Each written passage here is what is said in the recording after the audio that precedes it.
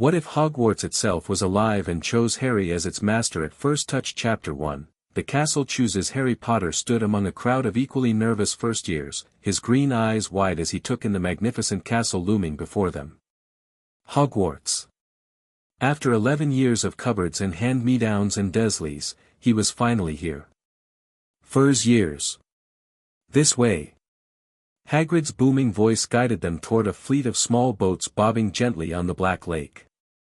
Harry climbed into one of the tiny vessels alongside Ron, a freckled boy he'd met on the train, and 2 other first-years.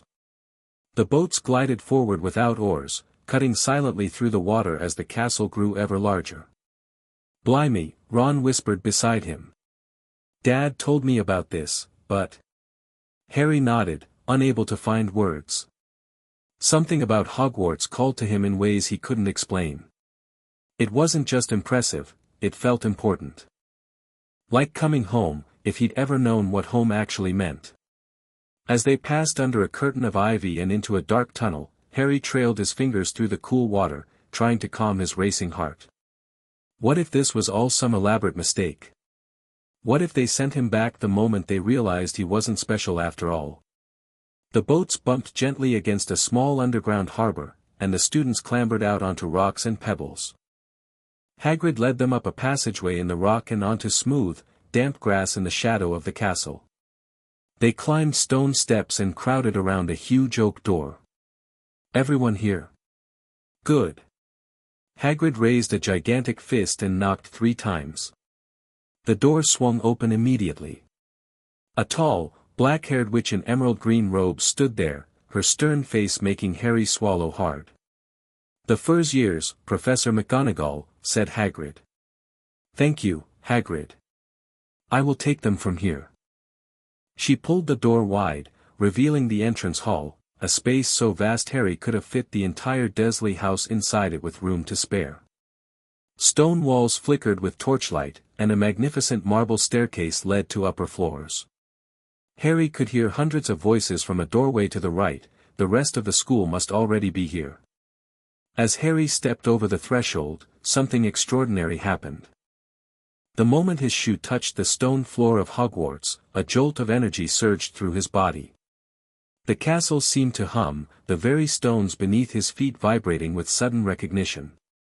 The torches lining the walls flared brighter for a split second, and a warm breeze that smelled of ancient books and something wild, magic itself, perhaps, ruffled his perpetually messy hair. Harry Potter. At last. Harry froze, looking around wildly. "Did you hear that?" he whispered to Ron. Ron frowned. "Hear what?" Before Harry could explain, Professor McGonagall cleared her throat. "Welcome to Hogwarts," she began, launching into an explanation about houses and points and the upcoming sorting ceremony. Harry tried to listen, but the stones beneath his feet still hummed, sending tingles up through his legs. "Found you. Waited so long. Master." This time Harry nearly jumped. The voice wasn't exactly audible, more like words forming directly in his mind, accompanied by feelings of warmth and relief so strong they nearly brought tears to his eyes. "Is everyone all right?" Professor McGonagall paused, her sharp eyes settling on Harry, who realized he must look as rattled as he felt. "Fine," he managed to say. "Just, excited." Her expression softened slightly. "Understandable. Wait here, please. I shall return when we're ready for you." As soon as she left, the other students broke into nervous chatter about the sorting. Harry leaned against the nearest wall to steady himself, and nearly yelped when the stones seemed to warm beneath his touch, as if responding to him. "You okay, Harry?" Ron asked, eyeing him curiously. "You look like you've seen a ghost." He paused. "Which, I guess wouldn't be that weird here, actually." "I'm fine," Harry lied. "Just taking it all in." 20 ghosts streamed through the back wall then, pearly white and slightly transparent, arguing among themselves until they noticed the first-years. The fat friar welcomed them cheerfully, but Harry was distracted by the strange way the ghosts looked at him, with surprise and something like recognition. Professor McGonagall returned and led them into the Great Hall, a spectacular space with thousands of candles floating in midair and 4 long tables where the rest of the students sat. Harry walked forward on legs that didn't quite feel like his own, too overwhelmed to even be properly nervous about the sorting. As the sorting hat sang its song, Harry became aware that the floor beneath him was subtly shifting, the stones rearranging themselves to create the smoothest possible path for his feet. No one else seemed to notice, but with each step, the castle adjusted itself to him. "When I call your name, you will put on the hat and sit on the stool," Professor McGonagall announced, unrolling a long scroll. The sorting began. Harry watched student after student approach the stool, some confident, others terrified. Each time, the hat deliberated before shouting out a house. And all the while, Harry felt the castle's presence wrapping around him like an embrace. "Potter, Harry!" Whispers broke out across the hall as Harry stepped forward. The last thing he saw before the hat dropped over his eyes was a sea of people craning to get a good look at him. Said a small voice in his ear. "Difficult. Very difficult. Plenty of courage, I see. Not a bad mind either. There's talent, oh my goodness, yes, and a nice thirst to prove yourself. But what's this? Oh my. The castle has already claimed you, hasn't it?" Harry gripped the edges of the stool. "What do you mean? In all my centuries, I've never." Well.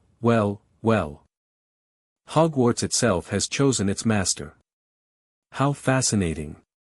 In that case, there's only one place for you, Gryffindor. Harry heard the last word shouted to the hall. He removed the hat and walked shakily toward the Gryffindor table, where he received the loudest cheer yet. Percy Weasley pumped his hand vigorously, and the Weasley twins yelled, "We got Potter! We got Potter!" As Harry sat down, the wooden bench seemed to mold itself to him, becoming the most comfortable seat he'd ever experienced. The floating candles above the Gryffindor table burned just a bit brighter than those elsewhere in the hall. Ron joined him at the Gryffindor table minutes later, looking relieved. "Brilliant. We're in the same house." "Yeah," Harry agreed, though his mind was elsewhere. He glanced up at the staff table, where Albus Dumbledore sat watching the proceedings. For a brief moment, their eyes met, and Harry could have sworn the headmaster's expression flickered with surprise. The feast appeared magically on golden plates, drawing gasps of delight from the first years. Harry filled his plate, suddenly ravenous, but paused with his fork halfway to his mouth when he felt a strange pulse of contentment that wasn't his own. "Eat. Grow strong. My chosen." This time, Harry managed not to react visibly. He glanced around at his housemates, all happily devouring their food, oblivious to the castle's voice. Was he going mad? Or was this somehow part of being a wizard? "That does look good," said the ghost in the ruff sadly, watching Harry cut up his steak. "Can't you?" Harry began. "Haven't eaten for nearly 500 years, said the ghost. "Don't need to, of course, but one does miss it. I don't think I've introduced myself.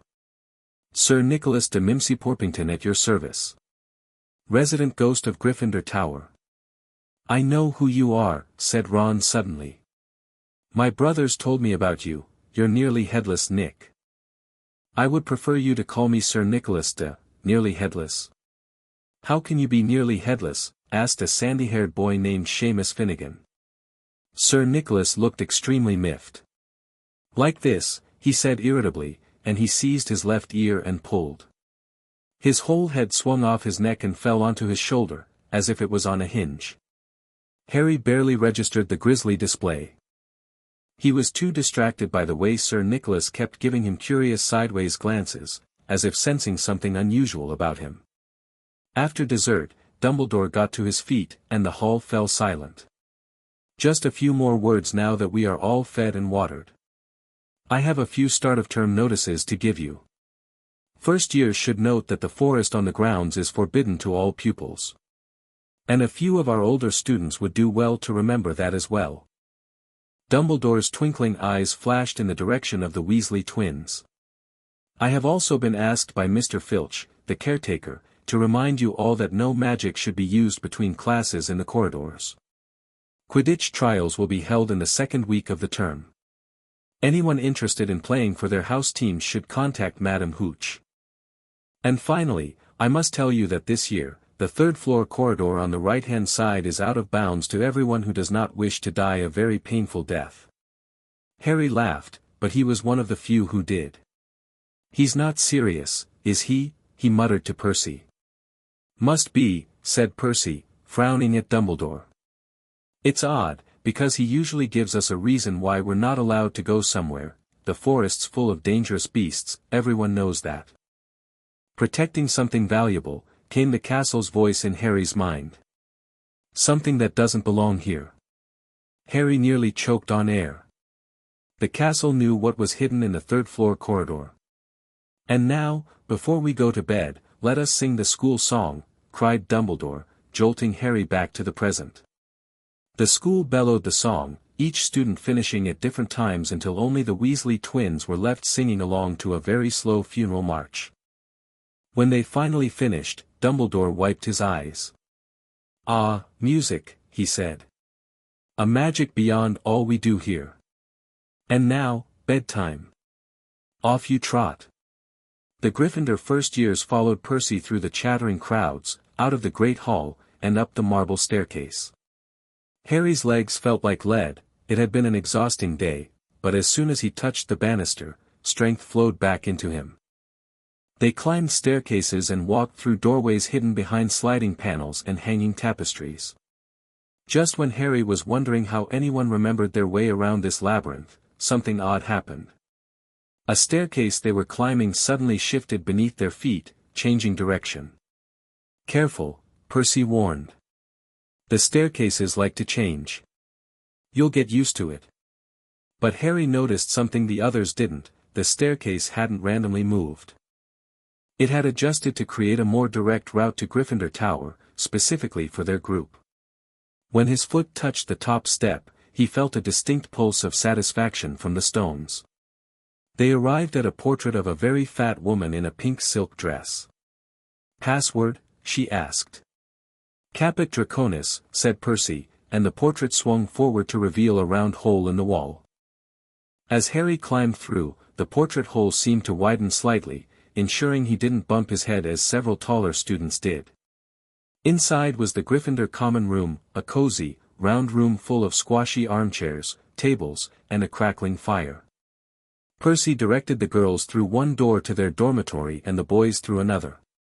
At the top of a spiral staircase, they found their beds at last, 5 four-posters hung with deep red, velvet curtains. Their trunks had already been brought up. Brilliant, isn't it? Ron said, flopping onto his bed. Way better than what my brothers described. Harry approached his own bed cautiously. When he touched the post, the wood grain seemed to ripple slightly under his fingers, and the mattress visibly plumped up. As he sat down, he realized his bed was positioned where a gentle draft from the window would keep him cool, and the curtains were hung to block the morning sun from hitting his face directly. You all right, Harry? Asked Neville Longbottom, a round-faced boy who'd lost his toad on the train. You keep looking around like you're expecting something to jump out at you. Just taking it all in, Harry replied. I still can't believe I'm actually here. Their roommates, Seamus Finnegan and Dean Thomas, chatted excitedly as they unpacked, but Harry found himself stroking the stone wall beside his bed, feeling the castle's presence hum beneath his fingers. Rest now, came the voice. Tomorrow we begin. Harry pulled his hand away quickly, but not before Ron noticed. What are you doing? He asked, pulling on his pajamas. Nothing, Harry said. Just, the stones feel warm. It's nice. Ron shrugged. Magic, I guess. Good night, Harry. Night. Harry lay awake long after the others had fallen asleep, listening to the castle settle around him. The occasional creaks and groans weren't random, they formed patterns, almost like a language.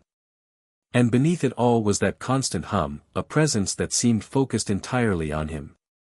I must be imagining it, he told himself. Too much excitement and too much food. Eventually, he drifted off, and his dreams were filled with moving staircases and corridors that led him deeper and deeper into the castle's heart. Harry woke before dawn, momentarily disoriented until he remembered, Hogwarts. Not a dream after all. He slipped out of bed and padded to the window, gazing out at the misty grounds. The castle felt different in the quiet morning hours, more alert somehow, aware of his movement. "Good morning, my chosen." Harry jumped, banging his knee against the stone windowsill. This time, the voice was clearer than ever. "Who are you?" he whispered, feeling slightly ridiculous talking to empty air. "I am Hogwarts." "The castle?" You can talk." "To you. Only to you."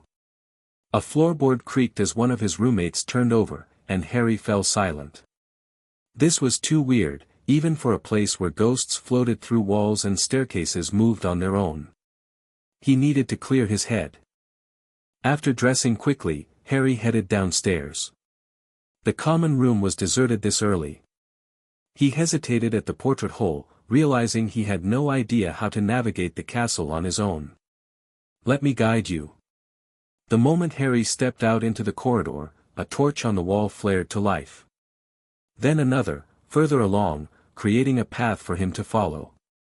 "This is mental," he muttered, but he followed the lights anyway. The torches led him through the silent castle, down moving staircases that shifted into place just as he approached them. Doors that should have been locked swung open at his touch.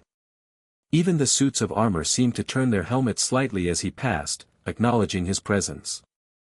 Eventually, the trail of lit torches guided him to the entrance hall and out through the great oak doors, which opened just enough for his small frame to slip through.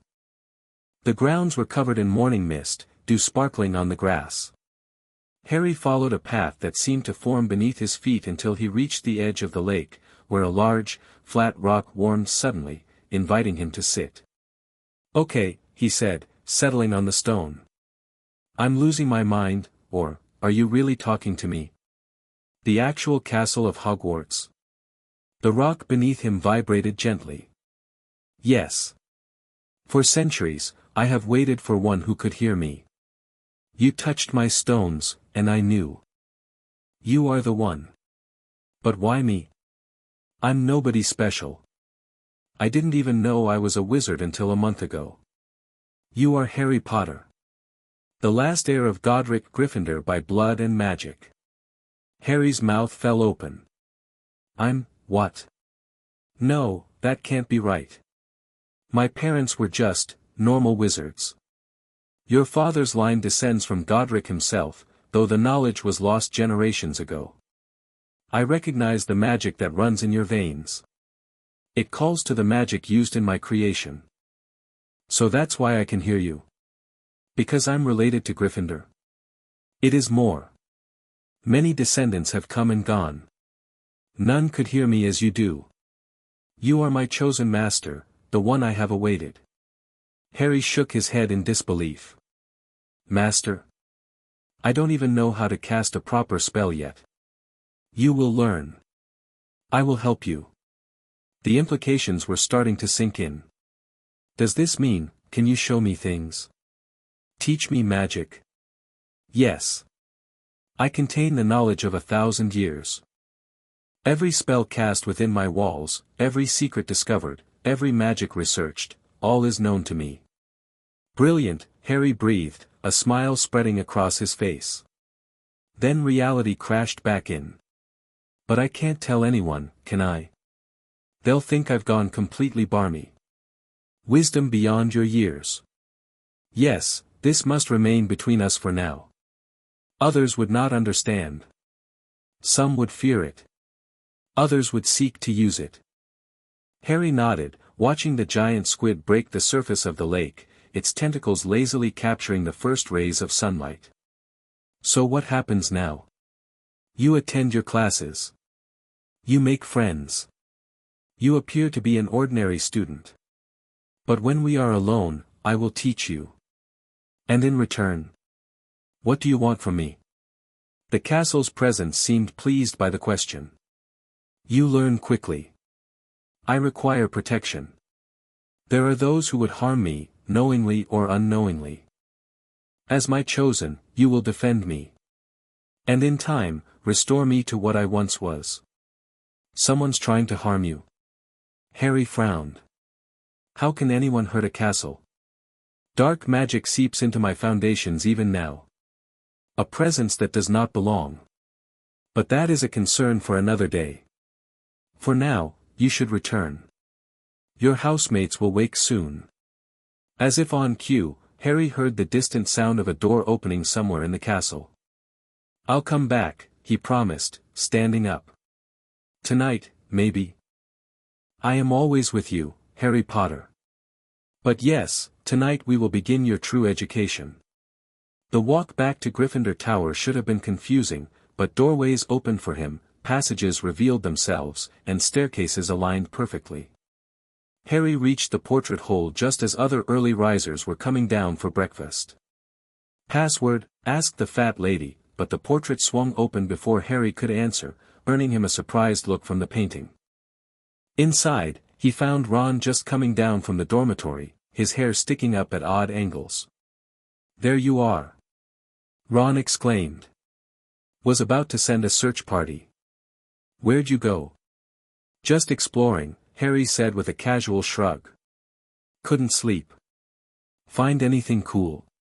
Harry thought about the castle that had chosen him, the ancient magic now humming through his veins, and the secrets waiting to be uncovered. Nothing much, he lied. Just getting my bearings.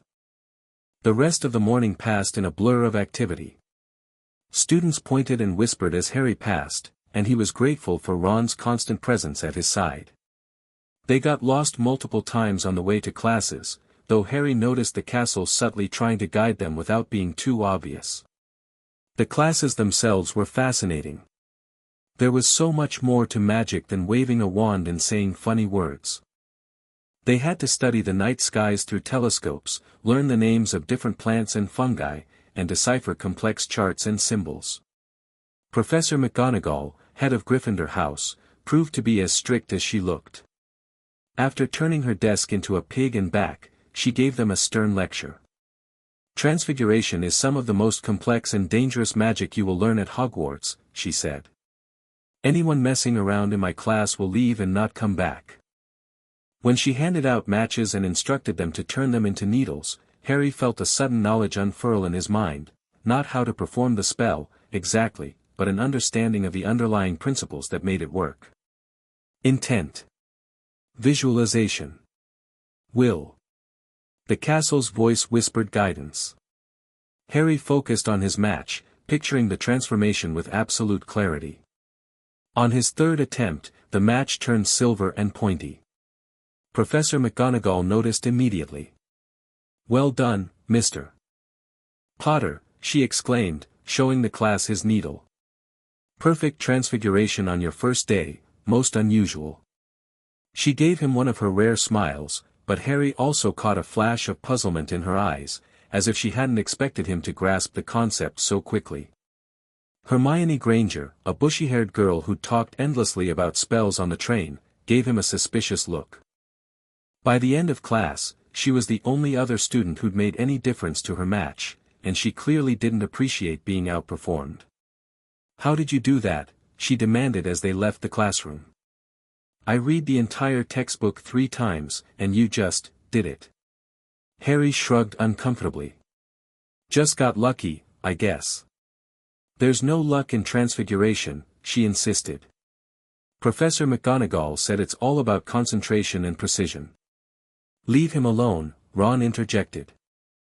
Maybe he's just naturally talented. Hermione huffed and stormed ahead of them. Mental, that one, Ron muttered. They headed to their next class, Defense Against the Dark Arts, which everyone had been looking forward to. Professor Quirrell's classroom was on the 3rd floor, and as they climbed the stairs, Harry felt something strange, a resistance from the castle, as if it didn't want him to enter that particular room. Caution, came the whispered warning. Darkness hides within. Harry hesitated at the threshold. What's wrong? He whispered. The turban. Something lurks beneath. Before Harry could process this cryptic message, other students pushed past him into the classroom, forcing him to follow. Professor Quirrell stood at the front, his purple turban askew and a nervous smile on his face. Welcome to Defense Against the Dark Arts, he stammered. I'm Professor Quirrell. Throughout the lesson, Harry kept getting distracted by a strange sensation, like something scraping against his mind, probing. Each time Quirrell looked in his direction, the feeling intensified, accompanied by a dull ache in his forehead. Meanwhile, the stone floor beneath his desk seemed to grow colder, as if the castle itself were recoiling. You okay? Ron whispered when Quirrell turned to write on the blackboard. You keep wincing. Headache, Harry said shortly. By the time class ended, Harry was genuinely relieved to escape. As soon as he crossed the threshold, the pressure in his head subsided, and the castle's presence returned to its warm, comforting hum. That was disappointing, Ron complained as they headed down to lunch. Bloke seems terrified of his own shadow. There's something off about him, Harry said slowly. Did you notice anything weird? Just the garlic smell. Fred says it's to ward off vampires, but I reckon he's having us on. Harry wanted to explain about the castle's warning, but how could he without sounding completely insane? Instead, he followed Ron to the Great Hall, where the ceiling mirrored the clear blue sky outside. As they ate lunch, Harry caught Draco Malfoy watching him from the Slytherin table. They'd met briefly in Madame Malkin's robe shop before term started, and Harry had disliked the pale, pointy-faced boy immediately. Now Malfoy's gaze was calculating, assessing. Ignore him, Ron said, following Harry's line of sight. Whole family's trouble, Dad says. After lunch came potions with the Slytherins. The class took place in the dungeons, where the air was notably colder. Harry expected the castle's presence to be weaker here, deep underground, but instead it felt different, older, more primal, as if the foundations contained a more ancient magic than the upper floors. Here I began, the castle told him as he entered the dungeon classroom. The first stones laid by the founders themselves. Professor Snape, the potions master, swept into the room in a billow of black robes. He had greasy black hair, a hooked nose, and cold, empty eyes that fixed on Harry immediately. Ah, yes, he said softly during roll call, Harry Potter. Our new celebrity. Malfoy and his friends Crabbe and Goyle sniggered behind their hands. Snape finished calling names and looked up at the class. You are here to learn the subtle science and exact art of potion making, he began in barely more than a whisper. As there is little foolish wand waving here, many of you will hardly believe this is magic. I don't expect you will really understand the beauty of the softly simmering cauldron with its shimmering fumes, the delicate power of liquids that creep through human veins, bewitching the mind, and snaring the senses. I can teach you how to bottle fame, brew glory, even stopper death, if you aren't as big a bunch of dunderheads as I usually have to teach. Silence followed this little speech. Harry exchanged looks with Ron, both eyebrows raised. Hermione Granger was on the edge of her seat, looking desperate to prove she wasn't a dunderhead. Potter, said Snape suddenly. What would I get if I added powdered root of asphodel to an infusion of wormwood? Harry blinked. He hadn't read that far ahead in his textbook, but as Snape's dark eyes bored into him, knowledge suddenly unfurled in his mind, placed there by the castle. The draught of living death, sir, he answered. Snape's eyes narrowed slightly. Lucky guess. Where would you look if I told you to find me a bezoar? Again, the answer materialized in Harry's thoughts. The stomach of a goat, sir. It's a stone that will save you from most poisons. A muscle twitched in Snape's jaw. What is the difference between monkshood and wolfsbane? They are the same plant, the castle whispered. Also called aconite. They're the same plant, Professor, Harry said. Also known as aconite. The dungeon was utterly silent. Snape's face had gone rigid with what might have been shock or fury, possibly both. Well, he snapped at the rest of the class. Why aren't you all writing that down? There was a sudden rummaging for quills and parchment. Over the noise, Snape said, and a point from Gryffindor, Potter, for your cheek. Harry stared in disbelief. He'd answered all 3 questions correctly. But he had no time to dwell on the injustice as Snape set them to mixing a simple potion to cure boils. He criticized everyone except Malfoy, whom he seemed to favor. As Harry crushed snake fangs in his mortar, he silently thanked the castle. How did you know those answers? Every potion ever brewed within my walls leaves echoes, came the reply. Every spell cast, every word spoken, all become part of me. I have centuries of knowledge to share with you, Harry Potter. By the end of class, Harry's potion was nearly perfect, not because he had any particular talent for the subject, but because the castle guided his hands, telling him when to stir and how much of each ingredient to add. Snape swept past with a scowl, clearly looking for something to criticize, but grudgingly moved on without comment. As they climbed the steps out of the dungeon, Ron shook his head in amazement. How'd you know all that stuff? Snape asked. Even Hermione looked surprised, and she's read the entire curriculum. I've been reading ahead, Harry lied. It was becoming clear that his connection to the castle was going to make some aspects of schoolwork suspiciously easy.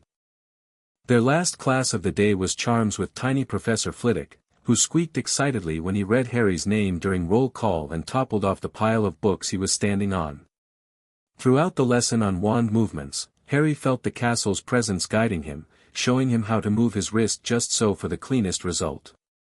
By dinner, Harry was mentally exhausted from the constant presence in his mind.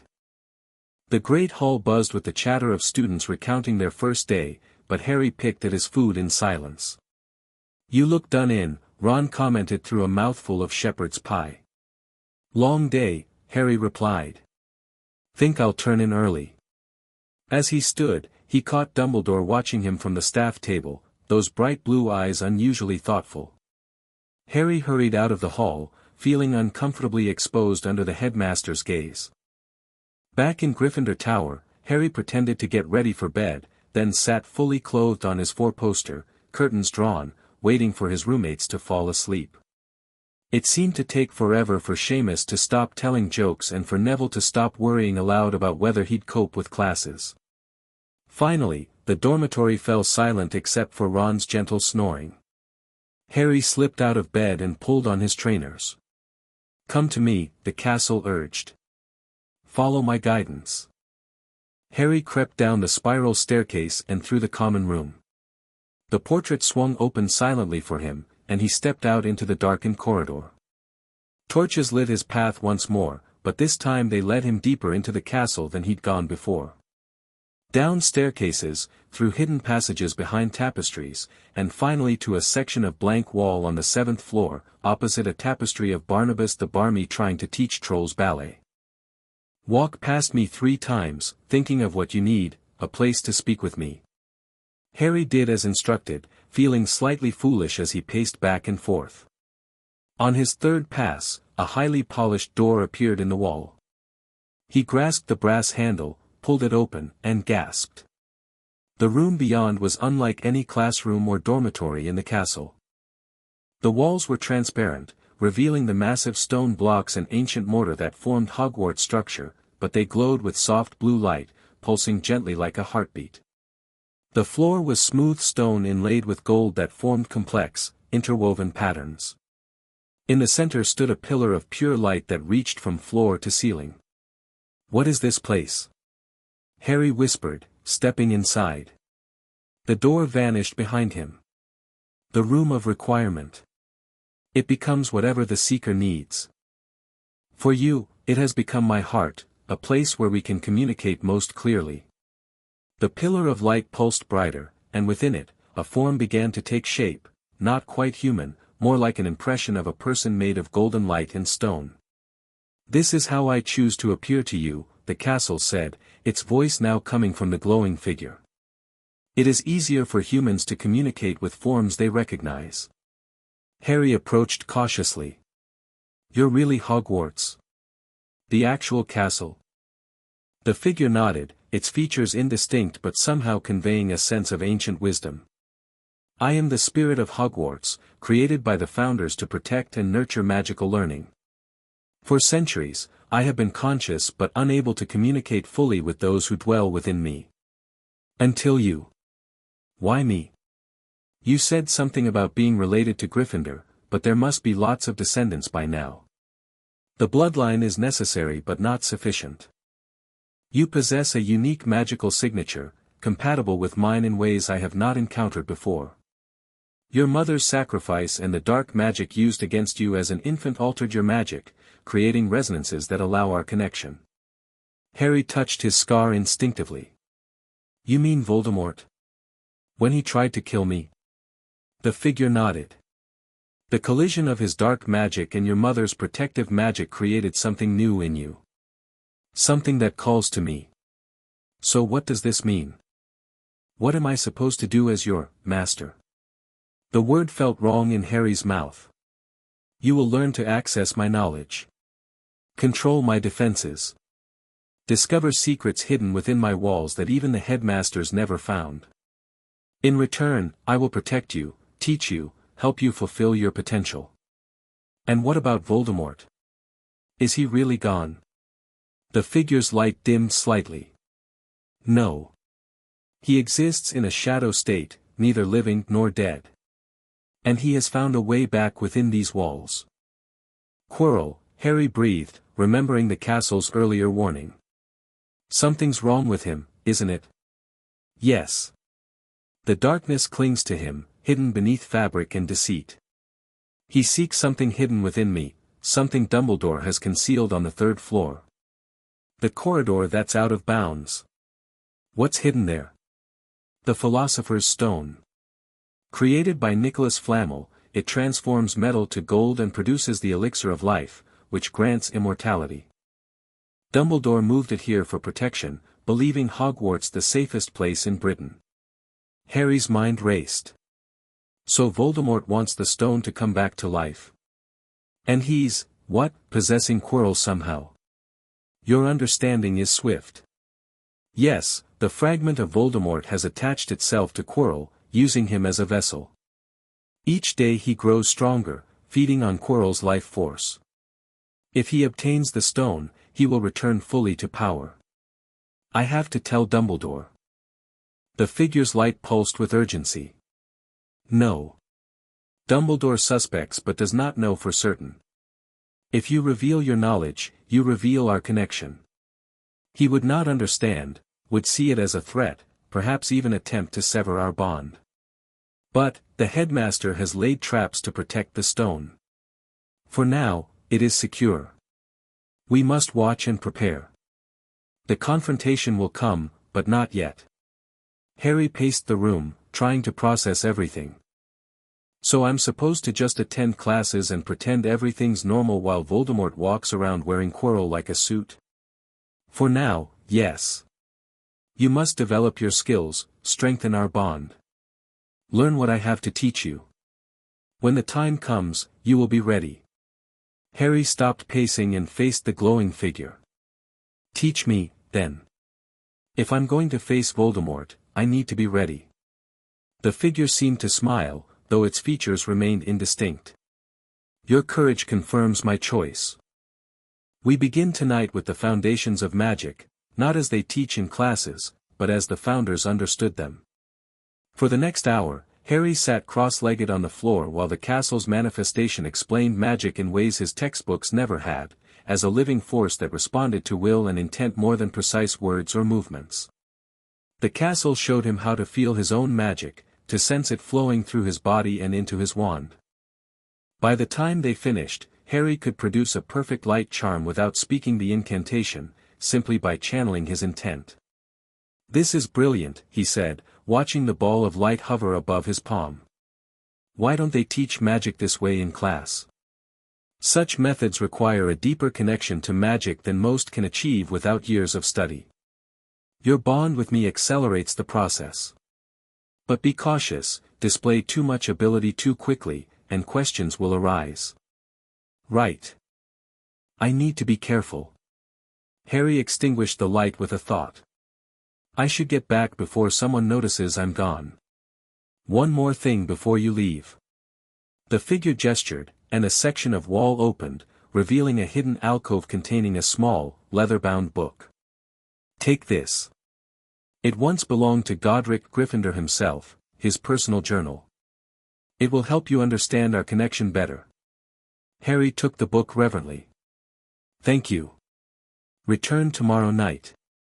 There is much more to learn. As Harry slipped back into his dormitory, the book safely tucked inside his robes, he felt a mix of excitement and trepidation. In just one day, his world had expanded beyond anything he could have imagined, but so had the dangers facing him. He climbed into bed, placing Gryffindor's journal under his pillow. As he drifted off to sleep, he felt the castle's presence like a protective blanket around him. Rest well, my chosen, it whispered. Tomorrow we continue your training. Harry's last thought before sleep claimed him was that Ron and Hermione would never believe what was happening, even if he could tell them. Which, for now at least, he couldn't. This secret was his alone to bear. The following days fell into a pattern. During daylight hours, Harry attended classes, trying to appear like a normal, if somewhat talented, first-year student. At night, he slipped away to the room of requirement, where Hogwarts taught him magic far beyond the first-year curriculum. He learned to sense the wards that protected the castle, to feel the flow of magic through its ancient stones. The castle showed him hidden passages that even the Weasley twins hadn't discovered, rooms that hadn't been entered in centuries, and secrets about the founders that history had forgotten. Harry devoured Godric Gryffindor's journal, learning about the castle's creation and the ancient magic woven into its foundations. The journal revealed that each founder had contributed their own unique magic to Hogwarts: Gryffindor's courage and protection, Ravenclaw's wisdom and knowledge, Hufflepuff's nurturing and healing, and Slytherin's cunning and ambition. So the Sorting Hat puts us in houses based on which founder's magic resonates with us most? Harry asked during one of their sessions. Precisely. Though all four magics exist throughout the castle, they concentrate in different areas. Have you not noticed how the Gryffindor common room encourages bravery and camaraderie? How the library enhances focus and learning? Harry hadn't, but now that the castle mentioned it, he realized each space did have a distinct magical feel. Meanwhile, keeping his abilities secret was proving increasingly difficult. In Transfiguration, Professor McGonagall kept giving him curious looks when he mastered spells too quickly. In Charms, Professor Flitwick had taken to giving him more advanced work when he completed the assigned tasks ahead of everyone else. How are you doing it? Hermione demanded after Harry successfully transfigured a button into a beetle on his first try. You hardly ever study in the common room, yet you're performing better than me in every class. I practice at night sometimes, Harry said, which wasn't exactly a lie. When everyone's asleep. Ron, thankfully, was less suspicious and more impressed. Whatever you're doing, mate, keep it up. The look on Hermione's face when you beat her to that answer in Charms was priceless. The only class where Harry deliberately held back was potions. After seeing Snape's reaction to his unexpected knowledge, he decided it was safer to appear average. The potions master already seemed to hate him for no apparent reason, giving him more cause for suspicion would be unwise. As September rolled into October, Harry noticed other changes beyond his magical education. Doors opened for him automatically. The staircases never moved while he was on them unless he wanted them to. The castle adjusted its temperature around him for perfect comfort. Even the food that appeared before him at mealtime seemed specially selected for his tastes. Have you noticed the castle acting weird lately? Seamus asked one evening in the common room. Swear the staircases are moving different. And some doors don't lock properly anymore, added Dean Thomas. I accidentally got into that restricted section of the library yesterday, door just swung open when I leaned against it. Harry kept his head down, pretending to be absorbed in his herbology homework. The castle was becoming more responsive to his presence, sometimes anticipating his needs before he was even aware of them. It was getting harder to hide. Worse, he'd caught Dumbledore watching him with increasing frequency, those piercing blue eyes thoughtful behind half-moon spectacles. After one particularly successful transfiguration lesson, McGonagall had kept him behind. "Potter, your progress is remarkable," she said, lips pursed. "I don't recall James, your father, showing such aptitude so early, though he was certainly talented." "Thank you, Professor," Harry replied, trying to look appropriately modest. "I'm curious, did you perhaps receive some magical education before coming to Hogwarts? Despite your Muggle upbringing?" "No, Professor. The Dursleys don't approve of magic. I didn't even know I was a wizard until Hagrid told me." She nodded slowly. "I see. Well, keep up the good work. But remember, it's not a competition. Learning thoroughly is more important than learning quickly." As October progressed, Harry also noticed more frequent headaches in defense against the dark arts. Each time Quirrell turned his back, Harry felt the castle's warning pulse through him, along with that strange scraping sensation against his mind. "He suspects something," the castle warned during one of their nightly sessions. "The fragment of Voldemort senses the change in me, the awakening of my consciousness through our bond. What can we do?" Harry asked, pacing the room of requirement. "For now, shield your mind. I will teach you the basics of occlumency, the magical defense of the mind against external penetration." Harry's training expanded to include mental exercises, building walls around his thoughts to prevent Voldemort from sensing his connection to the castle. It was exhausting work, especially on top of regular classes and homework, but Harry threw himself into it, understanding the stakes. One rainy Saturday in late October, Harry sat in the library with Ron and Hermione, who had recently become their friend after a troll incident in the girls' bathroom. Harry had sensed the troll's presence through the castle's awareness and rushed to warn Hermione, who'd been crying there after Ron insulted her. Together, they'd managed to lock the troll in a different bathroom until teachers arrived, and the shared danger had formed an unlikely friendship. Now Hermione was helping them with a particularly nasty potions essay while rain lashed against the windows. "The properties of Moonstone include stabilizing transformative potions and enhancing emotional balance," she recited. "It's particularly effective in, Harry. Are you listening?" Harry had gone rigid in his seat, eyes unfocused. The castle was urgently communicating with him, sending images rather than words. Quirrell, heading toward the third-floor corridor, taking advantage of the weekend when most students and staff were in Hogsmeade or relaxing in common rooms. "Harry."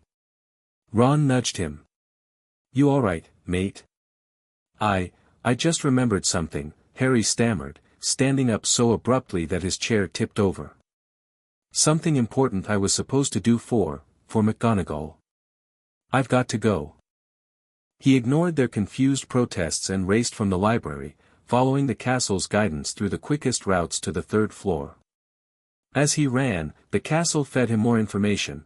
Quirrell had already bypassed the locked door using a simple Alohomora charm and was now facing the first of Dumbledore's protections, a massive three-headed dog. Harry skidded to a halt outside the forbidden corridor, catching his breath. "What's happening?" he asked silently. "He has put the beast to sleep with music," the castle replied. "Now he descends through the trapdoor. Should I follow him?" "No. You are not yet ready to face what lies below. But we can prevent his success another way." Harry felt the castle's magic surge through him, stronger than ever before. It guided his hand to the stone wall, where he pressed his palm flat against the cool surface. "Focus your intent. Command the protections to activate fully. As my chosen, they will respond to you."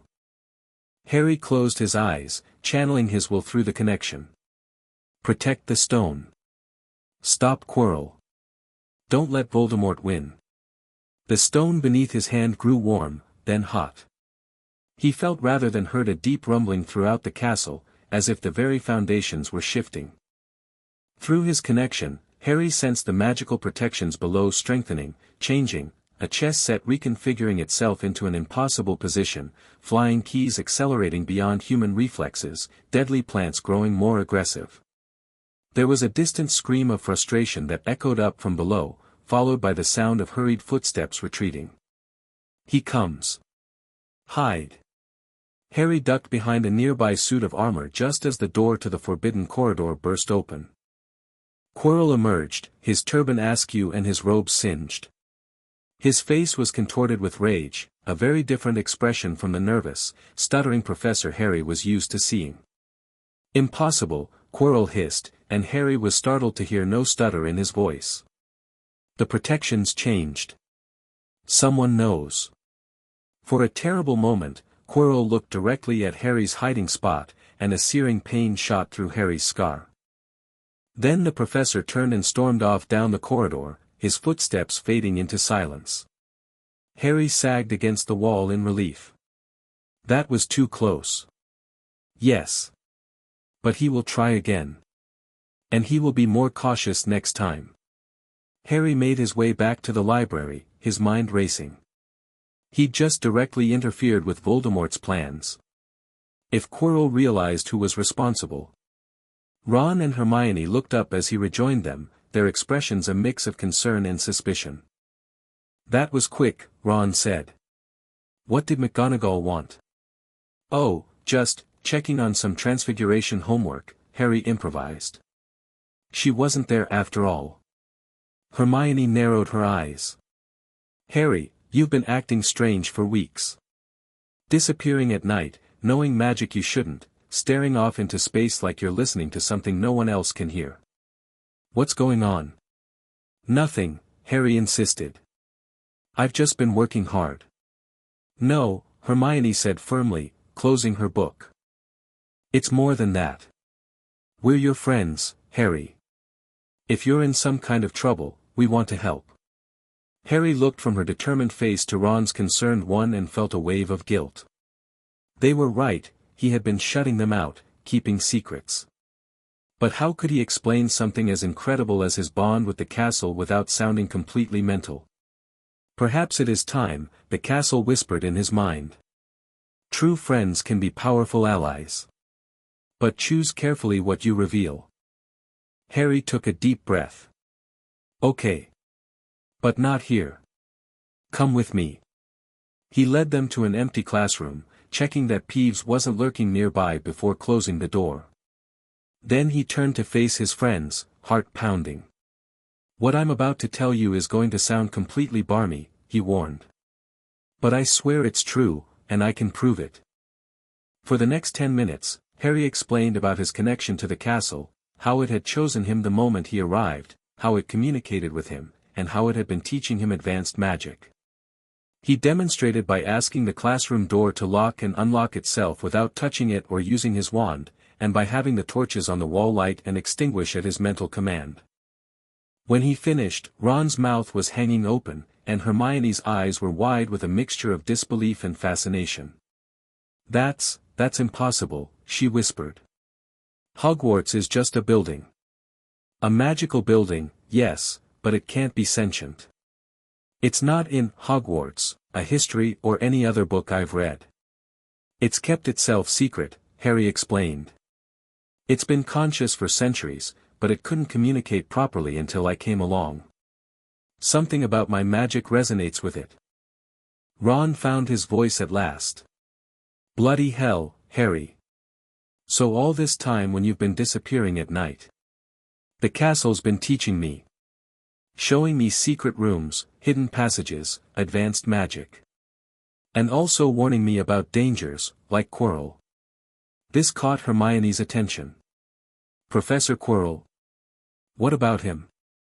Harry hesitated, then decided to go all in. "He's possessed by Voldemort. They're trying to steal something hidden in the third-floor corridor, the Philosopher's Stone." Their reactions were predictable. Ron flinched at Voldemort's name, and Hermione looked scandalized at the accusation against a teacher. But as Harry explained everything the castle had shown him, Quirrell's behavior, the protections around the stone, the attempt he'd just thwarted, their expressions gradually shifted from skepticism to alarm. "We have to tell Dumbledore," Hermione insisted. "The castle doesn't think that's a good idea," Harry said. Dumbledore might try to break our connection if he finds out. And besides, he already suspects something's wrong with Quirrell, he's just waiting for proof. So what do we do? Ron asked. Keep an eye on Quirrell.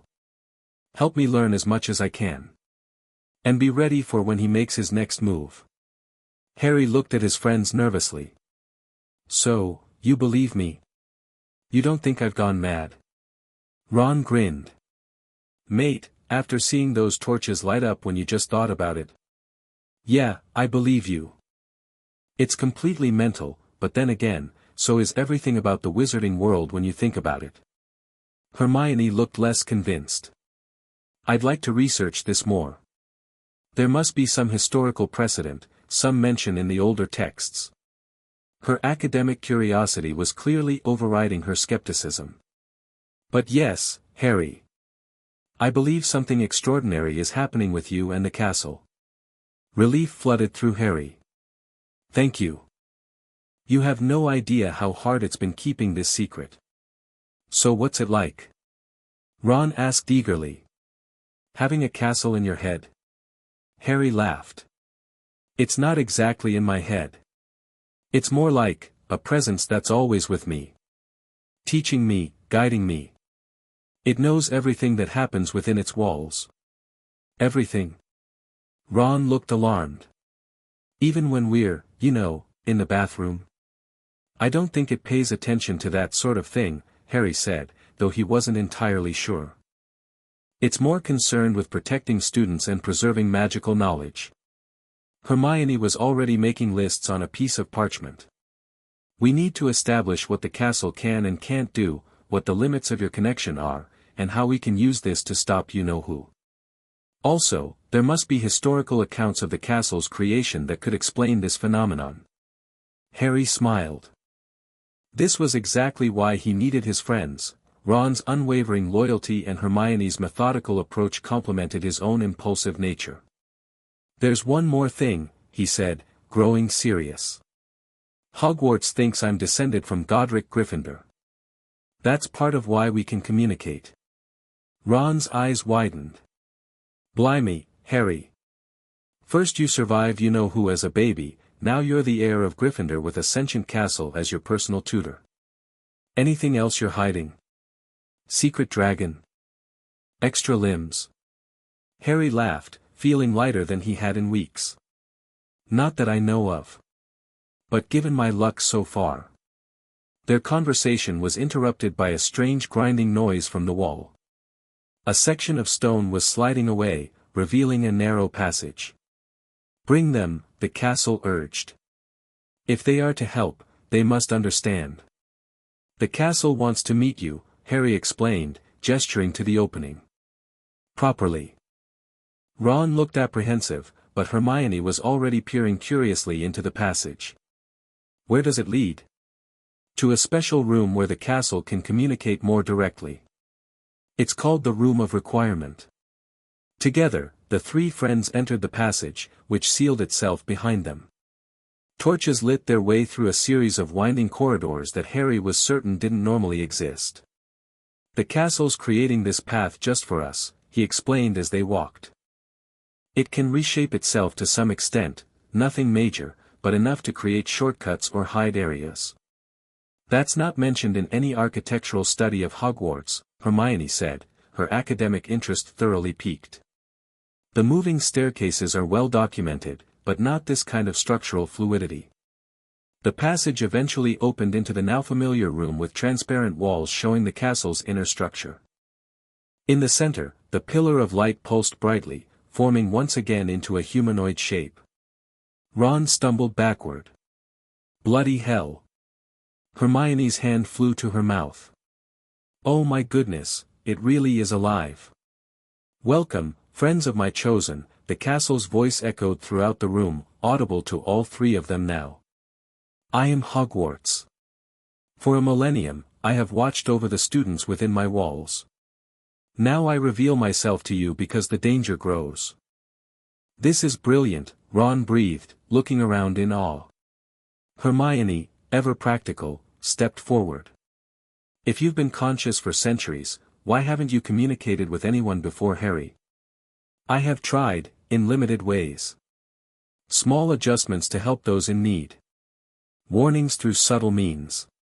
But full communication requires compatibility, a resonance between my magic and that of a human. Harry Potter is the first to achieve this resonance since my creation. Because he's descended from Gryffindor? Hermione pressed. That is part of the reason. But it is also the unique nature of his magic, altered by his mother's sacrifice and Voldemort's curse. The combination created something new, a magical signature that harmonizes with mine. Harry felt a rush of gratitude. For once, his connection to Voldemort, the curse scar that had defined his life, had brought him something positive. The castle continued, the threat we face is grave. Voldemort seeks not only the Philosopher's Stone but knowledge hidden within my walls, dark magic that would allow him to return to full power.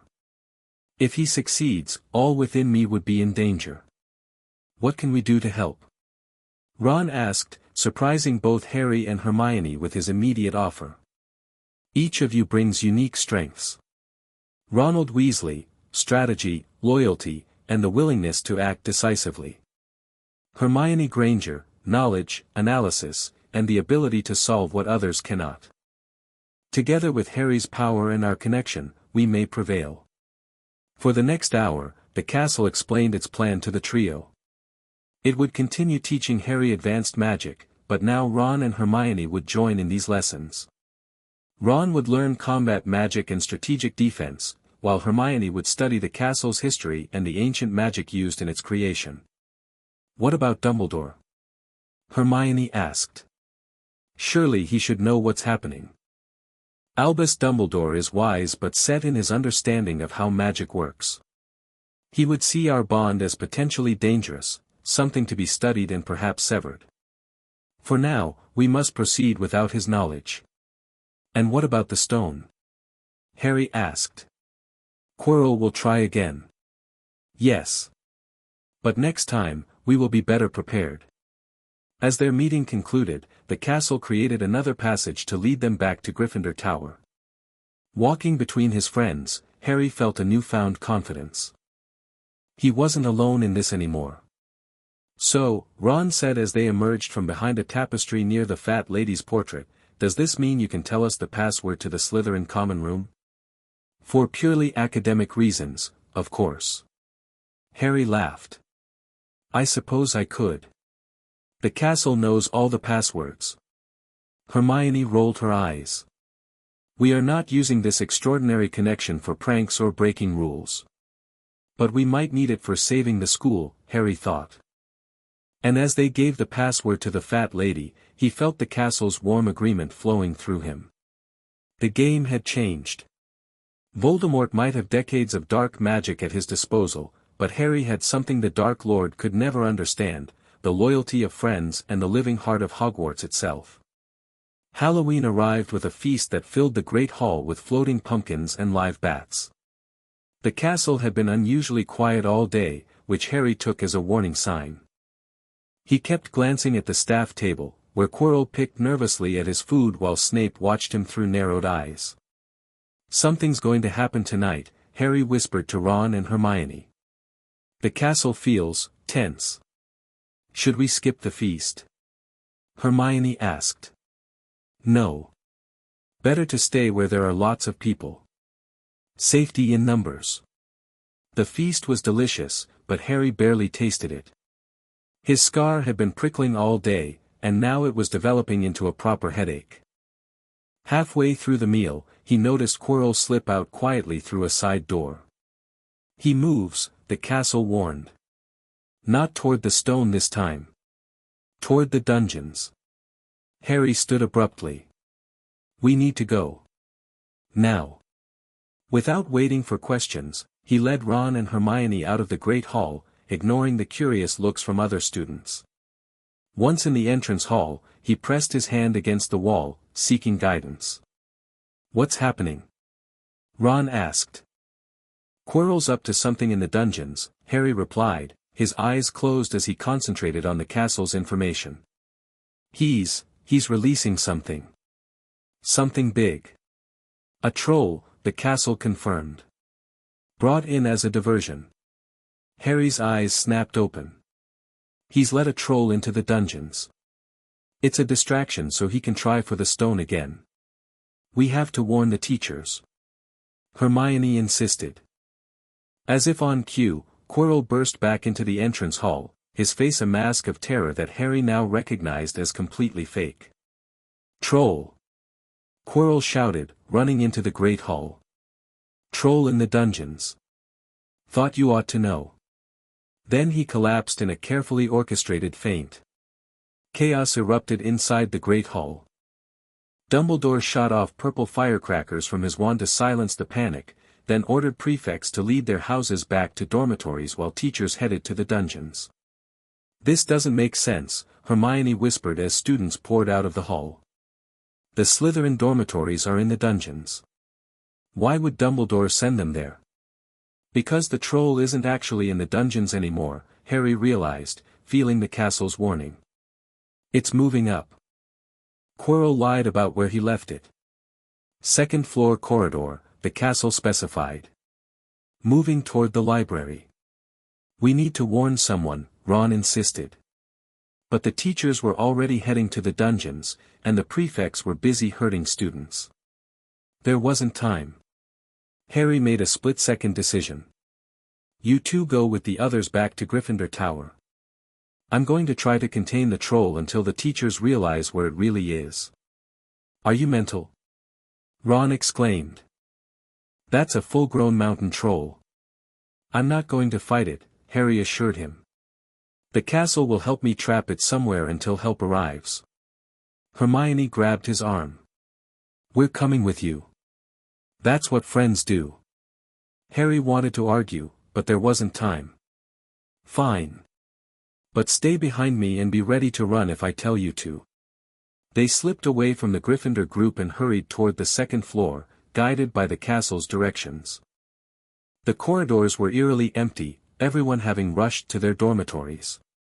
Left at the next turning, the castle instructed. The creature approaches the east corridor. They rounded the corner and froze. There it was, 12 feet tall, its dull, granite-gray skin glistening slightly in the torchlight, its great lumpy body like a boulder with a small bald head perched on top like a coconut. The smell was unbearable, and it dragged a huge wooden club along the floor. What's the plan? Ron whispered, his face pale. Harry placed his palm against the wall, seeking the castle's guidance. Can we trap it? Yes. The armor gallery ahead. Let it there. We need to get it into the next corridor, Harry explained quietly. Then the castle can seal it in. And how exactly do we do that without getting smashed? Ron asked reasonably. Hermione bit her lip, thinking fast. We need a distraction. Something to make noise and draw it away from us. I've got it, Harry said, concentrating. Along the corridor behind the troll, a suit of armor suddenly toppled over with a tremendous crash. The troll turned its tiny head, grunting with curiosity, then lumbered toward the noise. Now, Harry whispered. Quietly, follow it at a distance. They crept after the troll as it investigated the fallen armor. When it reached the gallery Harry had mentioned, a long corridor lined with suits of armor and decorative shields, Harry pressed both hands against the stone wall. Now! He commanded.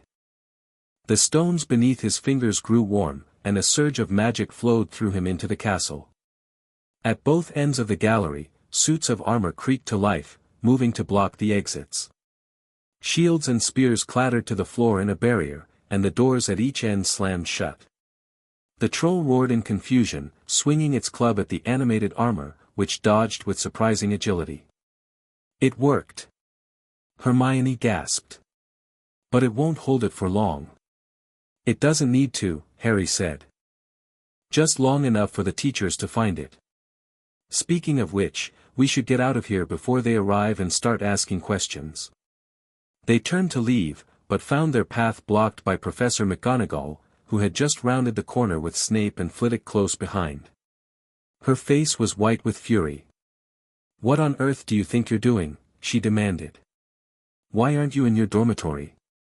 Before Harry could invent an excuse, Snape pushed past, his dark eyes fixed not on the trapped troll but on the wall where Harry's hands had been pressed moments before. The stone still glowed faintly with residual magic. More importantly, Snape said silkily, "Perhaps Mr. Potter would like to explain how 3 first-years managed to trap a fully grown mountain troll behind animated suits of armor, a feat requiring magic far beyond your current abilities." Harry's mind raced. "We didn't trap it, Professor. We just saw it and were trying to find a teacher. The armor moved on its own." "Indeed?"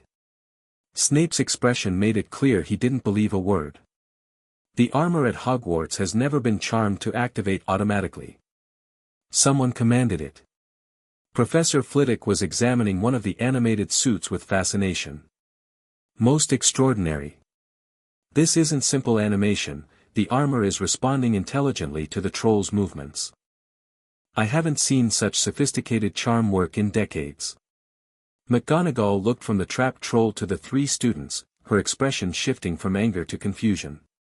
"Regardless of how this happened, you 3 should not be here. Return to Gryffindor Tower immediately. We will discuss this tomorrow."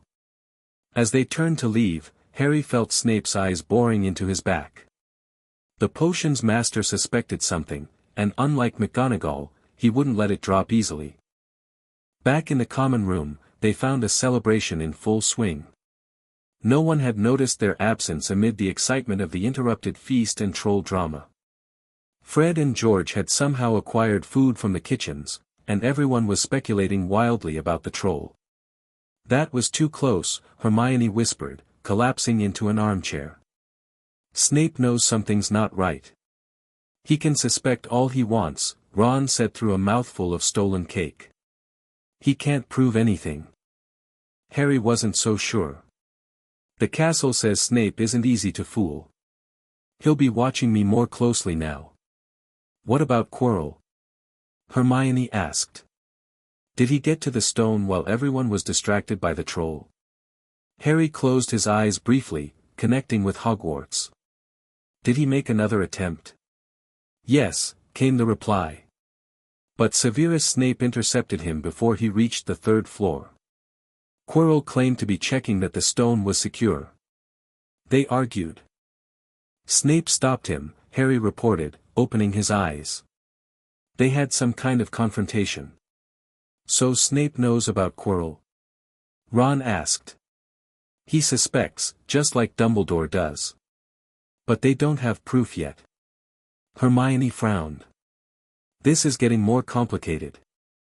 If Snape's watching Quirrell and now watching you too. We'll just have to be more careful," Harry decided. "The castle can help us avoid him." That night, after everyone else was asleep, Harry sat by the common room fire with Godric Gryffindor's journal. He'd been translating it slowly. The Old English was difficult to decipher, but certain passages were becoming clearer. "The castle grows more aware with each passing day," one entry read. "We 4 have poured not just our magic but pieces of ourselves into the stones. Rowena believes it may develop true consciousness in time, a guardian that will outlive us all. Salazar disagrees, calling it dangerous folly to create something we cannot fully control. But I have faith in what we build. Hogwarts will protect the magical children of Britain long after we are dust." Harry ran his fingers over the ancient parchment. The founders had intentionally made Hogwarts semi-conscious, but even they hadn't anticipated it developing the level of awareness it now possessed. What would they think of the castle choosing him as its master? "Not master," the castle corrected gently, sensing his thoughts. "Partner. The time for masters has passed. We face the future together, Harry Potter." Harry smiled, comforted by the presence that had become so familiar. "Together," he agreed softly. As November arrived with bitter winds and frost, Harry's secret training with the castle intensified. Now joined by Ron and Hermione, he spent most evenings in the room of requirement, learning magic that wasn't taught until 6th or 7th year, if it was taught at all. Ron proved surprisingly adept at defensive magic, his strategic mind perfect for planning magical countermeasures. Hermione excelled at understanding the theoretical foundations of ancient spells, often figuring out how to improve them through small adjustments. Meanwhile, Harry's connection to the castle grew stronger daily. He could now sense everything within Hogwarts walls, every student, every ghost, every creature. He learned to extend his awareness to the grounds, feeling the forbidden forest's edge like a wild, untamed presence against the cultivated magic of the castle. The castle taught him about the wards protecting Hogwarts, layers upon layers of defensive magic laid down by centuries of headmasters. Some were simple alarm spells, others were deadly protections that activated only in dire emergencies. As Gryffindor's heir and the castle's chosen, Harry could activate or modify these wards in ways even Dumbledore couldn't. This knowledge proved useful sooner than expected. One evening in mid-November, Harry jolted upright in the middle of history of magic, his connection to the castle suddenly blazing with warning. Breach at the edge of the forbidden forest, Hogwarts alerted him. Dark magic. Blood magic. Something feeding. Harry raised his hand, surprising Professor Binns, who rarely received interruptions during his monotonous lectures. "Yes, Mr. Potter, sir. I'm feeling ill. May I go to the hospital wing?" Looking slightly flustered, the ghost nodded, then resumed his drone about goblin rebellions. Harry grabbed his bag and hurried from the room, ignoring Hermione's concerned look.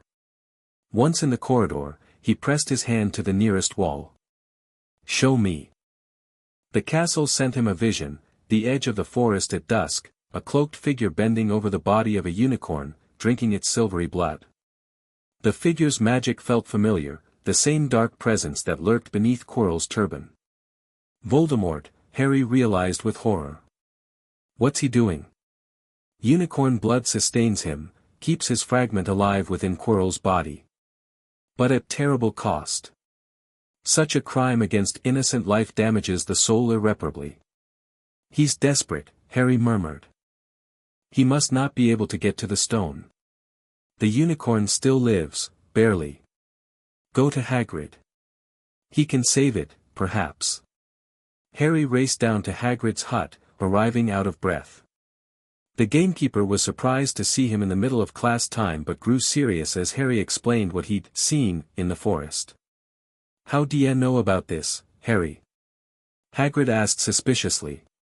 I had a vision," Harry improvised. "Please, Hagrid, we have to hurry. The unicorn might still be alive." Hagrid grabbed his crossbow and called Fong, his boarhound. Together they hurried into the forest, following Harry's directions. The castle extended its awareness through Harry, guiding them along the quickest path. They found the unicorn in a clearing, silver blood pooling around its body. The cloaked figure had fled at their approach. "Blimey," Hagrid breathed, kneeling beside the magnificent creature. "Still breathin', but barely. Lucky ya came when ya did, Harry." While Hagrid worked to save the unicorn, applying healing pastes and whispering soothing words, Harry scanned the forest. The dark presence was gone, but its taint lingered like an oil slick on water. "Will it live?" Harry asked. "Think so," Hagrid said. "Unicorns are powerful magical creatures. Takes a lot to kill them. But who'd do such a thing? Unicorn blood's a terrible thing to slay a unicorn for. Only someone with nothing to lose and everything to gain would commit such a crime." "Someone desperate to stay alive," Harry murmured, thinking of Voldemort's spectral existence. Hagrid gave him a sharp look. "How much do ya know about this, Harry?" "Just guessing," Harry said quickly. "It makes sense, doesn't it? Unicorn blood is supposed to keep you alive, even if you're an inch from death. Aye, but at a terrible price. Ye've slain something pure and defenseless to save yourself, and ye'll have but a half-life, a cursed life, from the moment the blood touches your lips." Harry helped Hagrid carefully transport the wounded unicorn to the edge of the forest, where centaurs agreed to take it deeper in for healing. By the time they returned to Hagrid's hut, classes had ended for the day. Yeah, should get back to the castle, Hagrid said, studying Harry curiously. And, Harry, that vision of yours. Might want to mention it to Professor Dumbledore. I will, Harry lied. Thanks, Hagrid. As he walked back to the castle, Harry felt troubled. Voldemort was growing desperate, resorting to unicorn blood to sustain himself. That meant he might try something more drastic soon. Ron and Hermione were waiting for him in the entrance hall, having heard from classmates that he'd left history of magic claiming illness. What happened? Hermione demanded. You look terrible. Harry pulled them into an empty classroom and explained about the unicorn and Voldemort. Blimey, Ron whispered. You know who's actually out in the forest? Right now? In Quirrell, Harry corrected. Using unicorn blood to stay strong enough to possess him. But it's a temporary solution. Which means he'll make another attempt on the stone soon, Hermione concluded. We need to be prepared. That night in the Room of Requirement, the castle intensified their training, focusing on defensive magic and coordination. It taught them to combine their spells for greater effect, Harry providing power, Hermione ensuring precision, and Ron directing the tactical application.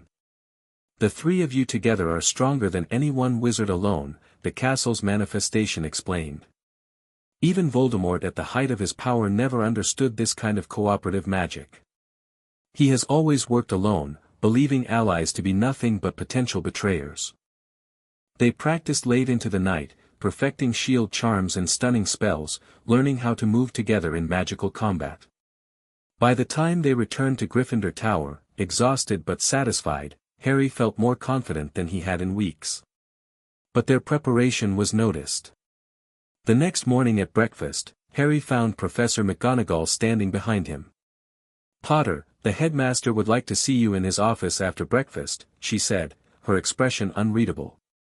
The password is, acid pops. Harry's stomach dropped. Am I in trouble, Professor?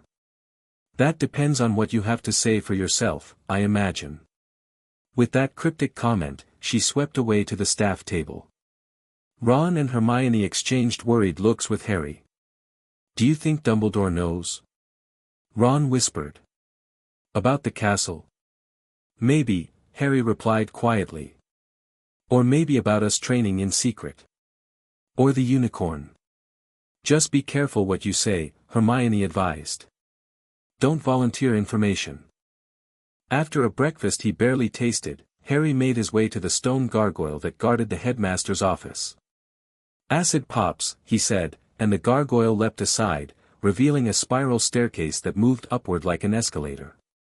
At the top, Harry knocked on the oak door. Enter, called Dumbledore's voice. The office was a large, circular room filled with strange silver instruments that whirred and emitted puffs of smoke. The walls were covered with portraits of previous headmasters, many of whom were dozing in their frames. Behind Dumbledore's desk sat a magnificent red and gold bird on a perch. Ah, Harry, Dumbledore said pleasantly, gesturing to the chair across from him. Thank you for coming. I hope I haven't taken you away from anything important. No, sir, Harry said, sitting down nervously. Lemon drop. Dumbledore offered a small bowl of yellow candies, which Harry politely declined. I imagine you're wondering why I've called you here, Dumbledore continued, his bright blue eyes studying Harry over half-moon spectacles. Several matters have come to my attention that I hoped you might illuminate for me. Harry waited, determined to say as little as possible. First, there is the matter of your rather extraordinary magical progress, Dumbledore said. Professor McGonagall tells me you're performing transfiguration at a third-year level, despite having had no previous magical education. Professor Flitwick reports similar accomplishments in charms. I've been practicing a lot, sir, Harry said, which wasn't technically a lie. Indeed. Most commendable. Then there is the curious incident with the mountain troll at Halloween, which was somehow trapped by animated suits of armor that, according to Professor Flitwick, were responding with intelligence beyond standard animation charms. Harry said nothing, maintaining eye contact but keeping his mental shields up as the castle had taught him. And most recently, Dumbledore continued, you apparently experienced a vision of a wounded unicorn in the Forbidden Forest, leading Hagrid directly to the creature in time to save its life. He steepled his fingers, gazing at Harry thoughtfully. Quite a remarkable series of events. Harry shifted uncomfortably. I've always been lucky, I suppose. Luck, Dumbledore mused. A mysterious force, often indistinguishable from destiny. But I wonder, Harry, if there isn't something more at work here. Something you perhaps wish to share with me. For a moment, Harry was tempted to confess everything, the castle's consciousness, their nightly training, the warnings about Quirrell and Voldemort. Dumbledore was the greatest wizard of the age, surely he would know what to do. But the castle's caution echoed in his mind. Not yet. He would not understand. I don't think so, sir, Harry said carefully. Except. I've been having headaches in Professor Quirrell's class. And sometimes I get these strange feelings, like warnings. That's how I knew about the unicorn. This much was safe to share, and might even alert Dumbledore to watch Quirrell more closely. Dumbledore's expression sharpened with interest. Warnings, you say? And specifically in Professor Quirrell's presence? Yes, sir. Especially when his back is turned to me. I see. Dumbledore stood and walked to the window, looking out over the grounds. Harry, I believe your scar may be more significant than we first realized. It's not just a mark, it's a connection, formed when Voldemort's curse rebounded. Harry touched his scar instinctively. A connection to Voldemort? Perhaps. Dumbledore turned back to face him. Which is why I must ask you to be extremely cautious. If you experience these warnings again, or any unusual magic you cannot explain, please come to me immediately. Yes, sir, Harry promised, relieved that Dumbledore seemed to accept his partial explanation. One more thing, Harry, Dumbledore said as Harry stood to leave. The castle of Hogwarts has many secrets, some of which even I have not discovered in all my years here. It has a way of responding to those it favors. Harry froze. Sir. Dumbledore's eyes twinkled. Just an observation. Good day, Harry. As the door closed behind him, Harry leaned against the wall, heart pounding. Dumbledore suspected something, not the full truth, perhaps, but enough to be watching closely. The game had just become more complicated. Back in the common room, Harry recounted the conversation to Ron and Hermione. He knows, Hermione concluded. Not everything, but he's pieced enough together to be suspicious. We'll have to be more careful, Harry agreed. No more obvious displays like the armor with the troll. Ron looked troubled. What if Dumbledore's right though? What if this connection to you-know-who is dangerous? The castle says it's not the connection that's dangerous, it's what Voldemort might do with it if he realizes it exists, Harry explained. That's why I'm learning occlumency, to block him out. As they talked strategy, Harry felt the castle's presence humming reassuringly within the stone walls around them. Whatever came next, they wouldn't face it alone. The weeks leading up to Christmas passed quickly. Snow fell thick and heavy over Hogwarts, transforming the grounds into a winter wonderland. Inside, the castle was warm and festive, with enchanted mistletoe that moved from doorway to doorway and suits of armor enchanted to sing carols when anyone passed them. Harry noticed that the castle seemed almost playful during this time, creating small magical displays for his amusement, like windowpanes that frosted in intricate patterns when he touched them, or corridors where the echo of his footsteps transformed into gentle music. You seem happy, Harry observed one evening as he watched snow fall through a window in Gryffindor Tower. This time of year stirs memories, the castle replied. The founders celebrated the winter solstice together, renewing the protective magic in my foundations. Their joy and power flowed through my stones. Must have been something to see, Harry murmured. It was. Perhaps someday I can show you those memories. You can do that? Harry asked, surprised. With time and practice, yes. My stones remember all that has occurred within them. But such deep magic requires preparation. Most students were leaving for the holidays, but Harry had signed up to stay at Hogwarts, along with Ron, whose parents were visiting Charlie in Romania. Hermione was going home to her parents but promised to research anything she could find about sentient buildings in Muggle architecture and history. There might be parallels, she explained as they helped her pack. Ancient structures believed to have spirits or consciousnesses. The pyramids, Stonehenge. Places where people sensed something alive in the stone. Doubt the pyramids talk to anyone, though, Ron pointed out. Maybe they just haven't found the right person to listen, Harry suggested. With most of the school empty, Harry and Ron had the run of Gryffindor Tower. They spent their days playing wizard chess, where Ron consistently trounced Harry, and exploring parts of the castle they hadn't had time to visit during term. The castle seemed to delight in revealing hidden rooms and secret passages to Harry, a music room where instruments played themselves, a small observatory with a ceiling enchanted to show constellations up close, and a kitchen where house elves happily loaded them with treats. On Christmas morning, Harry woke to find a small pile of presents at the foot of his bed, his first real Christmas presents ever. Among them was a package containing a silvery, fluid-like cloak that Ron identified with awe as an invisibility cloak.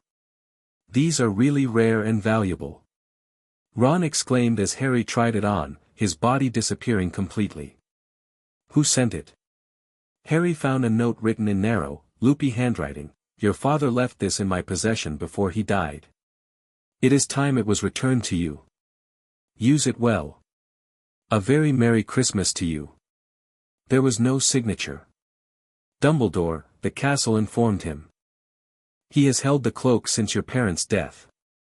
"It was my dad's," Harry said softly, running the silky material through his fingers. "Dumbledore's returning it to me." That night, after Christmas dinner and an epic snowball fight with the Weasley twins, Harry felt restless. The castle had been quiet all day, as if giving him space to enjoy the holiday, but now its presence stirred with purpose. "There is something you should see. Bring the cloak." Intrigued, Harry waited until Ron was asleep, then slipped the invisibility cloak over himself and crept out of the dormitory. The castle guided him through darkened corridors and down staircases, until he reached an unused classroom on the 4th floor. "Enter," the castle instructed. Harry pushed the door open and found an empty room with desks and chairs pushed against the walls. The only item of furniture not covered in dust was a magnificent mirror, as high as the ceiling, with an ornate gold frame, standing on 2 clawed feet. An inscription was carved around the top, "Erist stra eru oit ube kafru oit onwosi." "What is it?" Harry whispered, approaching cautiously. "The mirror of Erist. It shows not your face but your heart's desire. Dumbledore has moved it here temporarily before placing it as one of the stone's protections. I wanted you to see it before it is hidden away." Harry stood before the mirror, unsure what to expect. At first, he saw only his reflection, a thin boy with untidy black hair and bright green eyes. Then his reflection changed, showing not just himself but a crowd of people standing behind him. Nearest to him was a woman with dark red hair and eyes exactly like his, bright green and the same shape. She was crying, smiling at the same time. The tall, thin, black-haired man standing next to her put his arm around her. He wore glasses, and his hair was untidy, just like Harry's. "Mom?" Harry whispered. "Dad?" More faces appeared behind them, grandparents, perhaps, and other relatives Harry had never known. They all smiled at him, waved, and his mother and father looked at him with love in their faces. Harry stood transfixed, drinking in the sight of his family.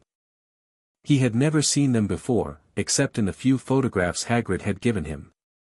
To see them now, looking at him with such love. He might have stood there all night, but the castle's voice gently broke through his trance. "Be careful, Harry. The mirror gives neither knowledge nor truth. Men have wasted away before it, entranced by what they have seen, or been driven mad, not knowing if what it shows is real or even possible." "It shows what I want most," Harry said, his voice thick with emotion. "My family. To not be alone." "You are not alone," the castle reminded him. "And while the mirror cannot bring back the dead, there are ways to honor their memory and carry forward their legacy." With effort, Harry turned away from the mirror. "Thank you for showing me. Even if it's just an illusion. I needed to see them. There is one more thing I wish to show you tonight. Something real, not illusion." The castle guided Harry up to the astronomy tower, which was deserted in the middle of the night. The sky above was clear and brilliant with stars, and the snow-covered grounds glowed silver in the moonlight. "Place your hands on the battlements and close your eyes," the castle instructed. Harry did so, feeling the cold stone beneath his fingers. Immediately, a surge of magic flowed through the connection, different from anything he'd experienced before. It wasn't knowledge or guidance but pure memory, as vivid as if he were living it himself. Suddenly, he was seeing the tower as it had been almost 1,000 years ago. 4 figures stood where he was now, 2 women and 2 men, their robes billowing in the winter wind. He recognized them instantly from paintings and statues, the 4 founders. Godric Gryffindor, tall and broad-shouldered with a lion's mane of reddish hair; Rowena Ravenclaw, elegant and keen-eyed; Helga Hufflepuff, round-faced and kind; and Salazar Slytherin, sharp-featured and intense. They stood with hands joined, facing outward toward the 4 directions, their wands raised to the star-filled sky. With mind and magic, stone and spell, they chanted together, "We bind our power to protect. So long as these walls stand, so shall magic thrive within them. Hogwarts, awaken to our will." Magic unlike anything Harry had ever felt pulsed outward from the 4 wands, gold from Gryffindor, blue from Ravenclaw, yellow from Hufflepuff, and silver from Slytherin. The colors spiraled together, forming a dome of light that expanded to encompass the entire castle and grounds before sinking into the very stones. And from those stones came an answering pulse, the first stirrings of consciousness in what would become the living heart of Hogwarts. The vision faded, leaving Harry breathless and amazed. "That was, the creation of your consciousness?" "The moment of my awakening," the castle confirmed. "They meant to create a protective enchantment, but they achieved something more. Magic responds to intent, and their combined will, their shared vision of a safe haven for magical learning, brought me into being." "It's beautiful," Harry whispered. "Thank you for sharing it with me." As they stood in comfortable silence, Harry watching the stars while feeling the castle's presence all around him, a new thought occurred to him. The founders worked together to create you. All 4 of them, including Slytherin. But I thought Slytherin left after fighting with the others. Later, yes. Salazar's views on who should be taught magic grew more extreme with time, leading to the rift. But in the beginning, all 4 were united in purpose. Remember this, Harry, even those who later become enemies may once have shared noble goals. It was a sobering thought, and one that stayed with Harry as he made his way back to Gryffindor Tower under his invisibility cloak. The castle had given him a precious gift tonight, not just the sight of his parents in the mirror, but a glimpse of Hogwarts' own origins. Both were windows into a past he had never known existed. As he drifted off to sleep that night, the stone walls humming softly around him, Harry felt a sense of belonging stronger than anything he'd ever experienced. The Dursleys had never been his true family. Hogwarts was his home now, and it had chosen him just as surely as he had chosen it. The new term began with Hermione's return, bringing several heavy books on ancient architecture and spiritually significant buildings. "I found some interesting parallels," she explained as they huddled in the room of requirement, spreading her notes across a table the room had provided. "In multiple cultures, there's a belief that buildings can develop a type of consciousness over time, especially if they're sites of significant magical or spiritual activity." "Any specific examples of buildings talking to people?" Ron asked skeptically.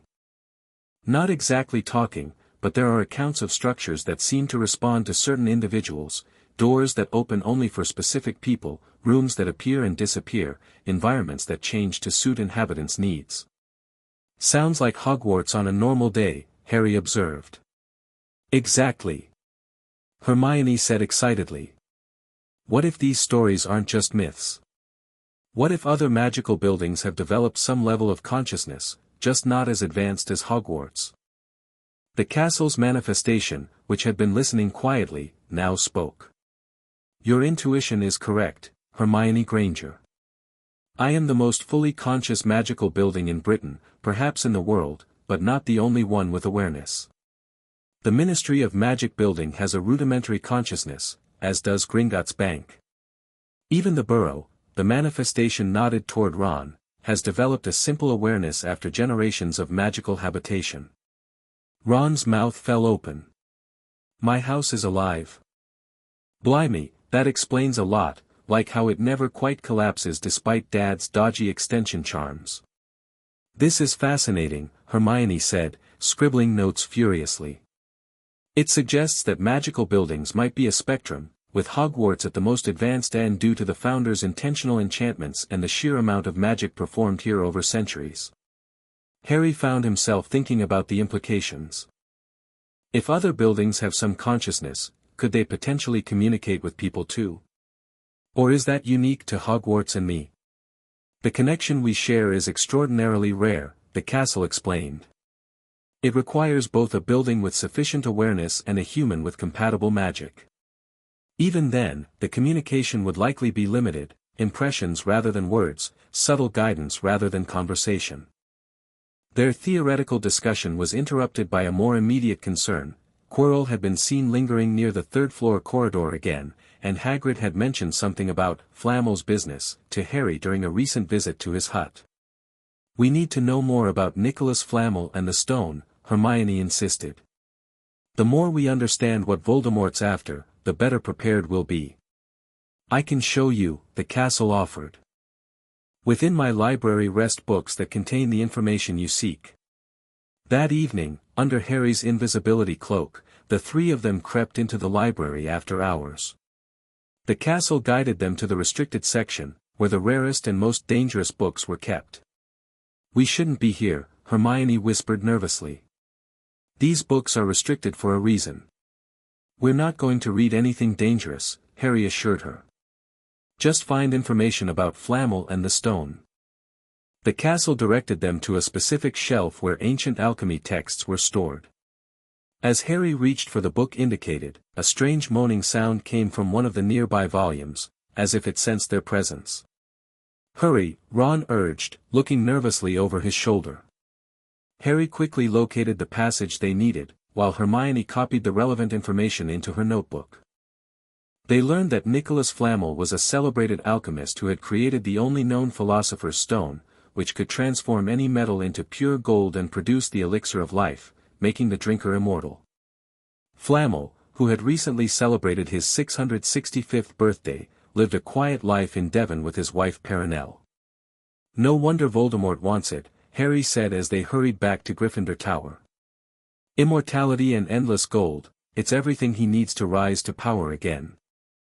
And if he gets it, Hermione added grimly, there would be no stopping him. Their research was interrupted the next day when Harry received an unexpected note at breakfast. It was from Hagrid, inviting all three of them to tea that afternoon. They hadn't visited him since before Christmas, so they readily accepted. Hagrid seemed unusually excited when they arrived at his hut, checking the curtains were tightly closed before revealing the reason, a large black egg sitting in the fire. Hagrid, is that a dragon egg? Hermione gasped. Norwegian Ridgeback, Hagrid confirmed proudly. Won it last night in the village, playing cards with a stranger. Seemed quite glad to be rid of it, as a matter of fact. But Hagrid, you live in a wooden house, Ron pointed out. Hagrid wasn't listening. He was humming merrily, stoking the fire. As they walked back to the castle, Harry felt deeply troubled. That's not a coincidence. Someone giving Hagrid a dragon egg right when the stone's hidden at Hogwarts. You think it's connected to Quirrell and you-know-who? Ron asked. Has to be. Hagrid's always wanted a dragon, he told me that the first day I met him. What if the stranger who gave him the egg was trying to get information out of him about the stone's protections? Hermione looked alarmed. We should tell Dumbledore. We can't without getting Hagrid in trouble for the dragon, Harry reminded her. Let's find out what happened first. A visit to Hagrid the next day confirmed Harry's fears. In his excitement over the dragon egg, Hagrid had told the stranger how to get past Fluffy, the three-headed dog guarding the trapdoor. The beast would fall asleep when played music. I shouldn't ha' told ya that. Hagrid looked horrified at his own slip. Forget I said it. But the damage was done. As they raced back to the castle, the reality was clear. Quirrell now knew how to get past at least one of the stone's protections.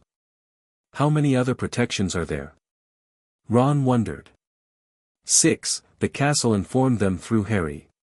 One from each head of house, one from Dumbledore, and Fluffy from Hagrid. But now that the method past the dog is known, only 5 remain as true obstacles. Over the next few weeks, they had more than Quirrell to worry about. Hagrid's dragon had hatched, and the rapidly growing Norbert was becoming impossible to hide.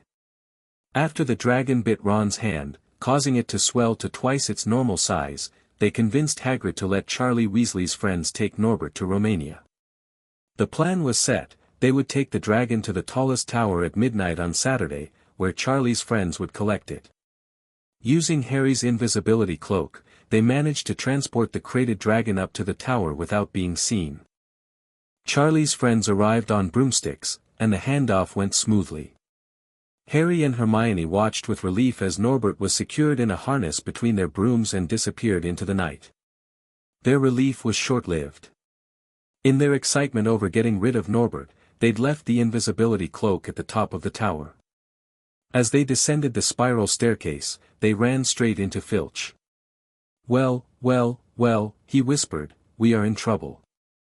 Filch took them to Professor McGonagall's office, where they found Neville Longbottom already waiting. He had overheard them talking about the dragon and had tried to find them to warn them that Malfoy was looking for them. McGonagall was furious, believing they had invented the dragon story to trick Malfoy into getting out of bed and into trouble. She assigned all 3 of them detention and docked Gryffindor 50 points each, 150 points in total, which would likely cost them the House Cup. The next few days were miserable. The other Gryffindors treated Harry, Hermione, and Neville like pariahs for losing so many points. Even the castle seemed subdued, as if sharing Harry's distress. I could have warned you about Filch, it admitted one night as Harry lay sleepless in his bed. But I did not sense him in time. The connection between us wavers when you are distracted or emotional. It's not your fault, Harry whispered. I was careless. A week later, they received notes at breakfast informing them that their detention would take place that night. They were to meet Filch in the entrance hall at 11 o'clock. The detention turned out to be with Hagrid, who needed help investigating something that was hurting unicorns in the Forbidden Forest. Harry, Hermione, Neville, and Malfoy, who had also been caught out of bed, were split into 2 groups. Hagrid took Hermione and Neville, while Harry was paired with Malfoy and Fawn. As they ventured deeper into the forest, Harry felt the castle's presence growing distant, like a radio signal weakening with distance. Still, he could sense its concern as they followed a trail of silvery unicorn blood. They found the unicorn in a clearing, dead and gleaming silver in the moonlight. Before they could alert Hagrid, a hooded figure crawled across the ground like a stalking beast and began to drink the unicorn's blood. Malfoy screamed and ran with Fawn, but Harry stood frozen, paralyzed by a blinding pain in his forehead. The hooded figure raised its head, unicorn blood dribbling down its front, and began to move toward Harry. As Harry stumbled backward, a centaur named Firenze appeared, charging at the figure and driving it away. Firenze then allowed Harry to ride on his back, carrying him to safety. Harry Potter, do you know what unicorn blood is used for? Firenze asked as they traversed the forest. No, Harry admitted, still shaken. We've only used the horn and tail hair in potions. It is a monstrous thing, to slay a unicorn. Only one who has nothing to lose, and everything to gain, would commit such a crime. The blood of a unicorn will keep you alive, even if you are an inch from death, but at a terrible price. You have slain something pure and defenseless to save yourself, and you will have but a half-life, a cursed life, from the moment the blood touches your lips. But who would be that desperate? Harry wondered aloud. If you're going to be cursed forever, death's better, isn't it? It is, Firenze agreed, unless all you need is to stay alive long enough to drink something else, something that will bring you back to full strength and power, something that will mean you can never die. Mr. Potter, do you know what is hidden in the school at this very moment? The Philosopher's Stone, Harry breathed. Of course, the elixir of life. But I don't understand who. Can you think of nobody who has waited many years to return to power, who has clung to life, awaiting their chance? Harry felt as if an iron fist had clenched around his heart. You mean that was Vol, Harry? Harry, are you all right? Hermione was running toward them, Hagrid puffing along behind her. After explaining what had happened, Harry, Hermione, and Neville returned to the castle. As soon as they crossed the threshold, Harry felt the castle's presence envelop him with relief and concern. You encountered him directly, it observed, reading the experience from Harry's thoughts. The confrontation approaches faster than I expected. Once back in Gryffindor Tower, Harry told Ron everything. They stayed up late discussing what it meant. Voldemort was in the forest, growing stronger on unicorn blood, waiting for his chance to steal the stone. Go to Dumbledore, Ron suggested. After what Firenze said, you've got proof now. But Harry hesitated. He already suspects Quirrell. If he had enough proof to act, he would have done it already. The next morning brought another surprise. As they entered the great hall for breakfast, Professor McGonagall approached them. Potter, the headmaster wishes to see you immediately, she said, her expression serious. The password is still, acid pops. Harry exchanged alarmed looks with Ron and Hermione. Now. What about classes? This takes precedence. Go directly, please. As Harry climbed the spiral staircase to Dumbledore's office, he felt the castle's presence grow more intense, almost protective. Be cautious, it warned. Tell only what you must. Harry knocked on the door, and Dumbledore's calm voice invited him in. The headmaster was not alone. Professor Snape stood by the window, his dark eyes fixed on Harry with undisguised suspicion. Ah, Harry, thank you for coming so promptly, Dumbledore said pleasantly. Please, sit down. Lemon drop. Harry declined, eyeing Snape warily as he took the offered seat. I understand you had quite an adventure in the Forbidden Forest last night, Dumbledore continued, his blue eyes serious behind his half-moon spectacles. Professor Hagrid has informed me of your encounter with a most unusual figure. Yes, sir, Harry confirmed. It was drinking unicorn blood. And did you recognize this figure? Dumbledore asked quietly. Harry hesitated, glancing at Snape.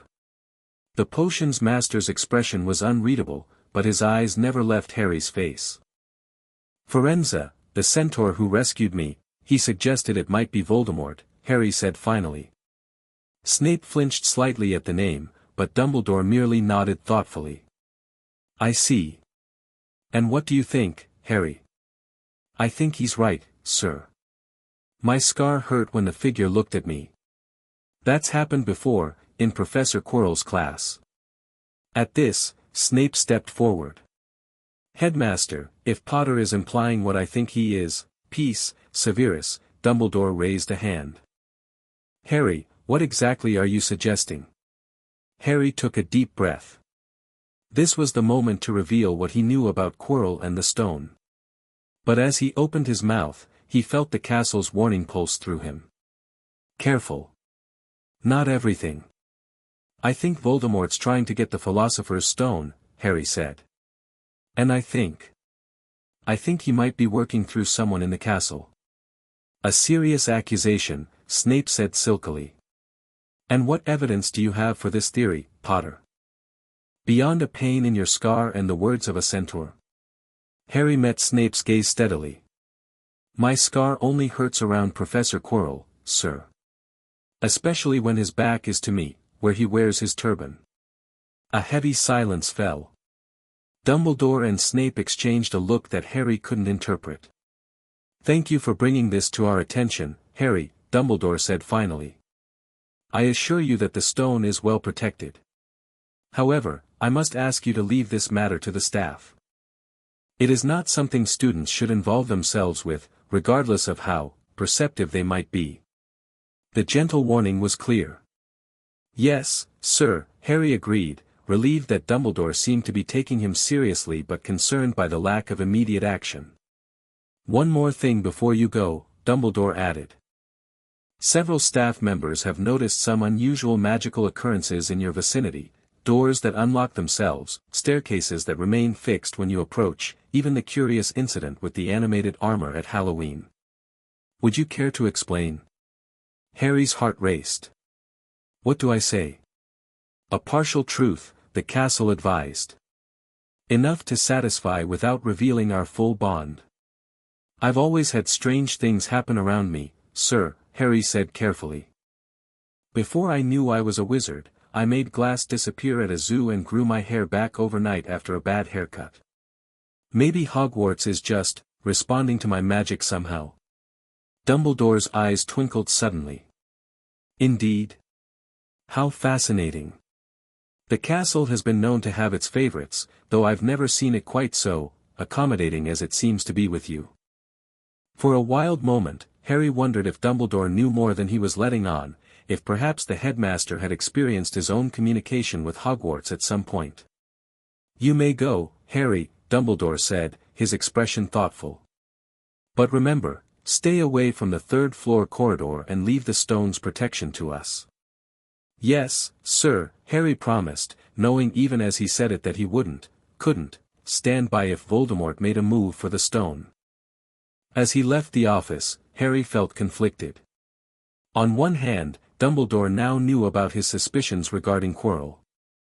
On the other hand, the headmaster didn't seem inclined to act immediately, which meant the danger remained.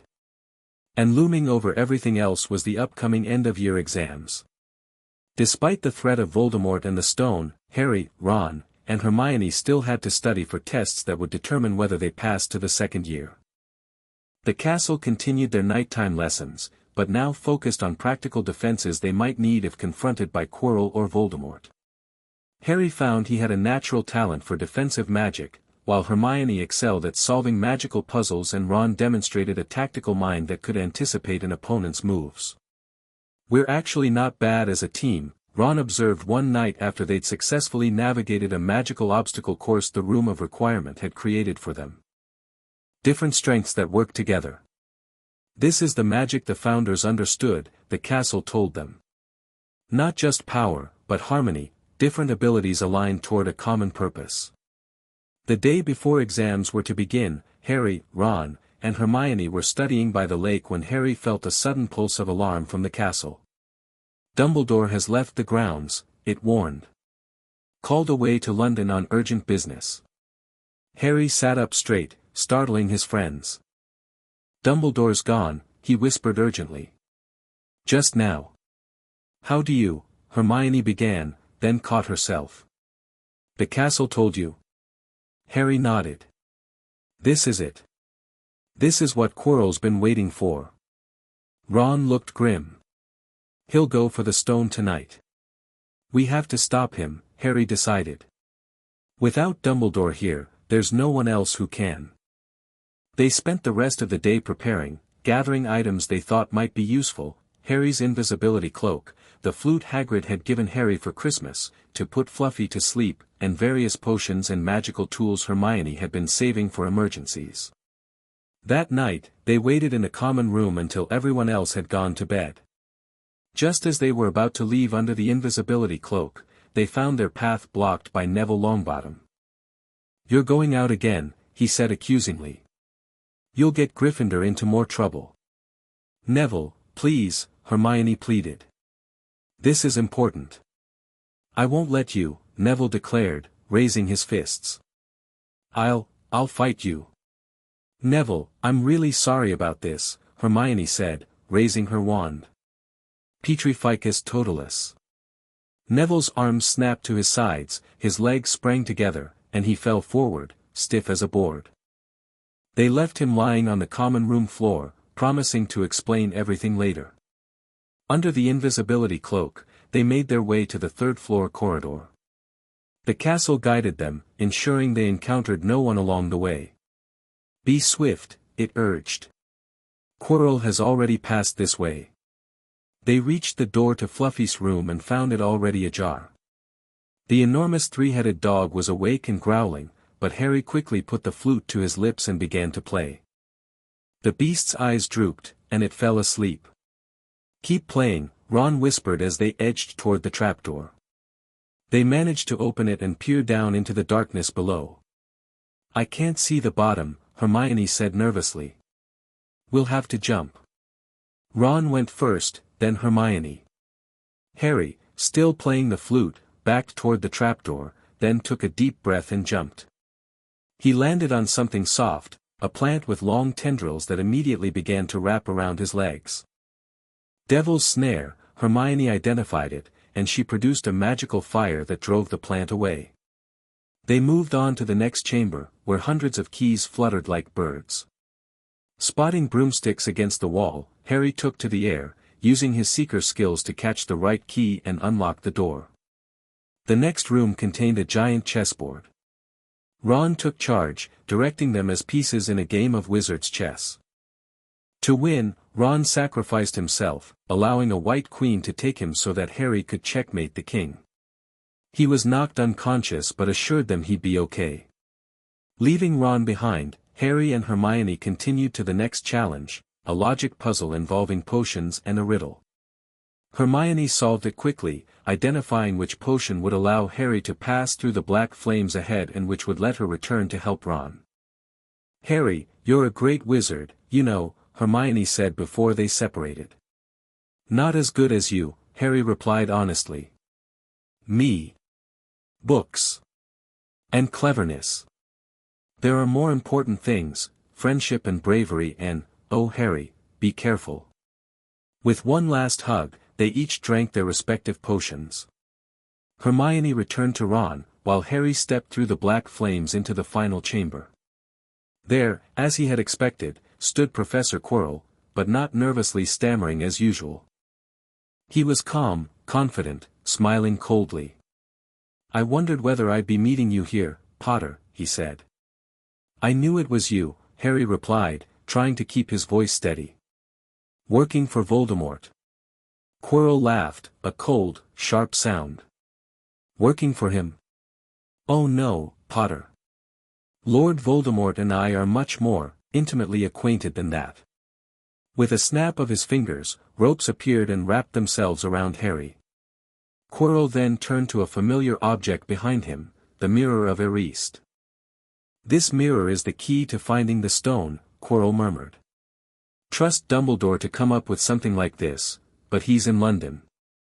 I'll be far away by the time he gets back." As Quirrell examined the mirror, Harry felt the castle's presence, faint but persistent even this far below ground. "Stay strong. Help approaches. I see myself presenting the stone to my master," Quirrell was saying, "but how do I get it?" "Use the boy," came a high, cold voice that seemed to come from Quirrell himself. Quirrell rounded on Harry. "Yes, Potter, come here." He clapped his hands, and the ropes binding Harry fell away. Harry approached the mirror slowly, feeling the castle's magic flowing through him, strengthening his resolve.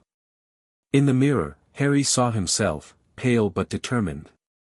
His reflection smiled, put its hand in its pocket, and pulled out a blood-red stone. Then it winked and put the stone back, and as it did, Harry felt something heavy drop into his real pocket. Somehow, incredibly, he had gotten the stone. "Well?" Quirrell demanded impatiently. "What do you see?" Harry thought quickly. "I see myself shaking hands with Dumbledore. I've won the House Cup for Gryffindor."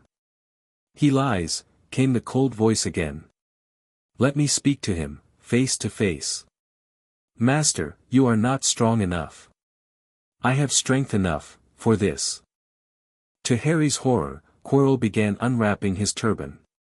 When he finished, he turned slowly to reveal a terrible face on the back of his head, chalk white with glaring red eyes and slits for nostrils, like a snake. "Harry Potter," it whispered. "See what I have become. Mere shadow and vapor. I have form only when I can share another's body, but there have always been those willing to let me into their hearts and minds. Unicorn blood has strengthened me, these past weeks. And once I have the elixir of life, I will be able to create a body of my own.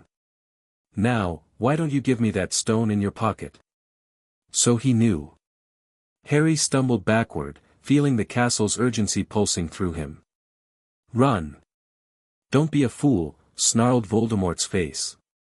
"Better save your own life and join me, or you'll meet the same end as your parents. They died begging me for mercy." "Liar!" Harry shouted suddenly. Quirrell was walking backward toward him, so that Voldemort could still see him.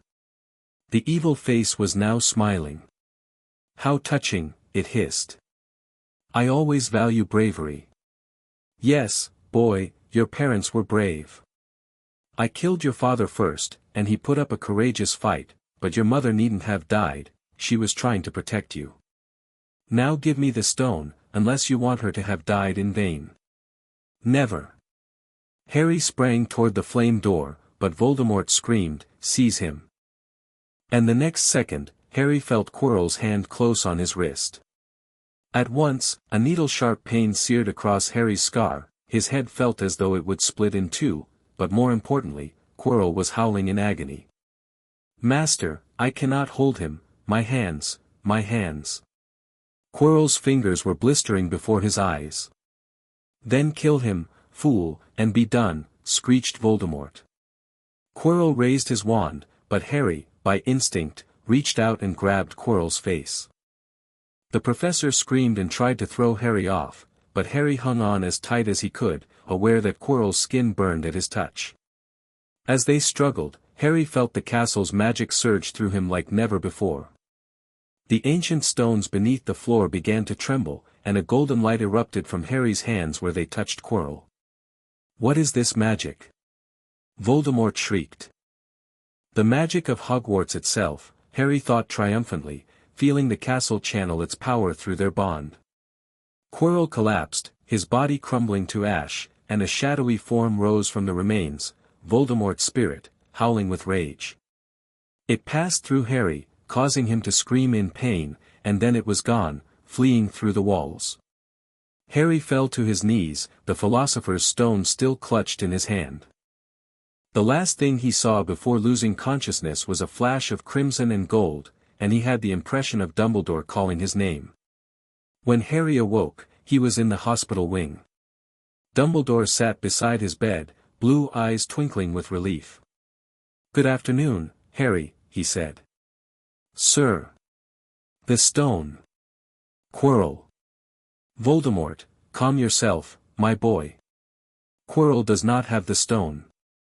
You were quite extraordinary down there, though I must admit I did not expect certain aspects of your defense." Harry felt the castle's presence, muted but constant, cautioning him. "What happened, sir?" "When I arrived, you were unconscious but still gripping the stone. Quirrell was, well, there wasn't much left of him. Voldemort abandoned him to die and fled. You've been unconscious for 3 days. And the stone?"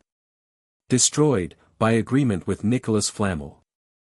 He and his wife have enough elixir to set their affairs in order, and then, yes, they will die." They talked for some time about love, Voldemort, and Harry's parents. Dumbledore answered many of Harry's questions, but Harry could tell the headmaster had questions of his own, particularly about the unusual magic that had destroyed Quirrell. "Sir," Harry ventured finally, "when I touched Quirrell, there was this golden light. Was that my mother's protection?" Dumbledore hesitated, studying Harry carefully. "Your mother's sacrifice certainly gave you a powerful shield against those who wish you harm. But what happened in that chamber was something more. It was as if the very magic of Hogwarts itself came to your aid." He paused. A most curious phenomenon, don't you think? Harry met the headmaster's gaze steadily, feeling the castle's presence supporting him, giving him strength. Yes, sir. Very curious. Dumbledore smiled enigmatically. Hogwarts has always protected its own, Harry. Perhaps more actively in some cases than others. Now, I suggest you make a start on these sweets. Ah. Bertie Bott's every flavor beans.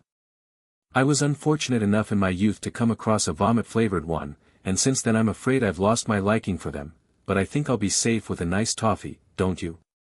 He popped the golden brown bean into his mouth, then choked. Alas! Earwax. The remainder of Harry's hospital stay was brightened by visits from Ron and Hermione, who had both recovered from their ordeal.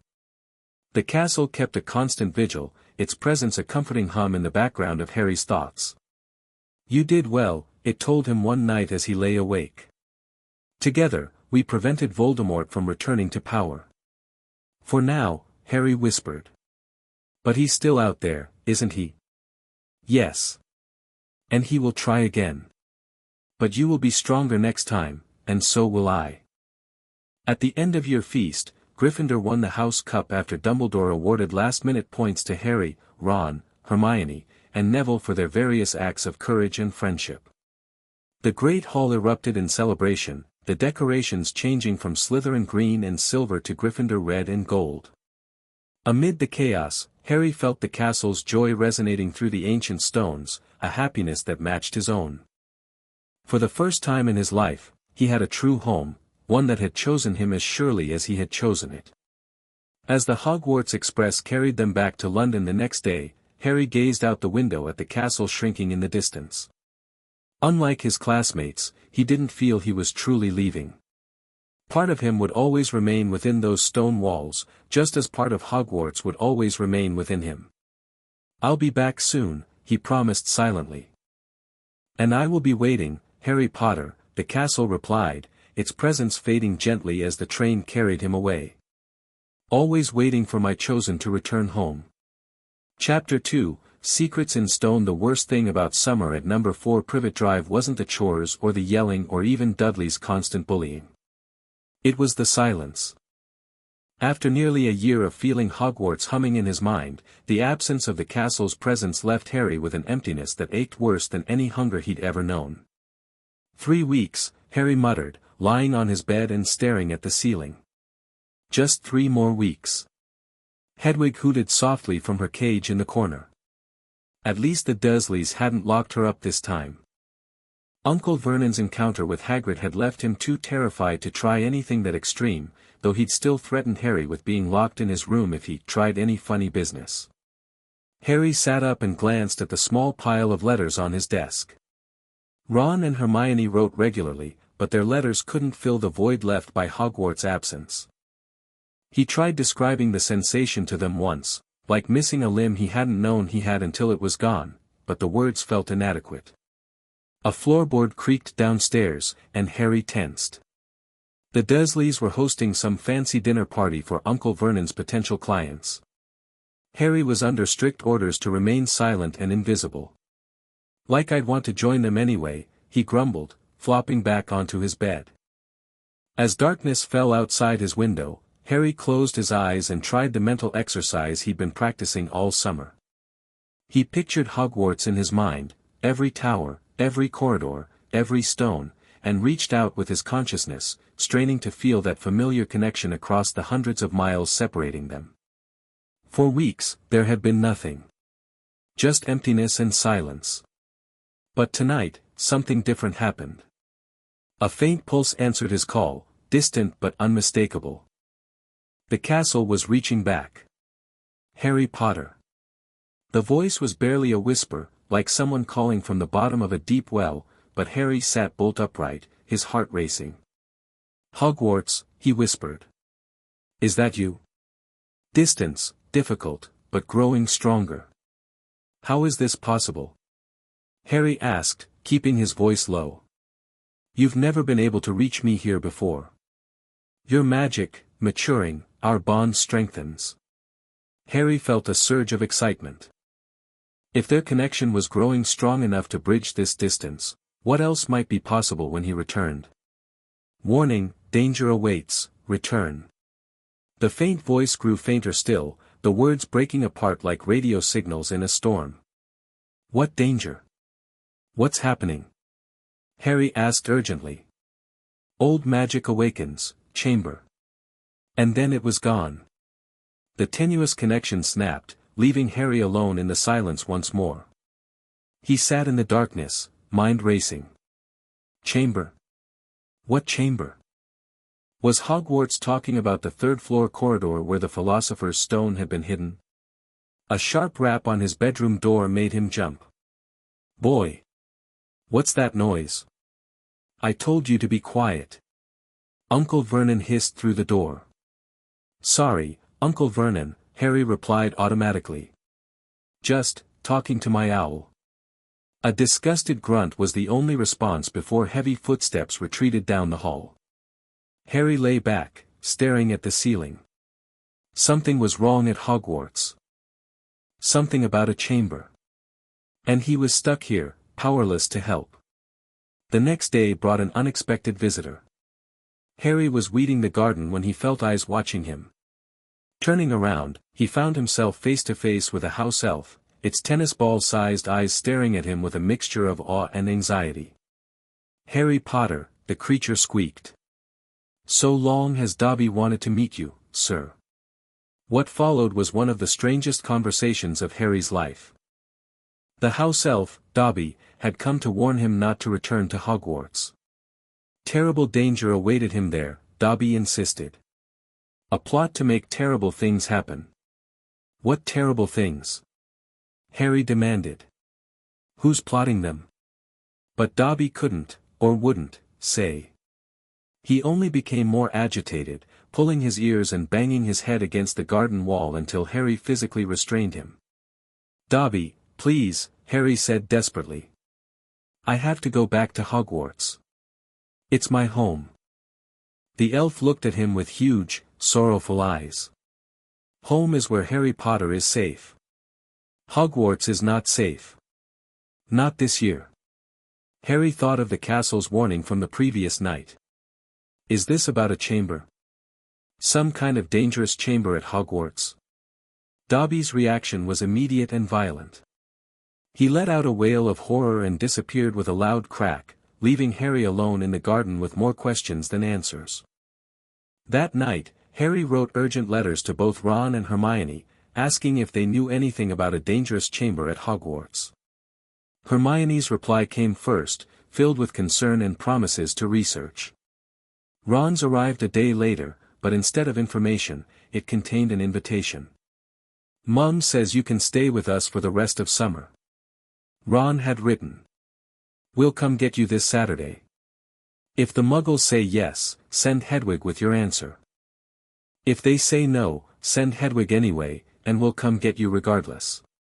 The prospect of escape from Privet Drive was too tempting to resist. The Dursleys agreed with suspicious speed, clearly eager to be rid of him, and Harry spent the rest of the week counting down the hours. Saturday arrived, but the Weasleys didn't show up in any way Harry expected. Rather than coming to the front door like normal visitors, they arrived at midnight in a flying Ford Anglia. Fred, George, and Ron helped him load his trunk into the magically expanded car, and they flew off into the night sky, leaving Privet Drive behind. The Burrow was everything Privet Drive wasn't: chaotic, magical, and full of life. Mrs. Weasley fussed over how thin he was, Mr. Weasley bombarded him with questions about Muggle technology, and the twins planned mischief at every turn. Even Percy's pompous airs about his new prefect status couldn't dampen Harry's spirits. Best of all, at the Burrow, Harry could talk openly about Hogwarts with Ron. So what's this about a chamber? Ron asked as they degnomed the garden together. Your letter sounded serious. Harry explained about Dobby's warning and the castle's faint communication. The castle talked to you here? Ron looked impressed. Blimey, that's new. Just barely, Harry clarified. Like it was straining to reach me. But it definitely said something about a chamber and danger. Could be anything, Ron said, swinging a gnome over his head before launching it over the garden wall. Hogwarts has loads of hidden rooms and secret passages. But this felt different. More serious. Harry paused, remembering something. Hey, your dad works at the ministry. Has he mentioned anything unusual happening at Hogwarts? Ron shook his head. Nah, he's been busy with work. Something about enchanted teakettles biting people's noses off. I wish Hermione were here, Harry sighed. She'd probably have read about every chamber ever mentioned in Hogwarts history. Well, we're meeting her in Diagon Alley next week to get our school supplies. You can ask her then. The days at the Burrow passed in a blur of Quidditch practice, wizard chess, and Mrs. Weasley's excellent cooking. Harry felt himself growing stronger, the hollow feeling of the castle's absence less acute now that he was surrounded by magic again.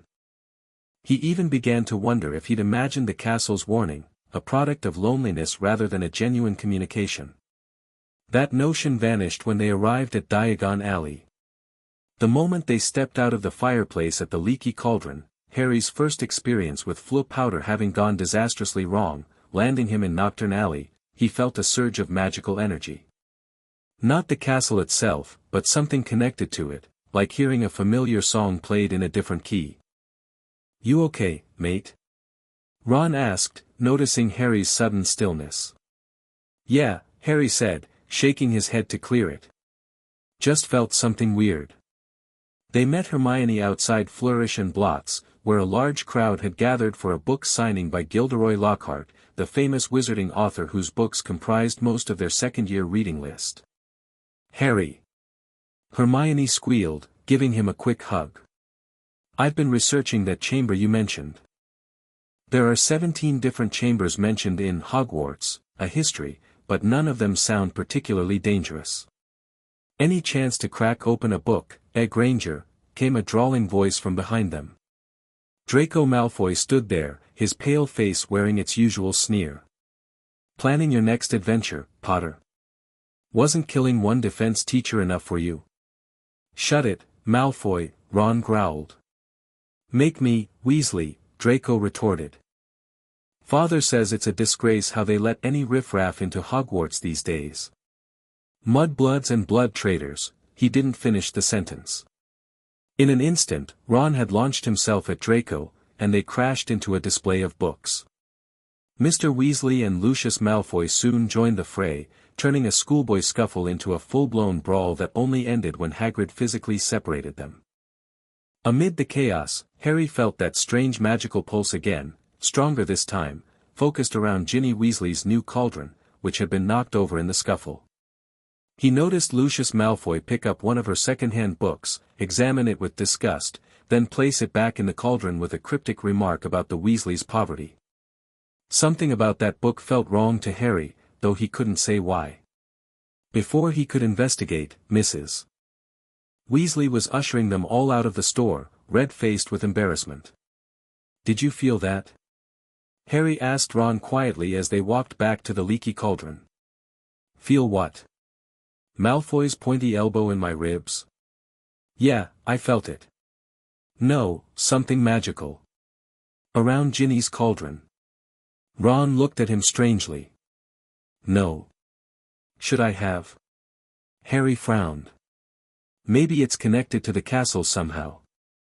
I dunno. It just felt dark. The last days of summer slipped away, and soon they were packing their trunks for Hogwarts. The night before departure, Harry could barely sleep, his mind full of anticipation at being reunited with the castle. Just a few more hours, he whispered to himself. Just a few more hours. Morning brought the usual chaos of departure, forgotten items, last-minute packing, and Mr. Weasley nearly coming to blows with Lucius Malfoy again when they encountered each other at King's Cross. When Harry and Ron tried to follow the rest of the Weasleys through the barrier to platform 9 3/4, they crashed painfully into solid brick. The barrier had sealed itself. What's going on? Harry gasped, rubbing his bruised shoulder. I dunno, Ron looked panic-stricken, checking his watch. The train leaves in 1 minute. If we can't get through, they tried again, but the barrier remained impenetrable. As the clock struck 11, they realized with horror that the Hogwarts Express had left without them. What do we do now? Ron moaned. Harry thought quickly. Your parents will come back through the barrier once they realize we're not on the train. We should wait. But Ron had another idea, his father's flying car, parked just outside. We can fly it to Hogwarts. We've got to get to school, haven't we? Every instinct told Harry this was a terrible plan, but the thought of delaying his reunion with the castle even by a day was unbearable. So against his better judgment, he found himself soaring above London in an invisible flying Ford Anglia, headed north toward Hogwarts. The journey started well enough, but as the day wore on, things went wrong. The invisibility booster failed. The car began to lose power. By the time they spotted Hogwarts in the distance, the old Ford was shuddering and smoking. Almost there, Ron muttered through gritted teeth, wrestling with the steering wheel. Just a bit further. Harry barely heard him. The moment the castle came into view, he felt the connection snap back into place with such force that he gasped aloud. The castle's presence flooded his mind, eager, concerned, relieved. Harry Potter. At last. It's talking to me again, Harry breathed. The castle, I can feel it. But their reunion was cut short as the car gave a nasty splutter and began to lose altitude. They were headed straight for the castle wall. Ron yanked the steering wheel hard, barely avoiding a collision, and they crash-landed into the branches of an enormous tree. That was close, Ron sighed with relief. Then the tree began to move. Massive branches pounded the car from every direction, smashing the windows and denting the roof. The Whomping Willow. The castle warned. Escape quickly. The car seemed to share this sentiment. Its doors flew open, ejecting Harry, Ron, and their belongings onto the grass before driving itself into the forbidden forest, clearly fed up with the abuse it had endured. I think my wand's broken, Ron moaned, holding up his snapped wand, barely held together by a few splinters. Dad's going to kill me. But Harry was distracted, his hands pressed flat against the ground, feeling the castle's magic pulse through the earth beneath him. Welcome home, it whispered, and the emptiness that had plagued him all summer vanished completely. Hogwarts, Harry whispered back. I missed you. Their joyful reunion was interrupted by the appearance of Professor Snape, who seemed to materialize from the shadows with an expression of malevolent delight. Well, well, well, he said softly. The famous Potter and his faithful sidekick Weasley. Flying a car to school. Clearly, the usual methods of transportation aren't spectacular enough for the boy who lived. He marched them to his office in the dungeons, where they endured a blistering tirade about their reckless behavior, the damage to the Whomping Willow, and the multiple magical laws they had broken. When Professor McGonagall and Dumbledore joined them, Harry was certain they would be expelled. To their shock and relief, they weren't, though McGonagall assigned them detention and wrote to both their families. Snape looked positively murderous at this leniency. You should be grateful, he hissed as they left his office. Had it been up to me, you'd be on the train home tonight. He speaks from jealousy, the castle commented as they trudged toward Gryffindor Tower. He too arrived in an unusual manner once, carried unconscious from the shrieking shack after an encounter with Remus Lupin in werewolf form. Your father saved him that night. My father saved Snape. Harry blurted out, forgetting Ron couldn't hear the castle. What? Ron looked confused. Nothing, Harry said quickly. Just, the castle telling me something about Snape and my dad. Ron shook his head. Still weird hearing you talk to a building, mate. What's it saying now? Harry reached out mentally, but the castle had gone quiet, as if reluctant to share more about that particular story. They reached the portrait of the fat lady, realizing too late that they didn't know the new password. Luckily, Hermione arrived moments later, torn between relief at their safety and disapproval of their reckless journey. You could have been killed. Or worse, expelled. Glad you've got your priorities straight, Ron muttered. Inside the common room, they were greeted as heroes by the other Gryffindors, who had already heard exaggerated accounts of their flying car adventure. Fred and George were particularly impressed, clapping them on the backs and declaring them worthy successors to their own legacy of rule-breaking. Only when they finally reached their dormitory, full of food smuggled up from the feast and exhausted from their long day, did Harry have a moment to properly commune with the castle. Tell me about the danger, he thought as he lay in his familiar four-poster bed. You tried to warn me this summer about a chamber. The castle's presence grew serious. Yes. Old magic stirs. Dark magic. The Chamber of Secrets. The Chamber of Secrets? Harry whispered aloud. What's that? Salazar Slytherin's final legacy. A hidden chamber within my walls that even I cannot fully access. He sealed it against my awareness before departing Hogwarts. What's in it? A weapon. A monster that only the Heir of Slytherin can control. Harry felt a chill run down his spine. And someone's going to open it. Is that the danger? The key already exists within these walls. I sense its dark magic, familiar yet foreign. A memory of Tom Riddle. Voldemort? Harry sat up in alarm. He's back. Not as you knew him last year. A fragment. A memory preserved. But growing stronger. Harry's mind raced. How do we stop it? Where's the chamber? Unknown. Slytherin hid it well, even from me. I can sense its general location, deep beneath the castle, but not its entrance. As for stopping it, I do not yet know.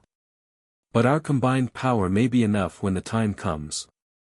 This was far worse than Harry had imagined. Not just some generic danger, but Voldemort again, in yet another form, with a monster at his command. I need to tell Ron and Hermione, Harry decided. Yes. They proved their worth last year. But be cautious about who else learns of this. The wrong years could endanger us all. With that ominous warning, the castle's presence receded to its usual background hum, allowing Harry to finally drift into an uneasy sleep. The next morning brought their first defense against the dark arts lesson with Gilderoy Lockhart, which turned into a disaster when he released a cage of Cornish pixies into the classroom then fled, leaving Harry, Ron, and Hermione to recapture the destructive little creatures. Can you believe him? Ron fumed as they headed to lunch afterward. Just round them up. What a fraud. I'm sure he just wanted to give us some hands-on experience, Hermione said, though she sounded less convinced than before. Harry was only half listening. All morning, he'd been feeling the castle's agitation, a constant buzz of concern in the back of his mind. I need to tell you both something, he said quietly. About the chamber. He led them to an empty classroom and explained what the castle had told him about the Chamber of Secrets and its monster. Blimey, Ron whispered when he finished. You know whose memory is in the castle? How's that even possible? I don't know. The castle just said it's a fragment of Tom Riddle, that's Voldemort's real name. Hermione looked thoughtful. I've read about the Chamber of Secrets in Hogwarts, a history. It's supposed to be a myth, a secret room Salazar Slytherin built without the other founders knowing, where he supposedly left a monster that only his true heir could control. It's not a myth, Harry insisted. The castle can sense it. I believe you, Hermione said quickly. I'm just saying that's why it wasn't on my list of dangerous chambers. Most historians dismiss it as legend. What kind of monster do you reckon it is? Ron asked nervously. Something that can live for 1,000 years, Hermione mused. And something Slytherin valued. A snake, Harry said suddenly. It has to be some kind of snake. Slytherin could talk to snakes, he was a Parcel Mouth. That's probably how his heir controls it.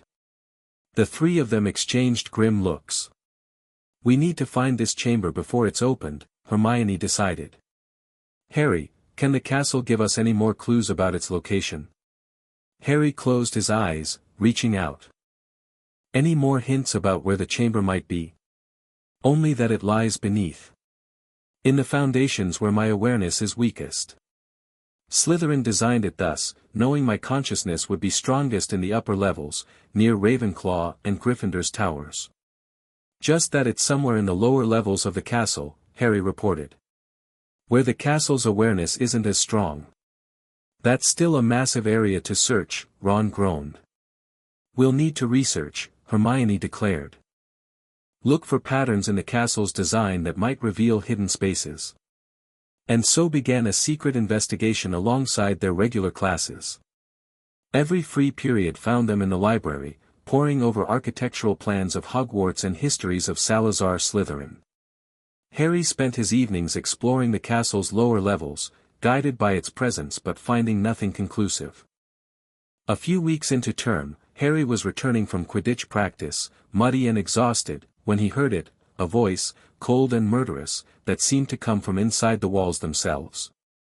Come to me, let me rip you, let me tear you, let me kill you. Harry froze, looking around wildly. Did you hear that? I heard nothing, the castle responded, confused. What voice do you speak of? But the voice was moving, sliding away along the corridor. Harry followed it at a run, the castle's bewilderment echoing in his mind. Harry Potter, what do you pursue? A voice. In the walls. Harry panted as he ran. It's talking about killing someone. He rounded a corner and crashed straight into Hermione and Ron. Harry! Hermione exclaimed. We were just looking for you. What's wrong? You look like you've seen a ghost. Didn't you hear it? Harry demanded.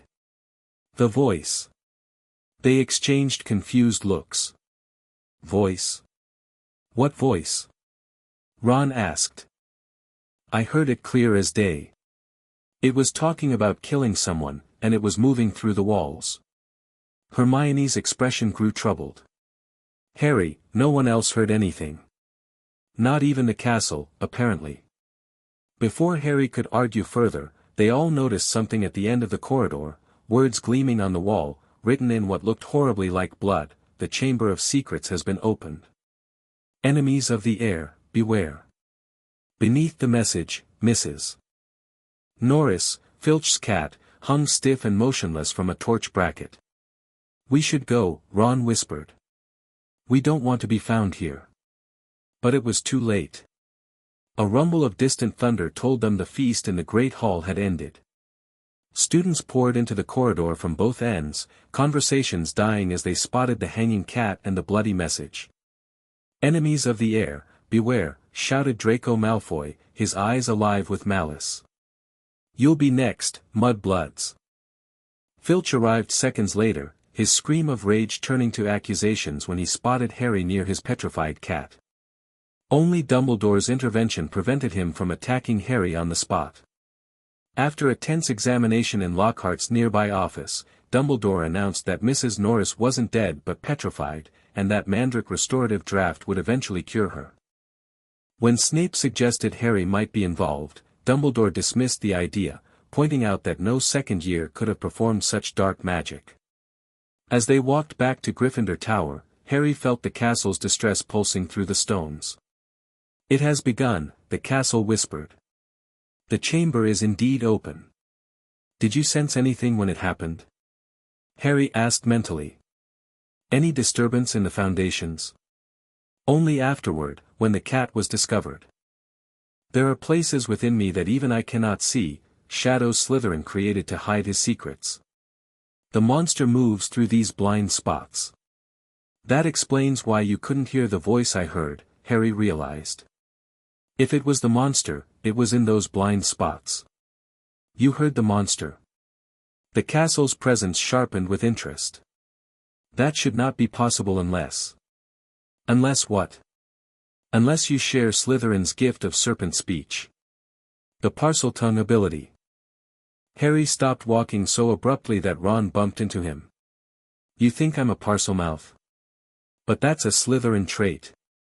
I cannot know for certain. But if you heard a voice that others did not, and I sensed nothing within my walls. Everything all right, Harry? Hermione asked, noticing his shocked expression. The castle thinks I might be a Parcel Mouth, Harry said shakily. That the voice I heard was the monster speaking in snake language. Ron paled. Blimey. That's not good, Harry. Being able to talk to snakes is what Slytherin was famous for. That's why the Slytherin house symbol is a serpent. But I can't be a Parcel Mouth, Harry protested. I'm in Gryffindor. The Sorting Hat placed you in Gryffindor because of our bond and your own choice, the castle reminded him. But it does not change the abilities you were born with or acquired. Acquired? Harry frowned. What do you mean? When Voldemort attacked you as an infant, more than just a scar was left behind. Some of his powers may have transferred to you in that moment, including, perhaps, his Parseltongue ability. This revelation left Harry feeling sick. The idea that he possessed one of Voldemort's abilities, a trait associated with dark wizards, was deeply disturbing. We should keep this quiet, Hermione advised when Harry shared the castle's theory. If people find out you can speak Parseltongue, with the Chamber of Secrets open, they'll think I'm the heir of Slytherin, Harry finished grimly. The attack on Mrs. Norris transformed Hogwarts overnight. Students moved in tight-knit groups, eyeing each other with suspicion. First years traveled in packs, as if fearing the monster might pick them off if they strayed. And everywhere, wild theories circulated about the chamber and its heir. Harry found himself under particular scrutiny. Though only Ron and Hermione knew about his potential Parseltongue ability, his discovery of Mrs. Norris had not gone unnoticed. Some students took conspicuously long routes to avoid passing him in corridors. It's ridiculous, Hermione fumed after a group of Hufflepuffs scattered at Harry's approach. As if you could possibly be the heir of Slytherin. You might be surprised, came Draco Malfoy's drawling voice from behind them. Potter's got more secrets than most people realize. Harry turned to find Malfoy leaning against the wall, watching him with calculating eyes. What's that supposed to mean, Malfoy? Ron demanded. Just that I've noticed some unusual things about Potter. Draco pushed off the wall and sauntered closer. The way doors open for him before he touches them. How the staircases never seem to move when he's on them. Almost like the castle itself is helping him. Harry felt his stomach drop. Malfoy had been watching him, noticing the small ways the castle assisted him. Don't know what you're talking about, Harry said, trying to sound casual. No. Malfoy's smile was knowing. Maybe we should discuss it somewhere more private. Harry doesn't have to go anywhere with you, Hermione said firmly. I wasn't inviting you, Granger, Draco sneered. This is between me and Potter. Harry considered his options. If he refused, Malfoy might start spreading rumors about his connection to the castle, rumors that, in the current climate, could easily morph into accusations about the Chamber of Secrets. Fine, Harry said. 5 minutes. Ignoring Ron and Hermione's protests, he followed Malfoy into an empty classroom. The castle's presence intensified protectively as they entered. Be careful. His intentions are unclear. All right, Malfoy, Harry said once the door closed behind them. What do you want? Information. Draco perched on a desk, examining his fingernails with exaggerated casualness. I want to know how you do it, how you got the castle to recognize you as special. Harry blinked in surprise. This wasn't what he'd expected. What makes you think I'm special to the castle? Draco rolled his eyes. Please. I've been watching you since last year. The way you navigate Hogwarts, it's different. You never get lost. The staircases accommodate you. Even the ghosts treat you with a kind of deference. Father says the ancient families have always believed Hogwarts itself has a kind of awareness. That it chooses favorites. And if it has? Harry asked cautiously. Then I want to know how you managed it. You're a half-blood who knew nothing about magic until last year. Why would the castle choose you over someone from an ancient bloodline like the Malfoys? There was genuine frustration in Draco's voice, and something else. Envy. I didn't do anything, Harry said, deciding on a partial truth. It just happened when I arrived. The castle responded to me. Because you're the famous Harry Potter. Draco's lip curled. No. Because I'm related to Godric Gryffindor. The words slipped out before Harry could stop them. Draco's eyes widened in genuine shock. You. Related to Gryffindor? Apparently, Harry shrugged, trying to seem nonchalant while mentally kicking himself. The castle's displeasure at this revelation rippled through the stone floor beneath them. That was unwise. This knowledge gives him power over you. Draco recovered quickly, his surprised expression morphing into calculation. That explains some things. But not everything. He leaned forward. You talk to it, don't you? The castle. And it talks back. Harry tensed. Malfoy had pieced together more than he'd realized. What do you want, Malfoy? Blackmail? Go ahead and tell people I talked to the castle. They'll just think you're trying to make me sound crazy. I'm not interested in exposing you, Potter. Draco stood, moving closer. I want an alliance. An alliance? Harry repeated incredulously. With you? The Chamber of Secrets is open, Draco said quietly. The Heir of Slytherin has returned. You have Hogwarts itself as an ally. I have other information. Together, we could uncover what's really happening. Harry stared at him suspiciously. What kind of information? My father was a close associate of the Dark Lord, Draco said, lowering his voice further. He knows things about the last time the chamber was opened. The last time? It's happened before. Draco nodded, a smug look crossing his face at having information Harry didn't. 50 years ago. A Muggle-born died. The person responsible was caught and expelled. Who was it? Harry demanded.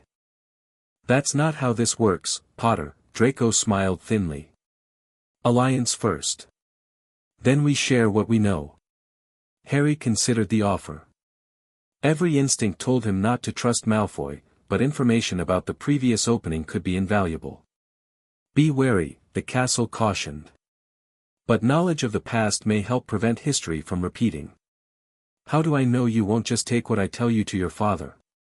Or use it against me somehow? You don't, Draco admitted frankly. And I don't know that you won't use your connection to the castle against my family. That's why it's called an alliance, not a friendship. We help each other because it serves our interests, not because we trust each other. There was a certain Slytherin logic to it that Harry couldn't deny. Fine, he said finally. A temporary alliance. I'll share what the castle tells me about the chamber, and you share what your father knows about the last time it was opened. Deal. Draco extended his hand. After a moment's hesitation, Harry shook it, feeling as though he'd just made a pact with a particularly well-dressed devil. I'll be in touch about where and when to meet. Don't bring Weasley or Granger. With that, Draco sauntered out, leaving Harry alone with the castle's worried presence. You walk a dangerous path, Harry Potter. I know, Harry sighed. But if his information helps us find the chamber before anyone gets hurt, it's worth it. When Harry rejoined Ron and Hermione, they were predictably horrified by his agreement with Malfoy. You can't trust him. Ron spluttered. His father was a Death Eater. I don't trust him, Harry assured them. But I'm using him for information. And he's using me. It's a calculated risk. Hermione looked troubled. Be careful, Harry. Malfoy's cleverer than he lets on. Their concerns were momentarily overshadowed the next day when Colin Creevey, a first-year who had been following Harry around with a camera, was found petrified. Like Mrs. Norris, he had been discovered at night, his camera raised as if to take a picture of his attacker.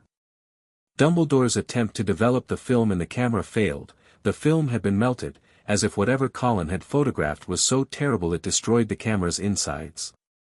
"Another attack," Ron said grimly as they sat in the common room that evening. "And this time it's a student." "A Muggle-born student," Hermione added quietly. The castle's presence had grown more agitated since Colin's attack. Harry could feel its frustration pulsing through the walls. "I should be able to protect those within me," it lamented.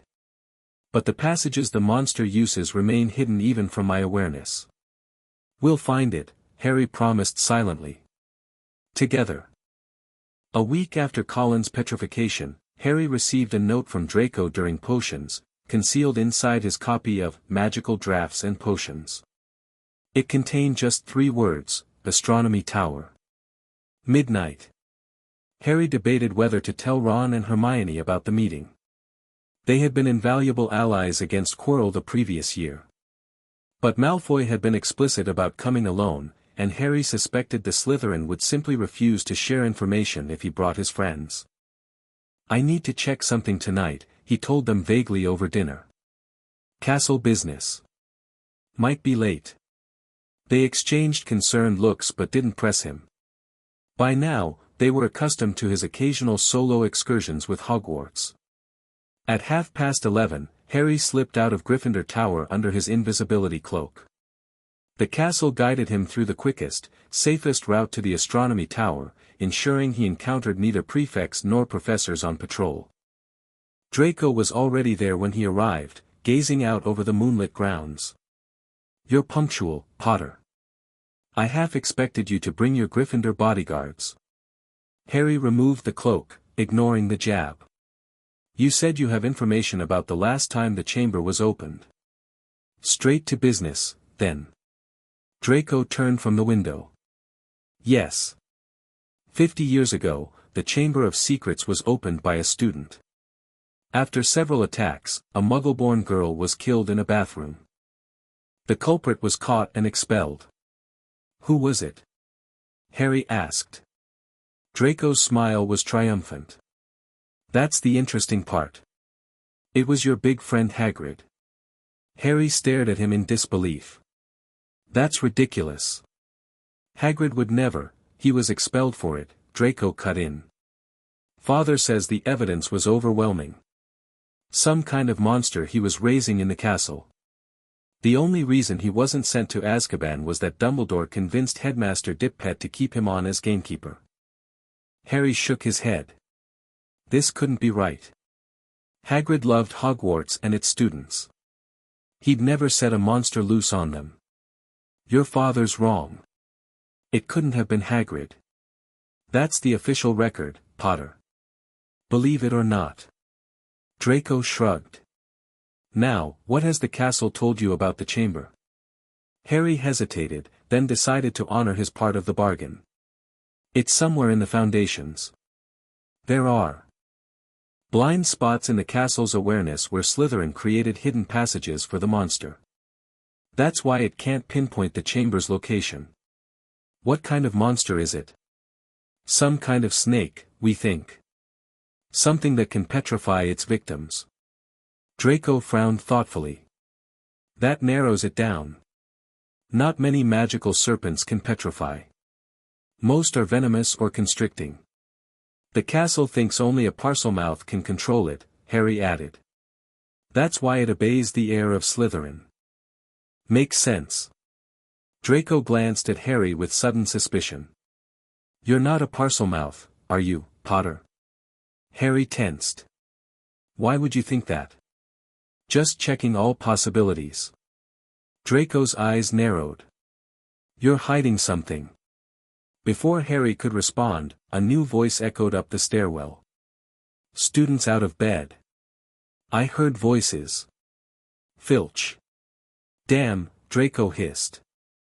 "If he catches us," Harry grabbed Malfoy and pulled him under the invisibility cloak just as Filch's lamplight appeared at the top of the stairs.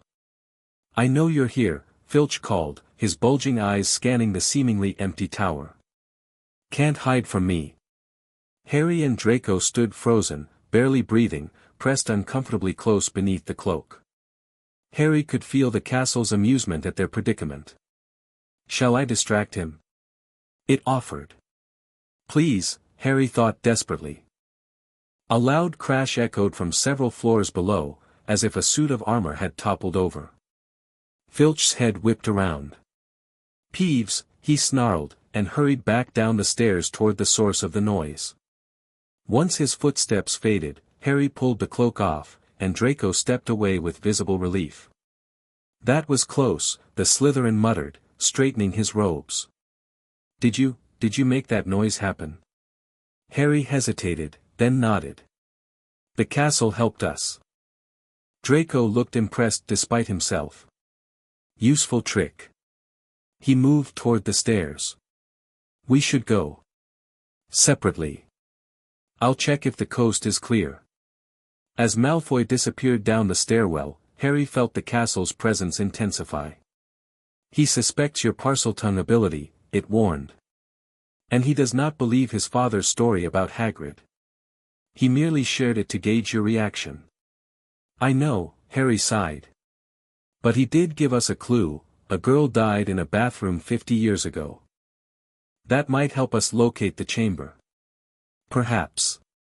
But be cautious with young Malfoy. His loyalties are complex." Harry threw the invisibility cloak back over himself and headed down the tower, mulling over what he'd learned. The story about Hagrid had to be false, or at least incomplete. But the detail about a girl dying in a bathroom, that seemed specific enough to investigate. The next day, Harry shared everything with Ron and Hermione, including his midnight meeting with Malfoy. As expected, Ron was furious. "You actually believe that rubbish about Hagrid? Malfoy's lying." "I don't believe it," Harry assured him. "But the part about a girl dying in a bathroom might be true. We should look into it." "A student dying would have been big news," Hermione mused. "There might be records in old daily prophets. And we could ask Myrtle." "Who's Myrtle?" Harry asked. "Moaning Myrtle," Ron clarified. "The ghost who haunts the girls' bathroom on the second floor. The one that's always flooded." Harry exchanged a significant look with Hermione. "A ghost, in a bathroom, who died at Hogwarts? You think she might be the victim?" Hermione caught on quickly. "Worth asking her, isn't it?" They headed to the second-floor bathroom after lunch, ignoring the out-of-order sign on the door. Inside, puddles of water reflected the dim light from grimy windows. In the far corner, a ghost of a girl with thick glasses and a perpetually miserable expression floated above the last toilet in the row. "Who's there?" she demanded when she heard them enter. "Come to throw something else at me?" "Nobody's throwing anything," Harry said quickly. "We just wanted to ask you something." Myrtle floated closer, her eyes widening when she saw Harry. "I know you. You're Harry Potter. The girls talk about you sometimes, when they come in here thinking I can't hear them." She giggled, then quickly resumed her mournful expression. "What do you want to ask poor, miserable Myrtle?" "We were wondering, how you died," Hermione said delicately. To their surprise, Myrtle looked delighted by the question. "Oh, it was dreadful," she said with relish. "It happened right here in this very bathroom. I was hiding because Olive Hornby was teasing me about my glasses. I was crying, and then I heard somebody come in." "Who was it?" Harry asked eagerly. "I don't know. I was upset. But they said something funny, a kind of made-up language. I realized it was a boy speaking, so I opened the stall to tell him to go away, and then," Myrtle swelled dramatically, "I died. Just like that." Ron looked skeptical. "How?" "No idea," Myrtle said airily. "I just remember seeing a pair of great big yellow eyes over by that sink, and then my whole body sort of seized up, and I was floating away." She looked at them dreamily. "And then I came back. I was determined to haunt Olive Hornby, you see." "Oh," she was sorry she'd ever laughed at my glasses. Harry crossed to the sink Myrtle had indicated. It looked ordinary enough, but when he examined it closely, he noticed a tiny snake scratched into the side of one of the copper taps. This taps never worked, Myrtle observed, floating alongside him. Harry ran his fingers over the snake carving, feeling a tingle of magic. The entrance to the Chamber of Secrets, he whispered. It's here. It has to be. In a girl's bathroom? Ron looked dubious. It makes sense, Hermione said. Who would look for Slytherin's secret chamber in a girl's bathroom? And it fits what we know, it's on the second floor, where Mrs. Norris was attacked. It's connected to the plumbing system, which would explain how the monster moves through the walls. Harry pressed his palm flat against the sink, reaching out to the castle. Is this it? The entrance to the chamber? The castle's presence probed the area, then recoiled slightly. There is old magic here. Slytherin's magic. It blocks my awareness, but yes, this may indeed be an entrance. I sense a hollow space beyond, descending deep beneath my foundations. The castle thinks this is it, Harry confirmed. But how do we open it? If it's Slytherin's chamber, then, Hermione hesitated, glancing at Myrtle who was watching them with curious eyes. Maybe it needs a certain language. Harry understood immediately. Parseltongue. The boy Myrtle had heard was speaking a made-up language before she died. It must have been Parseltongue, the command to open the chamber. We need to figure out how to open it, Harry said, careful not to mention snakes or Parseltongue in front of Myrtle. But not now. We should prepare first, research what kind of monster it might be. They retreated to the library, where Hermione began pulling books on magical serpents. Their research was interrupted, however, by the announcement of a dueling club, which seemed too valuable to miss given the current dangers. The dueling club turned out to be run by Lockhart and Snape, an unlikely and volatile combination. After Lockhart was thoroughly humiliated in a demonstration duel with Snape, the students were paired up to practice disarming each other. Naturally, Snape paired Harry with Draco Malfoy. What started as a simple disarming exercise quickly escalated.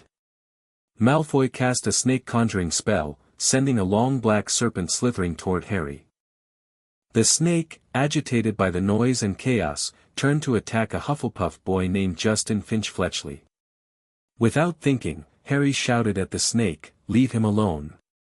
Except what came out wasn't English. It was a strange hissing that Harry himself barely recognized as language. The snake immediately subsided, coiling docilely on the floor. The room went deadly silent. Everyone stared at Harry with expressions ranging from shock to horror. Even Snape looked shaken. "What are you playing at?" Justin demanded before fleeing the room. Ron grabbed Harry's robes and hauled him out of the Great Hall, Hermione hurrying alongside them. They didn't stop until they reached an empty classroom. "You're a Parcel Mouth!" Ron exclaimed, looking pale. "Why didn't you tell us?" "I didn't know for certain," Harry admitted. "The castle suspected, but, the whole school will know by morning," Hermione interrupted, wringing her hands. "Harry, this is serious. Being a Parcel Mouth is what Salazar Slytherin was famous for. That's why the symbol of Slytherin House is a serpent. Now everyone will think you're the heir of Slytherin," Ron groaned. "But I'm not." Harry protested. "You know I'm not." "We know," Hermione assured him. "But others won't be so easily convinced, especially after this." She was right. By the next day, the news that Harry Potter could speak to snakes had spread throughout the school. Students openly avoided him in corridors, whispering behind their hands as he passed. The mood grew even darker when Justin Finch-Fletchley and nearly headless Nick were found petrified that afternoon, not far from Moaning Myrtle's bathroom.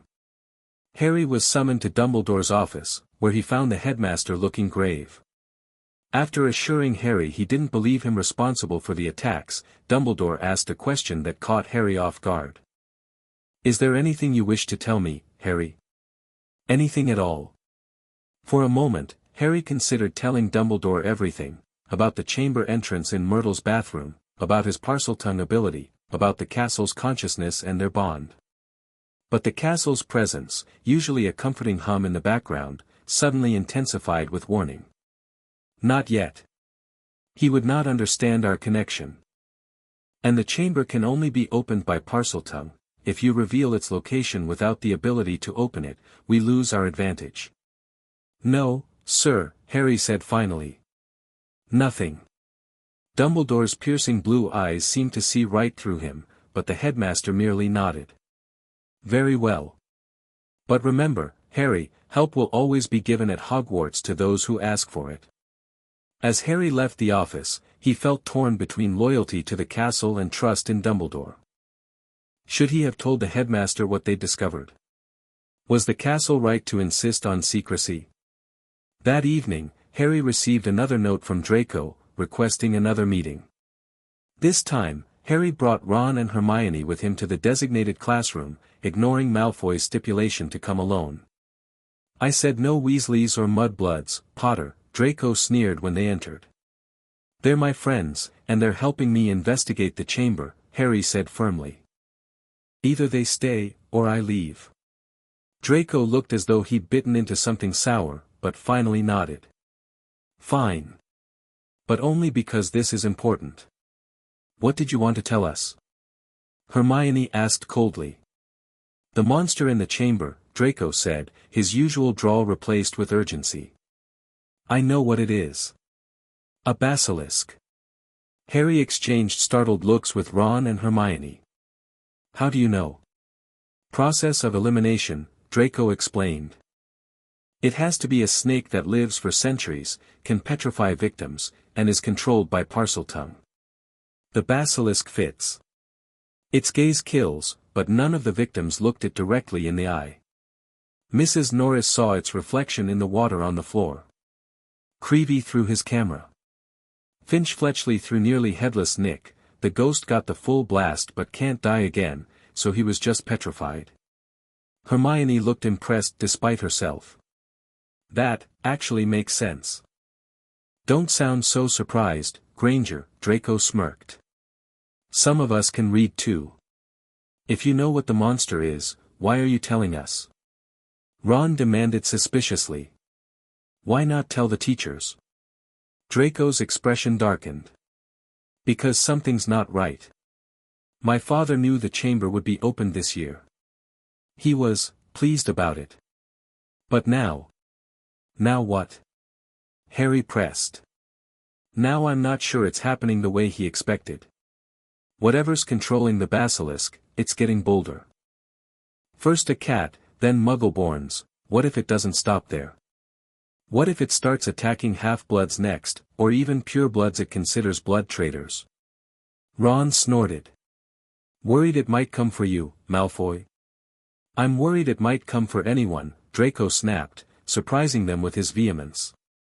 This isn't a game, Weasley.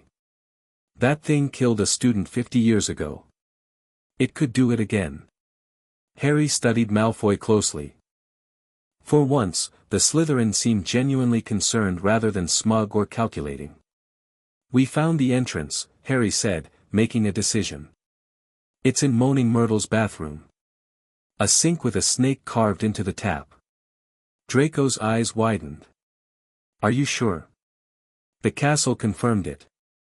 There's a hollow space beyond that descends deep under the school. Have you opened it? No, Harry admitted. I think it requires Parseltongue. Draco's gaze sharpened. So it's true. You are a Parcel Mouth. Yes, Harry said defiantly. But I'm not the heir of Slytherin, and I'm not controlling the basilisk. I know that, Potter, Draco rolled his eyes. If you were, you wouldn't be running around trying to stop it with Granger, who'd be your first target as a Muggleborn. He paced the room, thinking. So someone else is commanding the basilisk. Someone else who speaks Parseltongue. But who? Hermione asked. It's an incredibly rare ability. Voldemort could speak it, Harry said quietly. The castle said the key to the chamber was a memory of Tom Riddle, that's Voldemort's real name. Somehow, a memory or fragment of him is in Hogwarts, controlling the basilisk.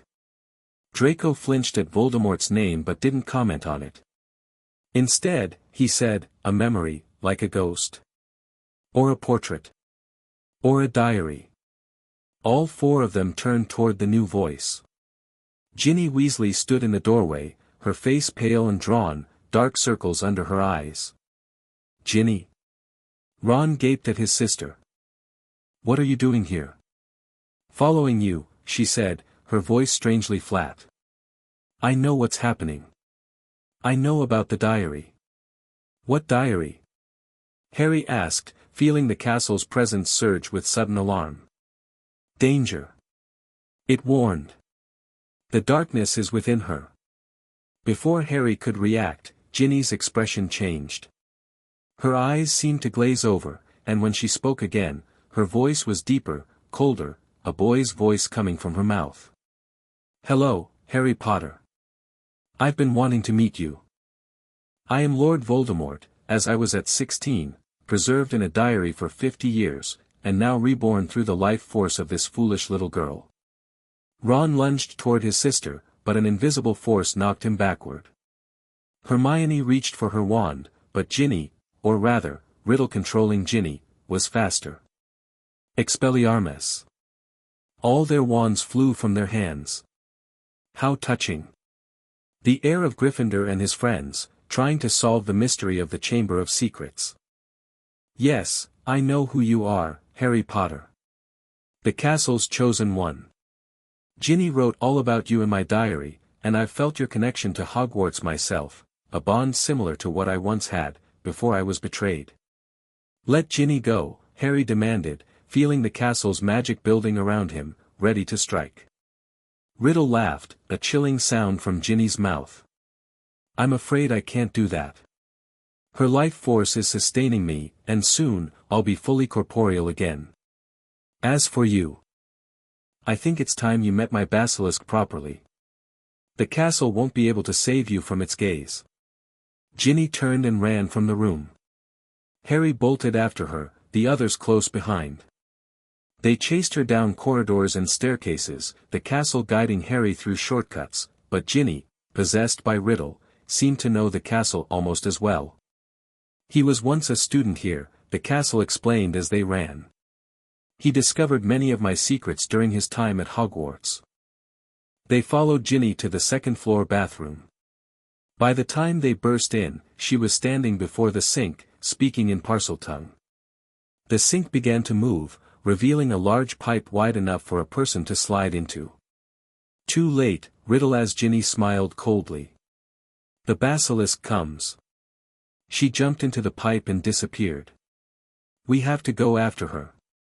Ron shouted, moving toward the pipe. Wait. Harry grabbed his arm. We need a plan. And weapons. What about Dumbledore? Hermione suggested desperately. We should get help. There's no time, Harry decided. Ginny's life is draining away right now. We have to go, but we need to be smart about this. He turned to Draco. You don't have to come. This isn't your fight. Malfoy looked conflicted, glancing between the open pipe and the door. Go get Professor Snape, Harry instructed. Tell him what's happening. But don't mention our connection, he added, glancing at the walls. Just say we figured out it's a basilisk and found the chamber. Draco nodded, looking almost relieved to have a task that didn't involve facing a basilisk. He dashed from the bathroom. Harry turned to Ron and Hermione. We need a way to fight a basilisk without looking at it directly. Mirrors, Hermione suggested. If its gaze is reflected, it only petrifies, doesn't kill. And a rooster, Ron added. Dad said the crow of a rooster is fatal to a basilisk. That's why all Hagrid's roosters were killed earlier this year. No time to find a rooster, Harry said grimly. But mirrors we can manage. He spotted Myrtle watching them curiously from her stall. Myrtle, are there any mirrors in here besides the ones over the sinks? Why should I help you? She pouted. Because the thing that killed you is down there, Harry said bluntly. Don't you want it stopped before it hurts someone else? That seemed to convince her. Myrtle pointed them to a storage cabinet where they found several small hand mirrors, presumably left by students over the years. Armed with mirrors and their wands, Harry had retrieved them from the classroom where Riddle had disarmed them. They prepared to enter the chamber. Remember, Harry said, use the mirrors to look around corners. Don't look the basilisk in the eye directly, even in a reflection if you can help it. One by one, they slid down the slimy pipe into the darkness below. They landed in a damp tunnel lined with small animal bones. The castle's presence was faint here, like a radio signal barely penetrating underground. Still with you, it assured Harry. But my awareness is limited so deep beneath. Be cautious. They followed the tunnel until they reached a solid wall carved with two entwined serpents, their eyes set with glittering emeralds. Harry spoke in Parcel tongue, commanding it to open, and the serpents parted as the wall cracked open. They found themselves in a vast chamber supported by towering stone pillars entwined with carved serpents. At the far end stood a colossal statue of Salazar Slytherin, his ancient, monkey-like face looming over them. Between the statue's feet lay Ginny, pale and still, with a small black diary clutched in her hands. Ginny! Ron rushed forward, but Harry grabbed him. Wait, he warned. The basilisk could be anywhere. They approached cautiously, using their mirrors to check for movement among the pillars. When they reached Ginny, they found her barely breathing, her skin waxy and cold. She won't wake, came a soft voice. A tall, black-haired boy was leaning against the nearest pillar, watching them. He was strangely blurred around the edges, as though viewed through a misted window, but becoming more solid by the minute. Tom Riddle, Harry recognized him from the strange familiarity in his features, the same boy who would grow up to become Voldemort, who would give Harry his scar. In the flesh, Riddle smiled. Or nearly so. It won't be long now. He explained how he preserved his 16-year-old self in the diary, how Ginny had poured her soul into it all year, writing about her fears and insecurities, allowing him to pour a little of his soul back into her. How he'd used her to open the chamber and set the basilisk on Muggleborns. And now, he concluded, she's almost gone, and I'm almost here. Just in time to meet the famous Harry Potter, the boy who supposedly defeated my future self. Let her go, Harry demanded. Your quarrel is with me. Unfortunately, I can't do that. Her life force is necessary for my resurrection. But don't worry, I have other plans for you. He turned toward the statue of Slytherin and spoke in Parcel tongue, speak to me, Slytherin, greatest of the Hogwarts Four. The statue's mouth began to open, revealing a dark hole from which came a rustling, slithering sound. Run! Harry shouted to Ron and Hermione. Close your eyes. Use the mirrors. As they scattered behind pillars, Harry felt the castle's presence surge within him, stronger than before despite their subterranean location. I cannot see the basilisk directly, it told him. But I can feel it through the vibrations in the stone. I will guide you. The enormous serpent slid out of Slytherin's mouth, hitting the floor with a thunderous impact. Harry could hear it moving but kept his eyes tightly shut, relying on the castle's guidance. Left. It warned, and Harry dove sideways as massive fangs struck the spot where he'd been standing. Riddle was laughing, commanding the basilisk in Parseltongue to kill Harry but leave the others. He wanted to watch Harry die. Harry scrambled behind a pillar, thinking desperately. They needed a weapon against the basilisk. Something more effective than their wands.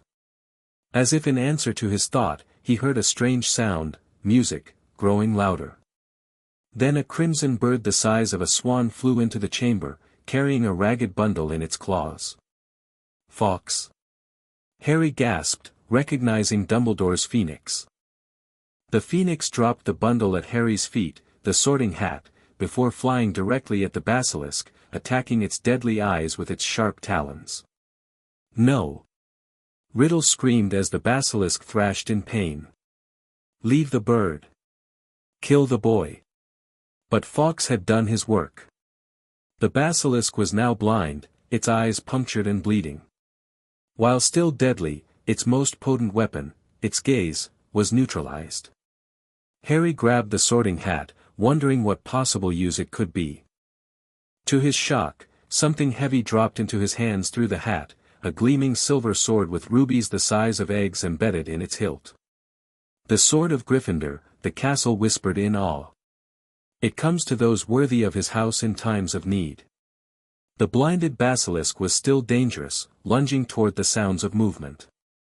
Ron and Hermione were distracting it with spells, but their magic seemed to bounce off its tough scales. Harry gripped the sword and charged, guided by the castle's awareness of the basilisk's movements. As the serpent lunged downward, Harry thrust the sword upward with all his might. It pierced the roof of the basilisk's mouth, driving deep into its brain. But one of the poisonous fangs sank deeply into Harry's arm. As he pulled the sword free, the fang broke off, remaining embedded in his flesh. Searing pain spread rapidly from the wound. "You're dead, Harry Potter," Riddle said as Harry staggered back, the sword and fang slipping from his grasp. "Dead. The basilisk's venom will kill you within minutes. And I will watch as you die, knowing that Dumbledore's precious chosen one failed." Harry collapsed beside Ginny, the venom working its way toward his heart. Through his blurring vision, he saw the diary lying next to her pale hand. The castle's voice came urgently. "The diary, Harry. It contains his essence. Destroy it." With the last of his strength, Harry grabbed the broken basilisk fang and plunged it straight into the heart of the diary. Riddle screamed, a long, dreadful, piercing scream. Ink spurted from the diary in torrents, flowing over Harry's hands. Riddle's form twisted, convulsing horribly, and then, he was gone. Silence fell in the chamber, broken only by the steady drip of ink from the ruined diary. Ginny stirred, color returning to her cheeks. Ron rushed to her side while Hermione knelt next to Harry, tears streaming down her face. "The venom," she whispered. "Harry, you're—" But Fawkes had flown to Harry's side.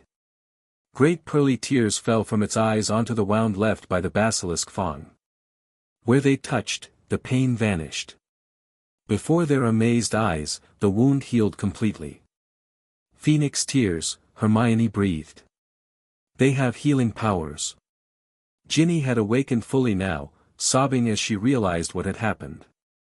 "Harry, it was me, but I didn't mean to, Riddle made me. It's all right," Harry assured her, though his voice was weak. "Riddle's gone. The diary's destroyed. I'm going to be expelled." Ginny wept as Ron helped her to her feet. "No, you won't," Harry said firmly. "You were possessed. Voldemort has bewitched older and wiser wizards than you." The castle's presence wrapped around him like a warm blanket, pride emanating from the ancient stones. "Well done, Harry Potter. Once again, you have saved those within my walls." As they made their way out of the chamber, Fawkes providing a magical lift up the pipe, Harry felt the connection to Hogwarts strengthen with each step closer to the main castle. By the time they emerged into Myrtle's bathroom, it was humming at full strength again, welcoming him back.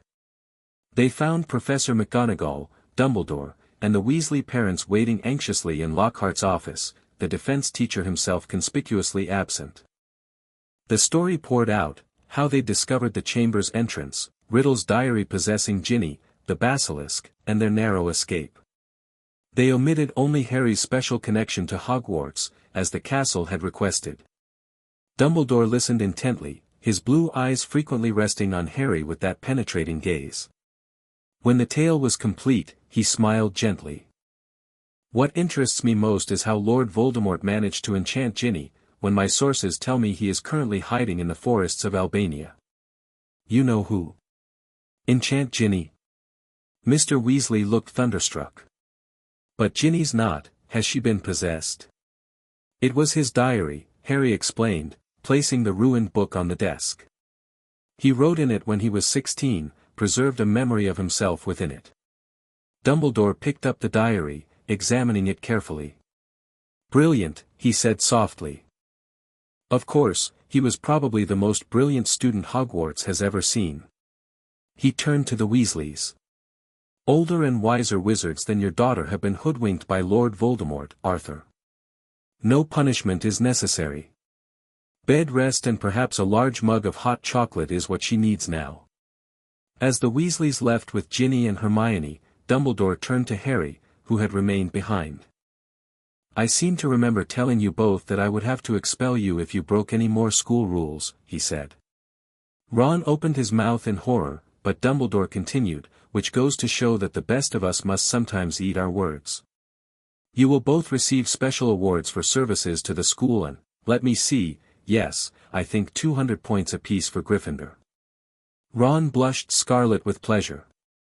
Harry smiled, but felt there was something more important to discuss. "Sir," he said hesitantly, "Riddle said I'm similar to him. And the Sorting Hat almost put me in Slytherin last year. I can speak Parseltongue like Riddle, like Voldemort. Am I like him?" Dumbledore regarded him thoughtfully. "You can speak Parseltongue, Harry, because Lord Voldemort, the last remaining descendant of Salazar Slytherin, can speak Parseltongue.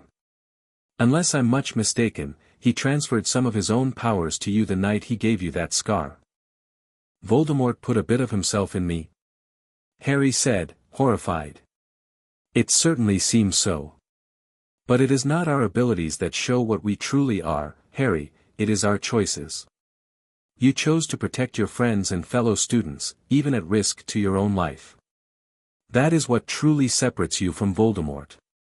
Harry nodded, slightly reassured. "Sir, there's something else. In the chamber, Fawkes brought me the Sorting Hat, and it gave me a sword."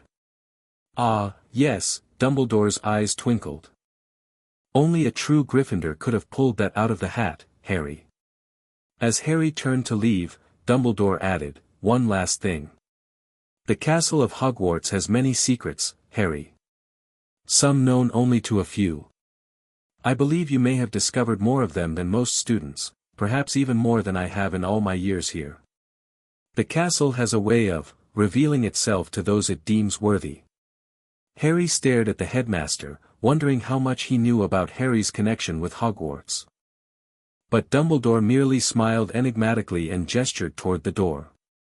"Off you go. I believe there's a feast waiting to begin, and it would be a shame to deprive the other students of your company any longer." As Harry walked with Ron toward the Great Hall, the castle's presence seemed to sigh with contentment around him. "Albus Dumbledore suspects," it observed. "But he does not know the full extent of our bond." "Not yet. Should we tell him?" Harry asked silently as they entered the Great Hall to thunderous applause. "In time, perhaps. But for now, rest and celebrate. You have earned it, Harry Potter." The remainder of the term passed in a blur of sunshine and celebration. Exams were cancelled as a school treat, Hagrid returned from Azkaban, where he'd been sent as a precaution after the attacks, and Gryffindor won the House Cup for the second year running. On their last evening at Hogwarts, Harry found himself drawn to the astronomy tower, where he'd met with Draco months earlier. The Slytherin boy was already there, gazing out over the darkening grounds. "Thought you might come here," Draco said without turning around. "Wanted to get the last word before summer, Potter." "Actually, I wanted to thank you," Harry said, moving to stand beside him. "Your information about the basilisk helped. We might not have figured it out in time without it." Draco shrugged, though he looked pleased. "Don't mention it. Literally. If my father finds out I helped you stop his plan with the diary." "I won't tell anyone," Harry promised. "Does this mean our alliance is over?" "For now," Draco said with a hint of his usual smirk. "Unless you'd like to be real friends, Potter. I could still help you with that." He extended his hand, much as he had on their first day at Hogwarts 2 years ago. This time, after only a moment's hesitation, Harry shook it. "Not friends," Harry clarified. "But not enemies either." "Fair enough," Draco nodded, releasing his hand. "See you next term, Potter." Try not to get killed over the summer. As Malfoy left, Harry remained at the tower, feeling the castle's presence wrap around him like a farewell embrace. You must leave again tomorrow, the castle said sadly. Only for a little while, Harry assured it, placing his palm flat against the stone wall. I'll be back before you know it. The separation will be different this time. Our bond has strengthened. I believe I shall be able to reach you, even at your relative's home. Really? Harry brightened at the prospect of not being entirely cut off from Hogwarts during the summer. That would make the Dursleys almost bearable. Rest tonight. Tomorrow begins a new chapter for us both. As Harry walked back to Gryffindor Tower, he thought about the events of the year, discovering the chamber, confronting the basilisk, destroying Riddle's diary. Each challenge had strengthened his bond with the castle, deepened their connection. And now, perhaps that connection would extend beyond Hogwarts walls. For the first time, the prospect of summer at Privet Drive didn't fill him with complete dread. With Hogwarts able to reach him, he would never truly be alone again. The castle had chosen him, and that bond, like the magic that created it, would endure. The journey home on the Hogwarts Express the next day was filled with laughter and magic as students practiced spells before the holiday ban. Harry, Ron, and Hermione shared a compartment with Fred, George, and Ginny, playing Exploding Snap and using the last of their magic before returning to the Muggle world. As the train pulled into King's Cross and students began gathering their belongings, Harry felt a familiar presence brush against his consciousness. Until September, Harry Potter. Until September, Harry whispered back, smiling. But not goodbye. Never goodbye. And as he pushed his trolley through the barrier to meet Uncle Vernon, Harry carried with him more than just his trunk and Hedwig's cage. He carried the knowledge that somewhere in Scotland, an ancient castle waited for him, its chosen one, the heir of Gryffindor, the boy who had twice saved those within its walls. Hogwarts was his true home. And no matter how far he traveled, part of him would always remain within those magical stones, just as part of those stones would always remain within him. Chapter 3, Master and Home Number 4, Privet Drive hadn't changed a bit. Same perfectly trimmed hedges. Same spotless windows. Same absence of anything interesting or magical. But Harry had changed, and the difference made his summer prison feel even smaller than before. Boy! Get down here and finish these dishes. Uncle Vernon bellowed from downstairs. Harry sighed, setting aside the Transfiguration essay he'd been secretly working on beneath his blankets. 2 weeks into summer, and he already felt like he was losing his mind. The separation from Hogwarts wasn't just emotionally painful this time, it physically hurt. A constant dull ache pulsed behind his eyes, and his magic felt restless under his skin, like an animal pacing its cage. The castle had promised they'd remain connected, but so far, he'd felt only occasional flickers of its presence, brief moments of warmth that vanished before he could properly grasp them. As Harry trudged downstairs to face his uncle's latest demands, he wondered if the strain went both ways. Was Hogwarts feeling this same hollowness without him? About time, Uncle Vernon grunted when Harry appeared in the kitchen. And when you're done with those, the garden needs weeding. Petunia's sister is visiting tomorrow, and everything must be perfect. Aunt Marge is coming. Harry froze, a plate halfway to the cupboard. For how long? A week, Vernon said with nasty satisfaction.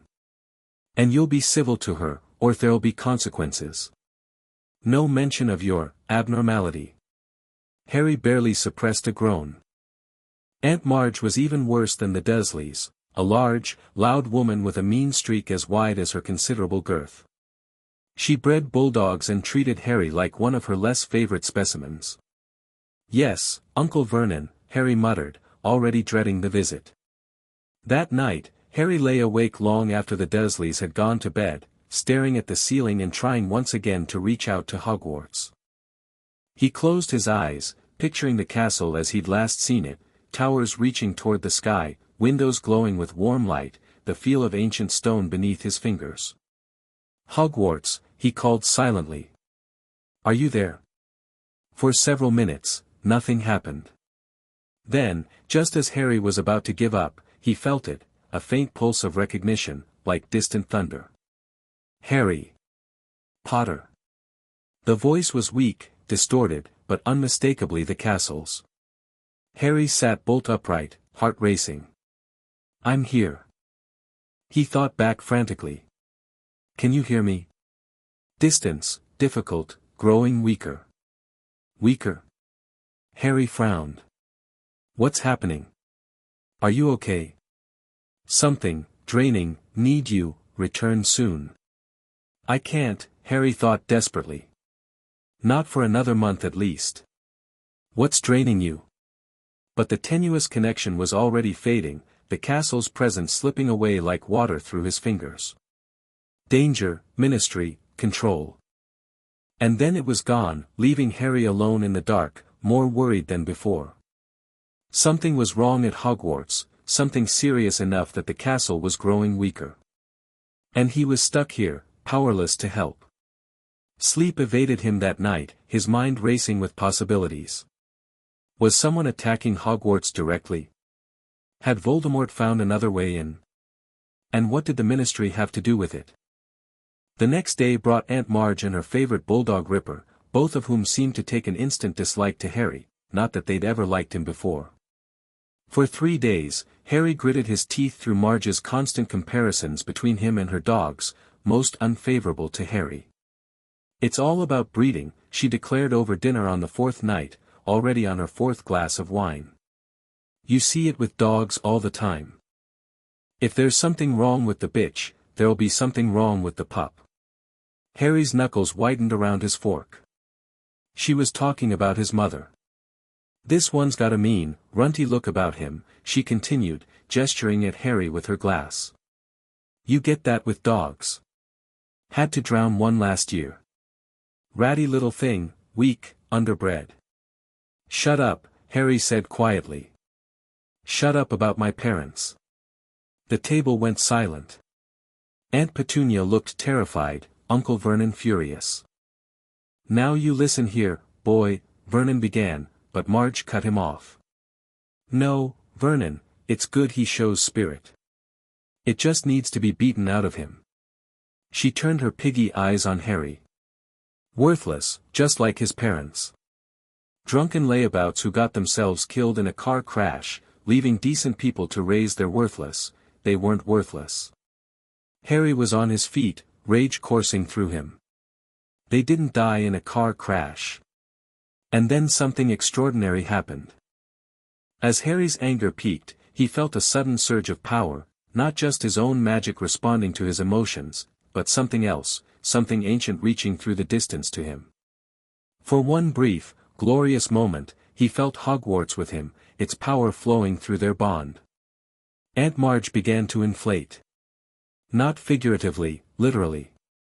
Her fingers puffed up like sausages, her arms expanded like balloons, her face stretched as she rose toward the ceiling like some grotesque parade float. Uncle Vernon and Aunt Petunia were screaming, trying to pull her down as she floated into the dining room. Ripper was barking madly, nipping at Vernon's ankles. Amid the chaos, Harry felt the castle's presence recede, leaving him drained but exhilarated. He'd done magic. Serious magic. Without meaning to. You. Uncle Vernon rounded on him, face purple with rage. Put her back. But Harry was done. Done with the Dursleys, done with their lies, done with being trapped while Hogwarts needed him. He raced upstairs, pulled his trunk from under the bed, and began throwing in his possessions.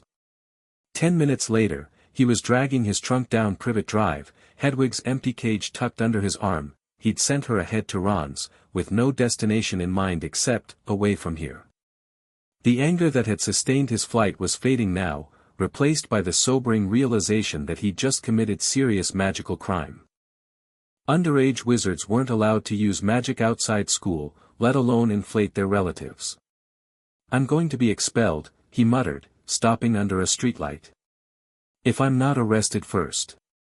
He sat down on his trunk, wondering what to do next. The Weasleys? But they were in Egypt visiting Bill. Hermione. Her parents might not appreciate a fugitive wizard arriving on their doorstep. Hogwarts. Impossible without the Hogwarts Express. A prickling sensation on the back of his neck made Harry look up. Between two houses on the opposite side of the road, a massive black shape lurked in the shadows.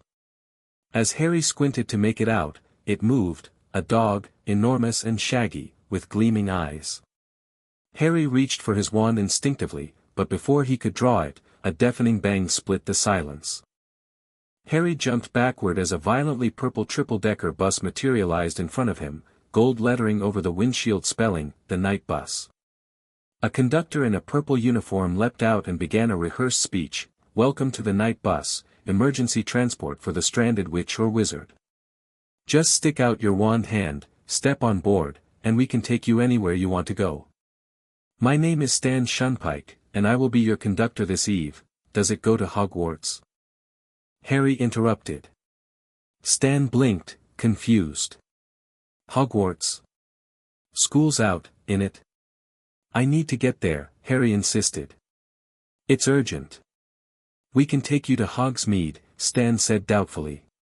"That's near as we get to Hogwarts.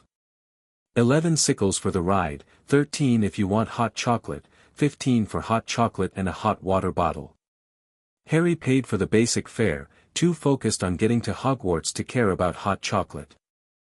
As Stan heaved his trunk aboard, Harry glanced back to where he'd seen the dog, but the shadows between the houses were empty now. The journey on the night bus was harrowing. Beds slid across the floor as the bus jumped hundreds of miles at a time, lurching from countryside to city to mountain pass with stomach-churning suddenness. At one point, Stan unfolded a copy of the Daily Prophet, revealing a front-page story about an escaped convict named Sirius Black. "Scary-looking thing, innit?" Stan said, noticing Harry's interest. "He killed 13 people with a single curse," added Ernie, the elderly driver. "Big supporter of you-know-who, they say. Went mad when his master fell. First person ever to break out of Azkaban." Harry studied the hollow-faced man in the photo, who looked back with dead, haunted eyes. There was something vaguely familiar about him, though Harry couldn't place it.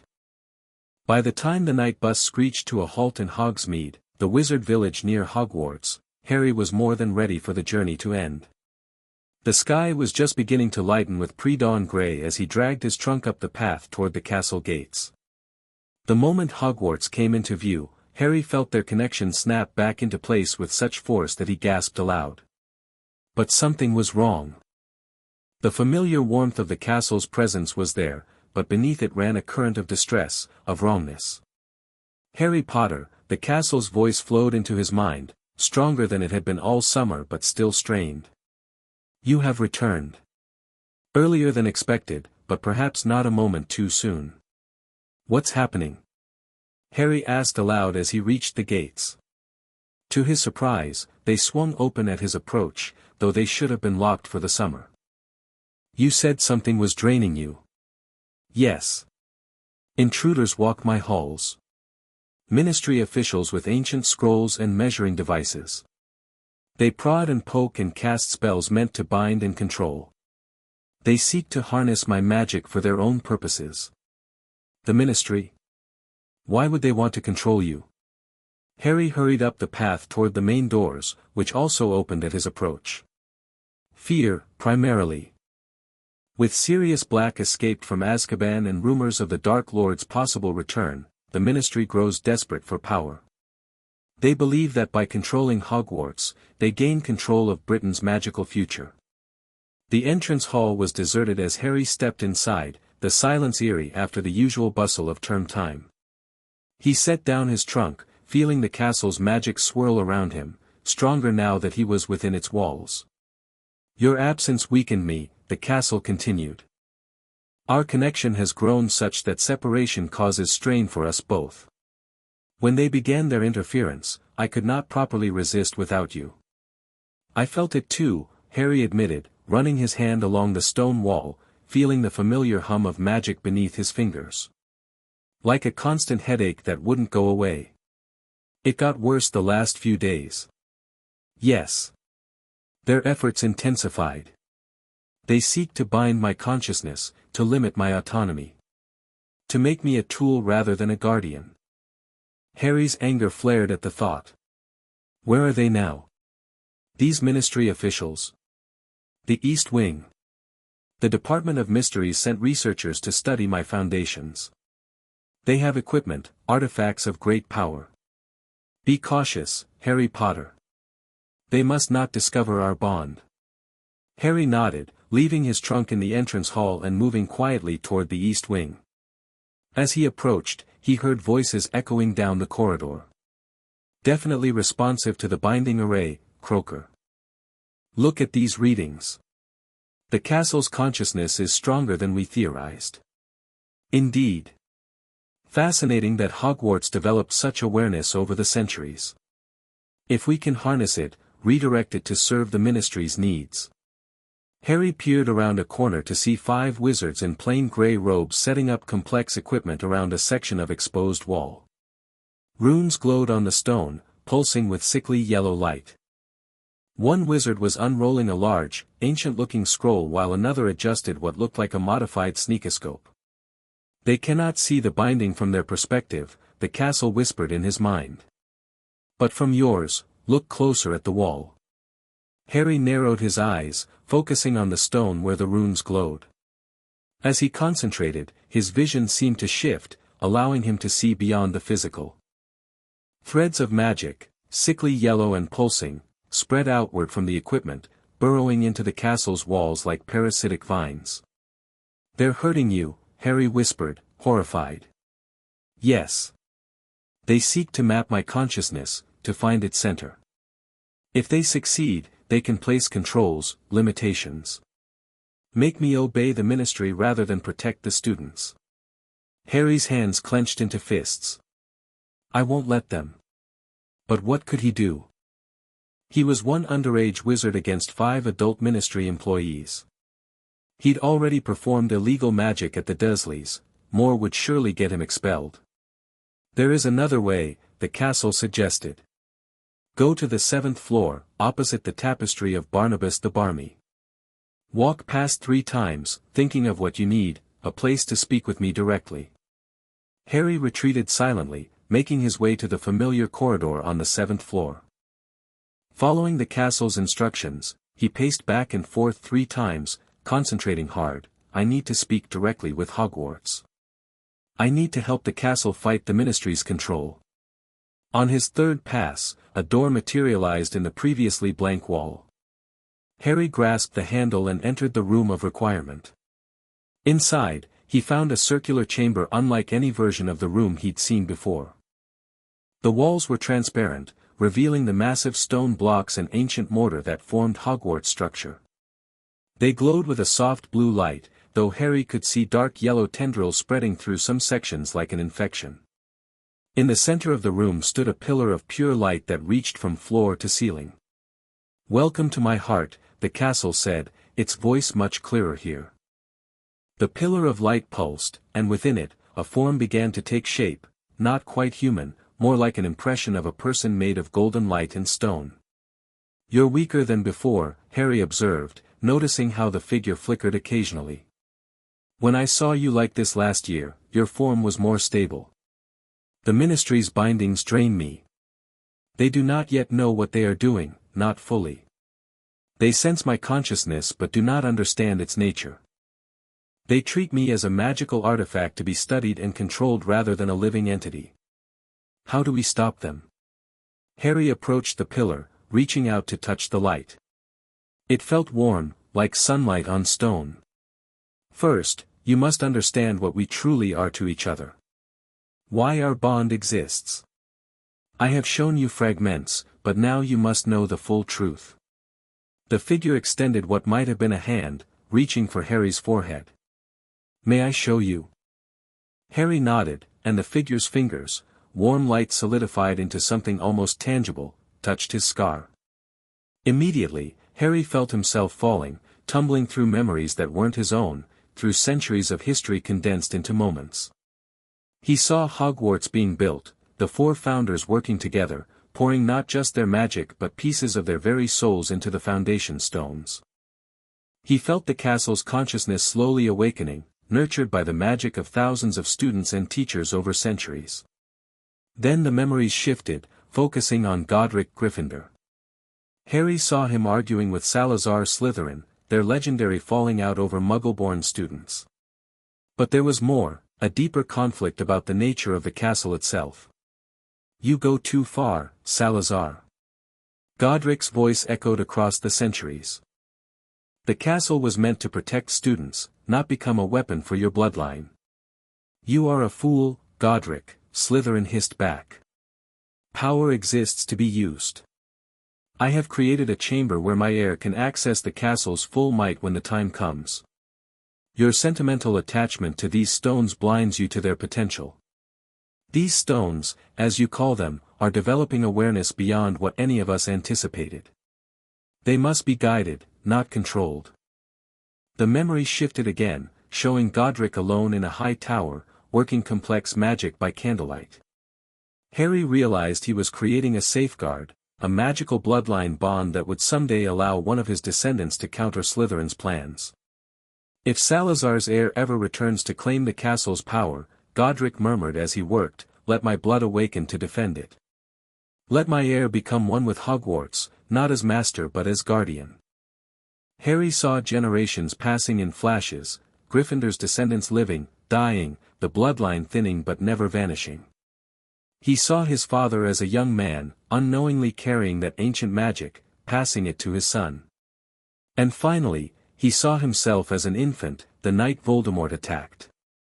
"Stand aside, you silly girl. Not Harry, please not Harry." As Lily Potter fell, her sacrifice created a protection of love around her son.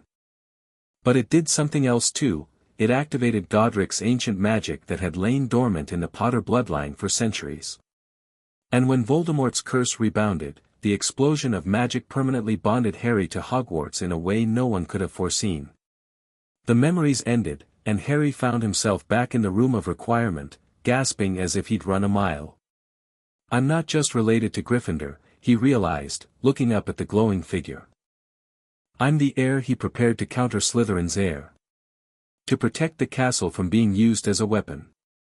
Yes. When you first touched my stones last year, the dormant bond awakened fully.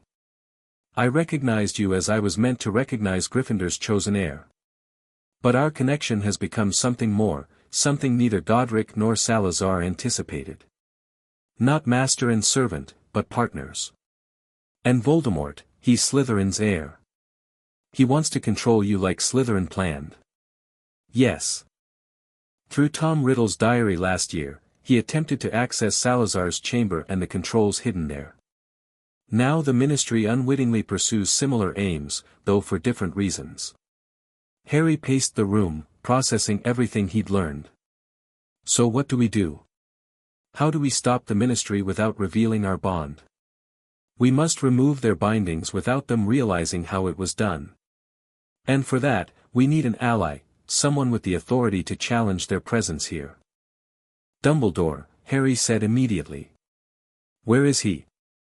Doesn't he know what they're doing?" "The headmaster is attending the International Confederation of Wizards conference in Geneva. The Ministry deliberately timed their research for his absence. He returns tomorrow, but by then, the damage may be too extensive to easily reverse." Harry thought quickly. "What about Professor McGonagall? She's deputy headmistress. She is currently visiting family in Scotland.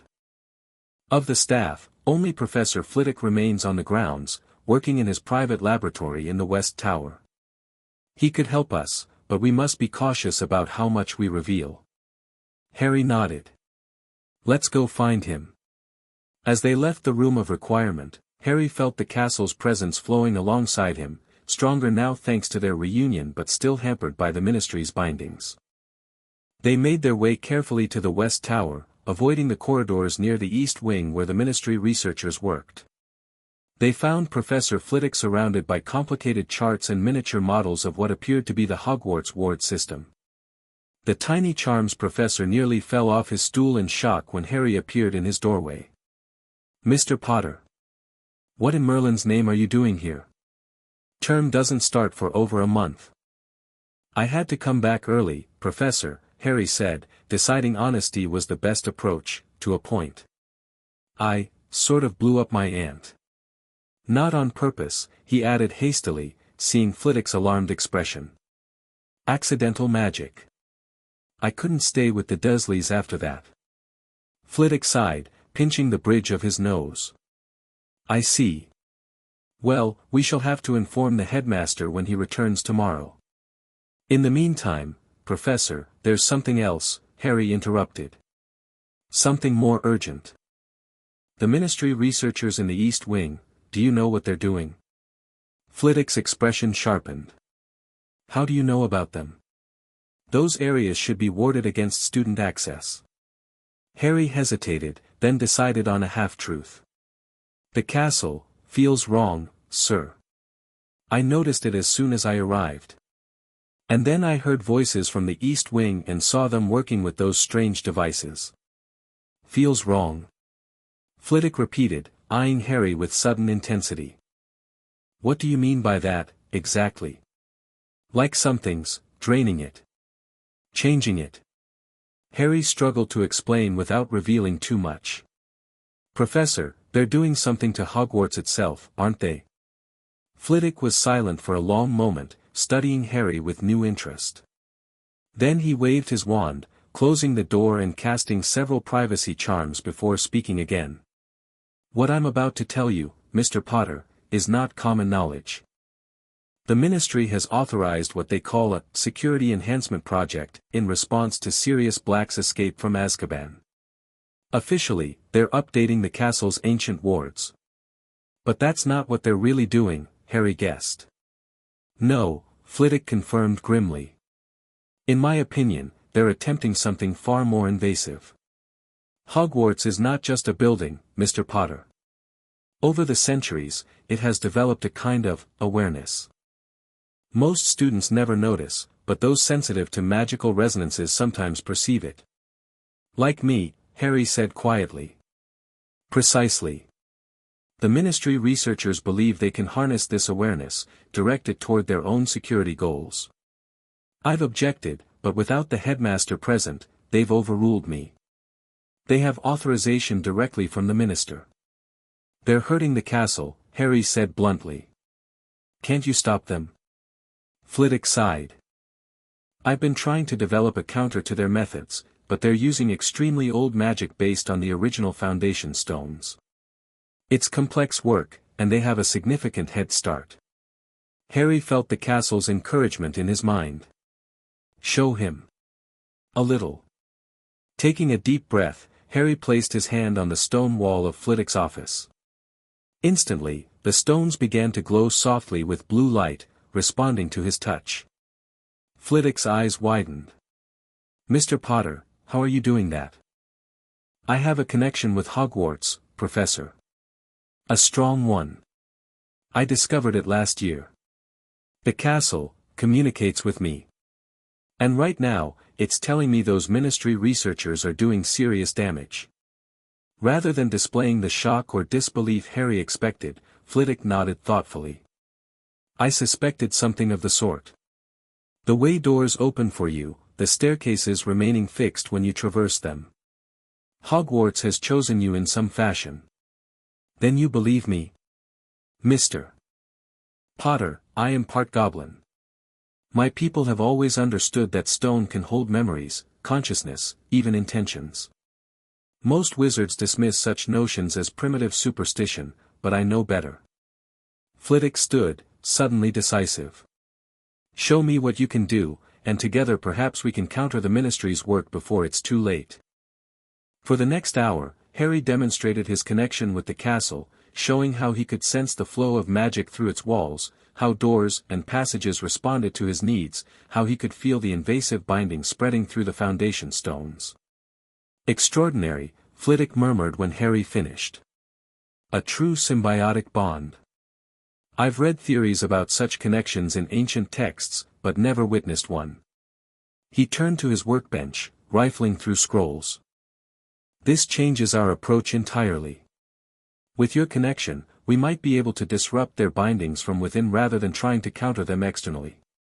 How do we do that? Harry asked. We'll need to access the Founder's Keystone, the original cornerstone of Hogwarts, where the 4 founders embedded their primary enchantments. Flitwick unrolled a faded blueprint of the castle. It's located beneath the Great Hall, in a chamber few know about. As Deputy Charms Master, I'm one of the few with access, but with your bond to the castle, you might be able to do more than I ever could. The castle's presence stirred excitedly. Yes. The Keystone.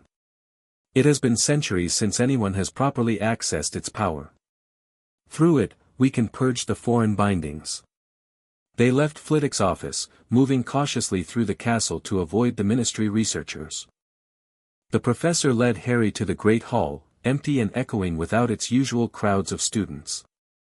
At the far end, behind the staff table, Flitwick tapped a specific stone in the wall with his wand, murmuring an incantation in what sounded like gobbledygook.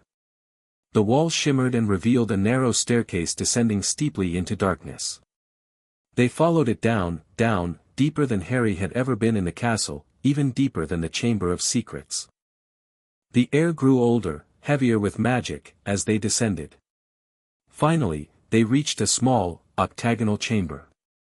In its center stood a massive block of stone that seemed to glow from within with a soft, multicolored light, red, blue, yellow, and green swirling together like oil on water.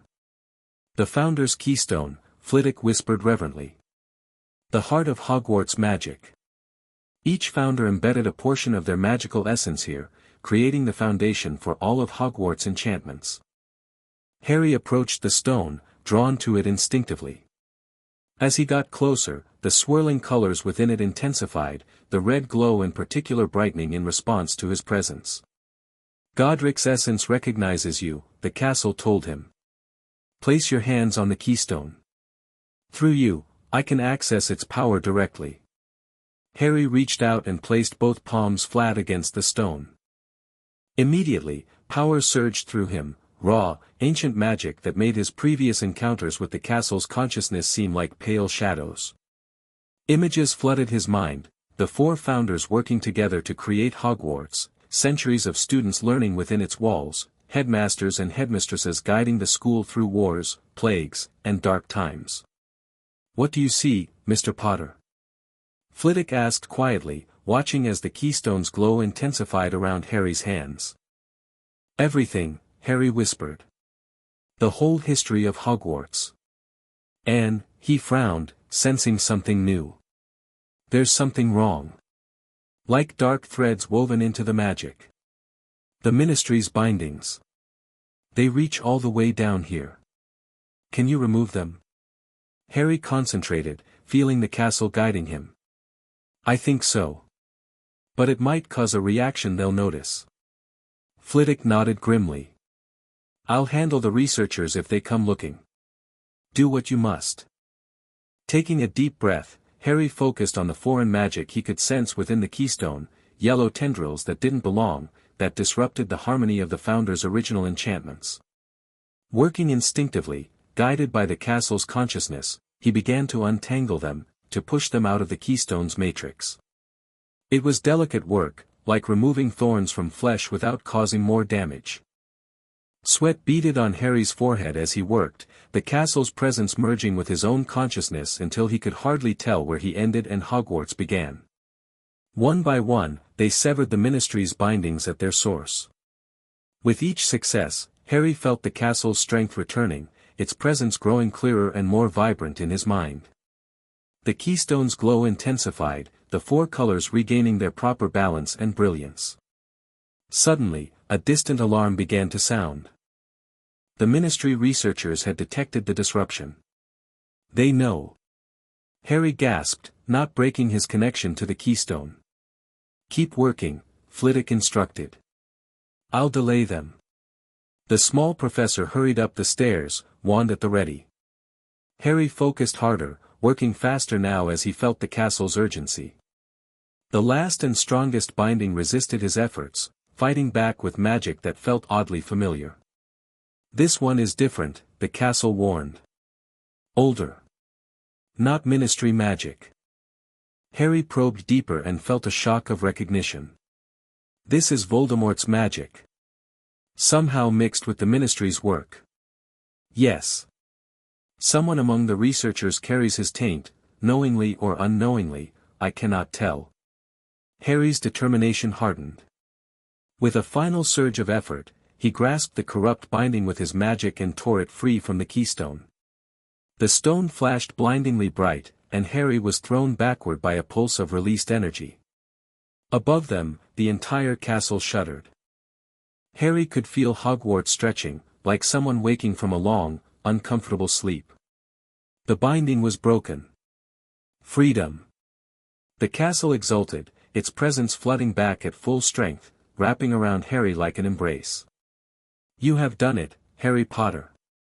But their victory celebration was short-lived. Shouts echoed down the stairwell, followed by the sounds of magical combat. Flitwick was outnumbered. Harry raced up the stairs, the castle feeding him information as he ran. For researchers in the Great Hall. One remains in the East Wing, working frantically to re-establish the bindings. Phileas Flitwick duels bravely but is outmatched. Reaching the top of the stairs, Harry burst into the Great Hall to find Flitwick maintaining a complex shield charm against the coordinated attacks of 4 grey-robed researchers. Their faces were twisted with anger and frustration. You've no idea what you've done, boy, shouted one, a tall wizard with a scarred face. The castle's consciousness must be controlled. It's too dangerous otherwise. Hogwarts was never meant to be controlled, Harry countered, drawing his wand. It's a guardian, not a weapon. The castle's magic flowed through Harry as he raised his wand. Normally, trying to duel 4 adult wizards would be suicide for a 13-year-old student, but today was different. Today, he and Hogwarts were one. Stupefy. Harry shouted, and the spell that erupted from his wand was no ordinary stunner. It blazed with the same multicolored light as the keystone, splitting into 4 separate bolts that struck each researcher simultaneously. They collapsed like puppets with cut strings. Flitwick lowered his shield, staring at Harry in amazement. That was, not a second-year spell, Mr. Potter. It wasn't just me, Harry explained, feeling the castle's power still coursing through him. Hogwarts helped. The 5th researcher, the castle reminded him urgently. He flees toward the entrance hall with their equipment. He carries Voldemort's taint. There's one more, Harry told Flitwick. Running for the entrance. And he's got some connection to Voldemort. They raced through the castle, the stones beneath their feet seeming to propel them forward. In the entrance hall, they found a hooded figure frantically shrinking equipment and shoving it into a bag. At their approach, he whirled, wand raised. Stay back. He snarled, and Harry recognized the voice with a shock. Lucius Malfoy. You're working with the Ministry researchers. Malfoy's hood had fallen back, revealing his pale, pointed face and long blonde hair. Not with them, Potter. Through them. They think they're binding the castle for the Ministry. They don't realize whose magic they're actually channeling. Voldemort's, Harry said, his wand steady on Malfoy's chest. You're trying to prepare Hogwarts for his return. Malfoy's lip curled in a sneer. The Dark Lord understood what Dumbledore never has, the true power hidden in these walls. Power that should serve the worthy, not coddle mudbloods and blood traitors. Lower your wand, Lucius, Flitwick said, his own wand aimed with the precision of a former dueling champion. You are outnumbered, and the headmaster will return within hours. Perhaps, Malfoy conceded smoothly. But the seeds have been planted. The Ministry's fear, the castle's awakening. Events are in motion that cannot be stopped. His eyes fixed on Harry with cold calculation. And you, Potter. You've revealed yourself now. The boy who communes with Hogwarts. How interesting. I said lower your wand, Flitwick repeated, taking a step forward. Malfoy's response was a slashing movement that sent a jet of purple flame toward Flitwick. The professor deflected it, but Malfoy used the distraction to bolt toward the doors. Harry started to give chase, but the castle's warning stopped him. Let him go. He carries a portkey. We cannot prevent his escape without revealing too much of our power. Reluctantly, Harry watched as Malfoy reached the edge of the grounds and disappeared with a crack of apparition. He got away, Harry said grimly. But without achieving his goal, Flitwick noted, returning to Harry's side. The castle is free of their bindings, and we have 4 ministry researchers to question when they awaken. Will they believe us about Malfoy? Flitwick's expression was troubled. Lucius Malfoy has considerable influence at the ministry.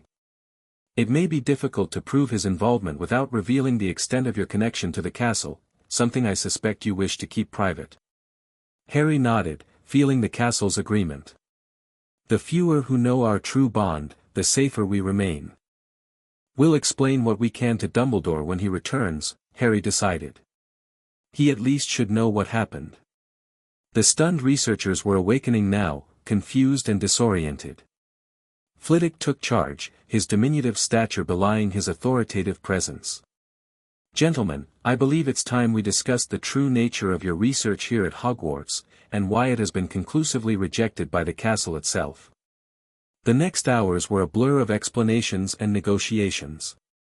Flitwick, demonstrating surprising political skill, managed to convince the researchers that their methods had been fundamentally flawed, that they'd been attempting to force compliance from a sentient magical entity that could only be worked with, not controlled.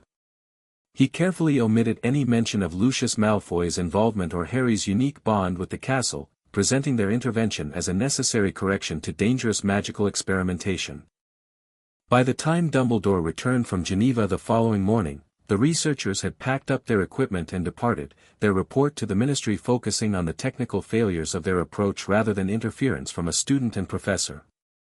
Most impressive, Dumbledore said after Flitwick explained the sanitized version of events in his office. And quite fortunate that Mr. Potter arrived when he did, with his particular sensitivity to Hogwarts magic. His twinkling blue eyes rested on Harry, who had the distinct impression that Dumbledore suspected far more than Flitwick had actually revealed. It was just luck, sir, Harry said modestly. I had to leave my aunt and uncle's house after a magical accident. The night bus brought me to Hogsmeade, and I felt something wrong as soon as I approached the castle. Indeed? Dumbledore steepled his fingers. And this sensitivity to Hogwarts condition, it's something you've experienced before. Harry hesitated, feeling the castle's cautious presence. Tell him some, but not all. He suspects already, but full knowledge would complicate matters. Since my first day here, Harry admitted. I've always felt connected to Hogwarts, like it's more than just a building. Last year, during the Chamber of Secrets incident, the connection seemed to get stronger. Fascinating, Dumbledore murmured. There are legends, you know, about Hogwarts choosing champions in times of need. Students who share a particular resonance with the castle's magic. He studied Harry thoughtfully. I myself experienced something similar in my youth, though nothing approaching what Professor Flitwick describes in you. This was new information. The castle stirred with interest. He never shared this with me directly. But I remember, young Albus did have a touch of the sensitivity. Not enough for true communication, but he could feel my moods, sense dangers within my walls. The castle means a lot to me, Harry said simply. It was my first real home. Something softened in Dumbledore's expression. I understand completely, Harry. For many of us, Hogwarts represents far more than a school. He straightened in his chair. Now, regarding your premature departure from your relative's home. I've already sent word to the ministry that you are safe at Hogwarts. Fortunately, they've been too distracted by Sirius Black's escape to make much fuss about a case of accidental underage magic. So I'm not expelled? Harry asked hopefully. Dumbledore's eyes twinkled. Certainly not. Though I must ask you to exercise more control over your emotions in future, particularly around your aunt. I'll try, sir. Though Aunt Marge makes it difficult. Indeed. Family often has that particular talent. Dumbledore rose from his desk. Now, as you are here a full month before term begins, we must make arrangements. The house elves will prepare your dormitory, of course, but I'm afraid you'll be rather alone until the other students arrive. That's okay, sir.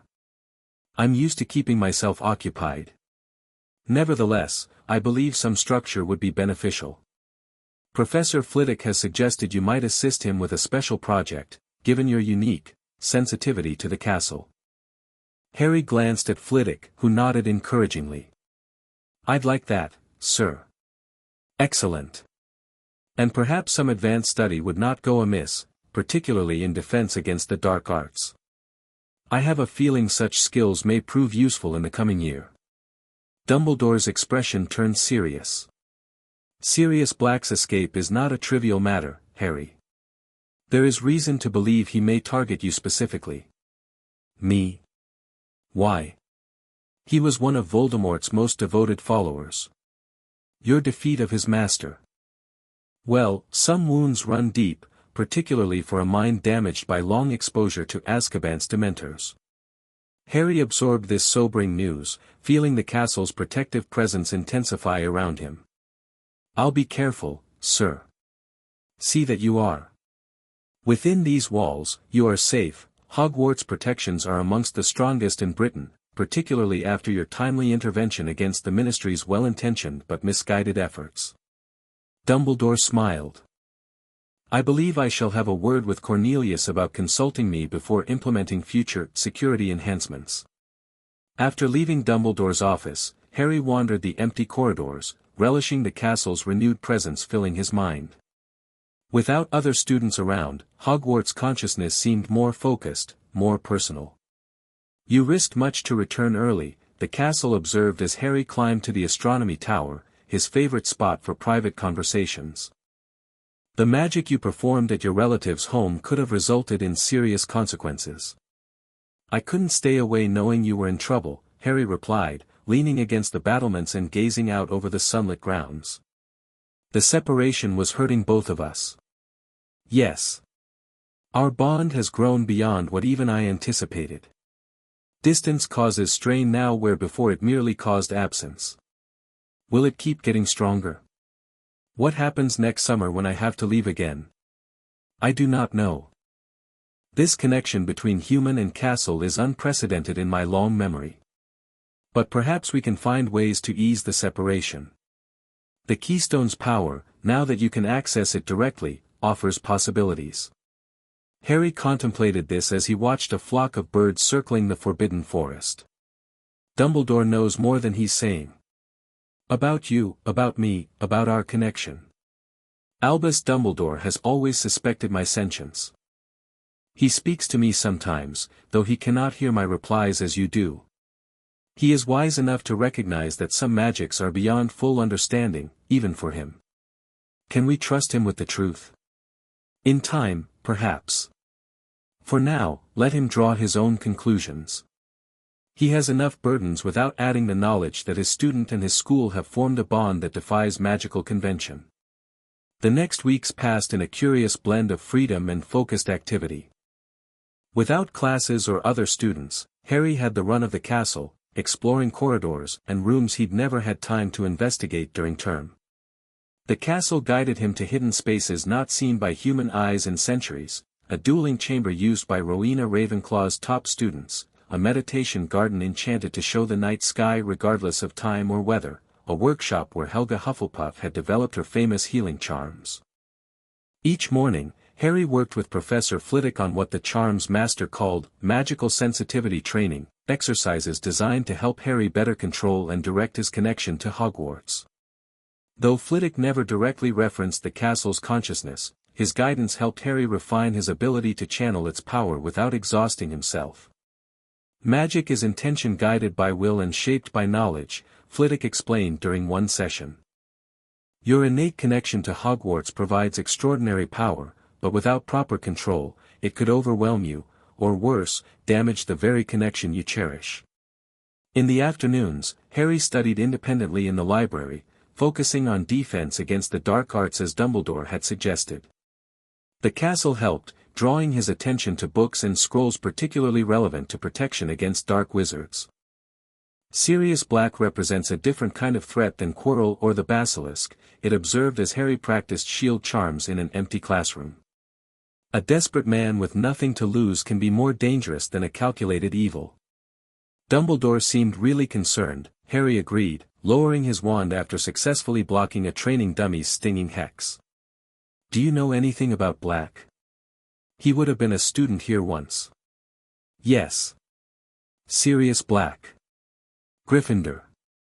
Brilliant but rebellious.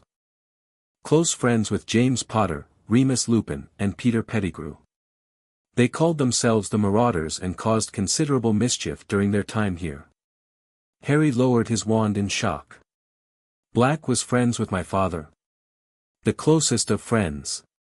More like brothers. Which made his betrayal all the more devastating. Betrayal? What do you mean? The castle's presence seemed to hesitate. It is not my story to tell fully, Harry Potter. But know this, not all is as it appears with Sirius Black. The truth is, complicated. You can't just say that and not explain. Harry protested. I can tell you only what I witnessed within these walls, not what occurred beyond them.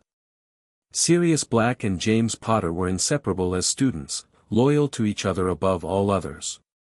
What happened after they left Hogwarts, what led to that Halloween night, those events transpired beyond my awareness. Harry frowned, frustrated by the castle's cryptic response. Are you saying he might not have betrayed my parents? That he might be innocent?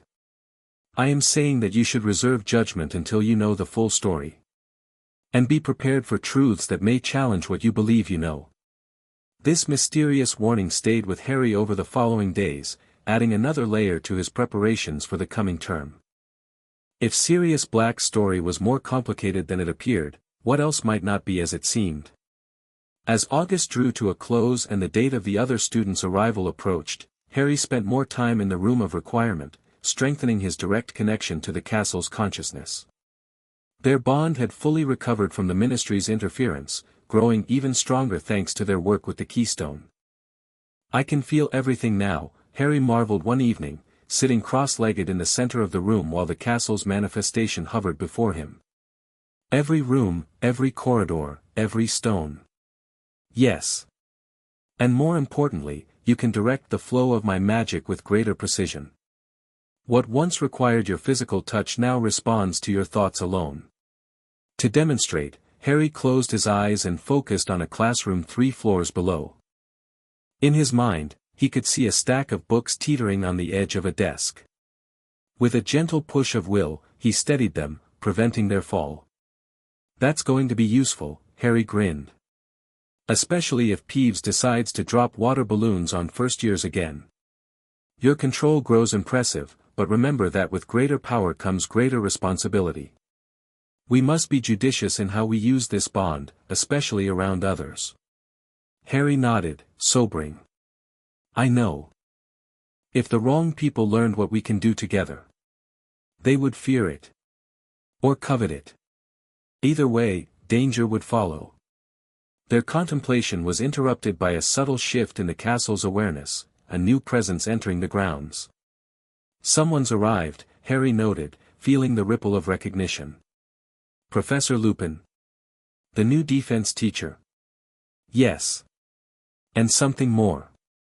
Remus Lupin was one of the Marauders, friend to your father and Sirius Black. Harry's eyes widened. He knew my parents. Quite well. And he carries secrets, both his own and others. He will be an important figure in the coming year, I believe. Does he know about our connection? No. But he is unusually perceptive, and his lycanthropy enhances his sensitivity to magical auras. His what? Harry asked, startled. Remus Lupin is a werewolf, though he manages his condition carefully. It is one of several secrets Dumbledore protects on his behalf. Harry absorbed this revelation thoughtfully. Should I tell him I know? About him being a werewolf, I mean. I would advise against it for now. Let him teach you, get to know you. Trust must be built before secrets are shared. The remaining days before term started passed quickly. Harry watched from his tower window as the staff returned one by one, McGonagall looking refreshed from her holiday, Hagrid sunburned and cheerful, Snape as sour-faced as ever. He had brief, polite interactions with them all, explaining his early arrival as the result of difficulties with his Muggle relatives, which none of them seemed inclined to question. Professor Lupin intrigued him most. The new defense teacher looked shabby and prematurely aged, with graying hair despite being only in his 30s. But his eyes were sharp and kind, and on the 2 occasions they'd spoken, he'd studied Harry with a wistful expression that suggested memories just below the surface. "You have your mother's eyes," Lupin had commented during their first meeting. "But the rest is pure James. Except." He'd trailed off, frowning slightly. "Except what, Professor?" "There's something else about you. Something I can't quite place." Lupin had shaken his head. "Probably just seeing ghosts where there aren't any. Hazard of getting older, I'm afraid." Harry suspected what Lupin was sensing. His connection to the castle altered his magical aura in ways subtle enough that most wizards wouldn't notice, but someone with enhanced senses might. Finally, September 1st arrived. Harry watched from a tower window as the Hogwarts Express pulled into Hogsmeade Station in the pouring rain. The castle's excitement matched his own. Your friends return. And with them, new challenges. I've missed them, Harry admitted. It's been nice having you to myself, but humans need human companionship. I understand, Harry Potter. Our bond is special, but it does not replace friendship. As Harry headed down to the Great Hall for the start of term feast, he felt the castle's awareness expand to encompass all the returning students, hundreds of familiar magical signatures flowing back into its protection. But one signature in particular caught their attention. Dementors, the castle warned with unusual sharpness. At the gates. The Ministry has sent them to guard against Sirius Black, despite Dumbledore's objections. Harry shivered, remembering Dumbledore's description of the Azkaban guards. Are they coming onto the grounds? No. Dumbledore has forbidden them from crossing the boundaries. But their presence disturbs me. Such creatures have no place near children. The entrance hall was filling with students now, their excited chatter echoing off the stone walls as they shook rain from their cloaks. Harry spotted Ron and Hermione pushing through the crowd toward him. Harry! Hermione exclaimed, giving him a quick hug. We were so worried when we heard you'd left your aunt and uncles. Yeah, mate, Ron added, clapping him on the shoulder. Dad was in a right state when the Ministry told him. Said you were lucky not to be arrested after inflating your aunt. It was an accident, Harry protested, though he couldn't suppress a grin at the memory of Aunt Marge bobbing against the ceiling. As they entered the Great Hall, Harry felt the familiar wave of homecoming that always accompanied the start of term feast, amplified now by his deeper connection to the castle. The enchanted ceiling showed a stormy sky, occasional lightning flashes illuminating the floating candles. Where've you been staying? Hermione asked as they settled at the Gryffindor table. Not on your own, surely. Here at Hogwarts, Harry explained. Dumbledore let me stay early. It's been educational. He couldn't keep a small smile from his face, feeling the castle's amused presence. Do not reveal too much, too quickly, it cautioned. Ease them into understanding our strengthened bond. Before Ron or Hermione could question him further, Professor McGonagall led in the new first years for the sorting ceremony. The usual proceedings followed, the Sorting Hats song, nervous 11-year-olds approaching the stool, houses cheering for their new members. Harry applauded automatically, his attention divided between his friends and the castle's running commentary on the new students. That one has exceptional magical potential. Ravenclaw will nurture his analytical mind well. Ah, a natural affinity for earth magic in this Hufflepuff. This Slytherin has overcome significant hardship to reach Hogwarts. You're distracted, Hermione observed shrewdly as Dumbledore rose to give his start-of-term speech. What's going on, Harry? I'll explain later, Harry promised. It's complicated. Dumbledore welcomed everyone back, introduced Lupin as the new defense against the dark arts teacher and, to everyone's surprise and delight, Hagrid as the new care of magical creatures professor. Then his expression grew more serious. On a less cheerful note, he continued, Hogwarts will, until further notice, play host to some of the Dementors of Azkaban, who are here on ministry business related to Sirius Black. They are stationed at every entrance to the grounds, and while they are with us, I must make it plain that nobody is to leave school without permission. Harry felt the castle's displeasure at this announcement, a sentiment clearly shared by Dumbledore himself, judging by his tone. Dementors are not to be fooled by tricks or disguises, or even invisibility cloaks, he added, and Harry had the distinct impression this last comment was directed at him specifically.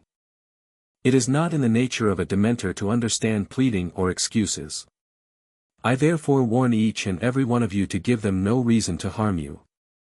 As the feast appeared on the golden plates, conversation turned to the Dementors and Sirius Black. Harry listened to his classmates' theories and speculation with half an ear, more interested in reconnecting with Ron and Hermione after their summer apart. Egypt was brilliant, Ron enthused between mouthfuls of roast chicken. Bill showed us all these ancient tombs with curses on them. Mum wouldn't let Ginny in the last one, these skeletons of muggles who'd broken in and grown extra heads and stuff. That's horrible, Hermione said with a shudder. I went to France. So much magical history there. I rewrote my entire history of magic essay to include what I learned about the medieval witch burnings in Provence. How fun, Ron said, clearly thinking the opposite. Harry laughed, the familiar banter between his friends warming him as much as the castle's presence in his mind. This was what he'd missed during the summer, human connections to balance his deepening bond with Hogwarts. After the feast, as they headed up to Gryffindor Tower, Harry pulled Ron and Hermione into an empty classroom. I need to tell you both something important, he said, closing the door and feeling the castle automatically place a subtle privacy charm around them. Something happened this summer with the castle. He explained about feeling the castle's distress while at the Dursleys, his impulsive return to Hogwarts, and their confrontation with the ministry researchers. He kept some details vague, the full extent of his access to the keystone, the depth of his merger with the castle's consciousness, but conveyed enough for them to understand that his connection had grown significantly stronger. So you can feel the whole castle now? Ron asked, wide-eyed. Like, every room and corridor? Pretty much, Harry nodded. And I can influence things more directly. Watch. He focused briefly, and the nearby desk rose a few inches off the floor before settling back down, all without Harry drawing his wand or speaking a spell. Hermione's jaw dropped. That's wandless magic. That's incredibly advanced, Harry. It's not exactly wandless magic in the traditional sense, Harry explained. It's more like, the castle lends me its power. I'm directing energy that's already there, not generating it myself. Still bloody brilliant, Ron declared. Think of the possibilities. You could prank Malfoy without him ever knowing it was you. Ron. Hermione scolded. This is serious. Harry's connected to the fundamental magic of Hogwarts itself. She turned to Harry with concern. Have you told Dumbledore the full extent of this? Harry shook his head. The castle thinks we should be careful about who knows everything. Dumbledore suspects something, but he doesn't know how deep the connection goes. The castle thinks. Hermione repeated. You talk about it like it's a person making decisions. Because it is, in a way, Harry said. Hogwarts has its own consciousness, its own personality even. It's been developing for centuries, absorbing magic and memories from everyone who's lived here. Hermione looked fascinated despite her concerns. That's extraordinary. I've read theories about magical buildings developing a kind of awareness over time, but nothing like what you're describing. The castle says it's unique, the result of how the founders created it and the sheer amount of magic that's been performed here over 1,000 years. Ron shook his head in amazement. And it chose you. Out of everyone, it picked Harry Potter. Because of my connection to Gryffindor, Harry explained. I'm descended from him, and there's this whole complicated thing with bloodline magic and Slytherin's heir. It's a lot to explain. You'll have to tell us everything, Hermione insisted. But not tonight. It's getting late, and we have classes tomorrow.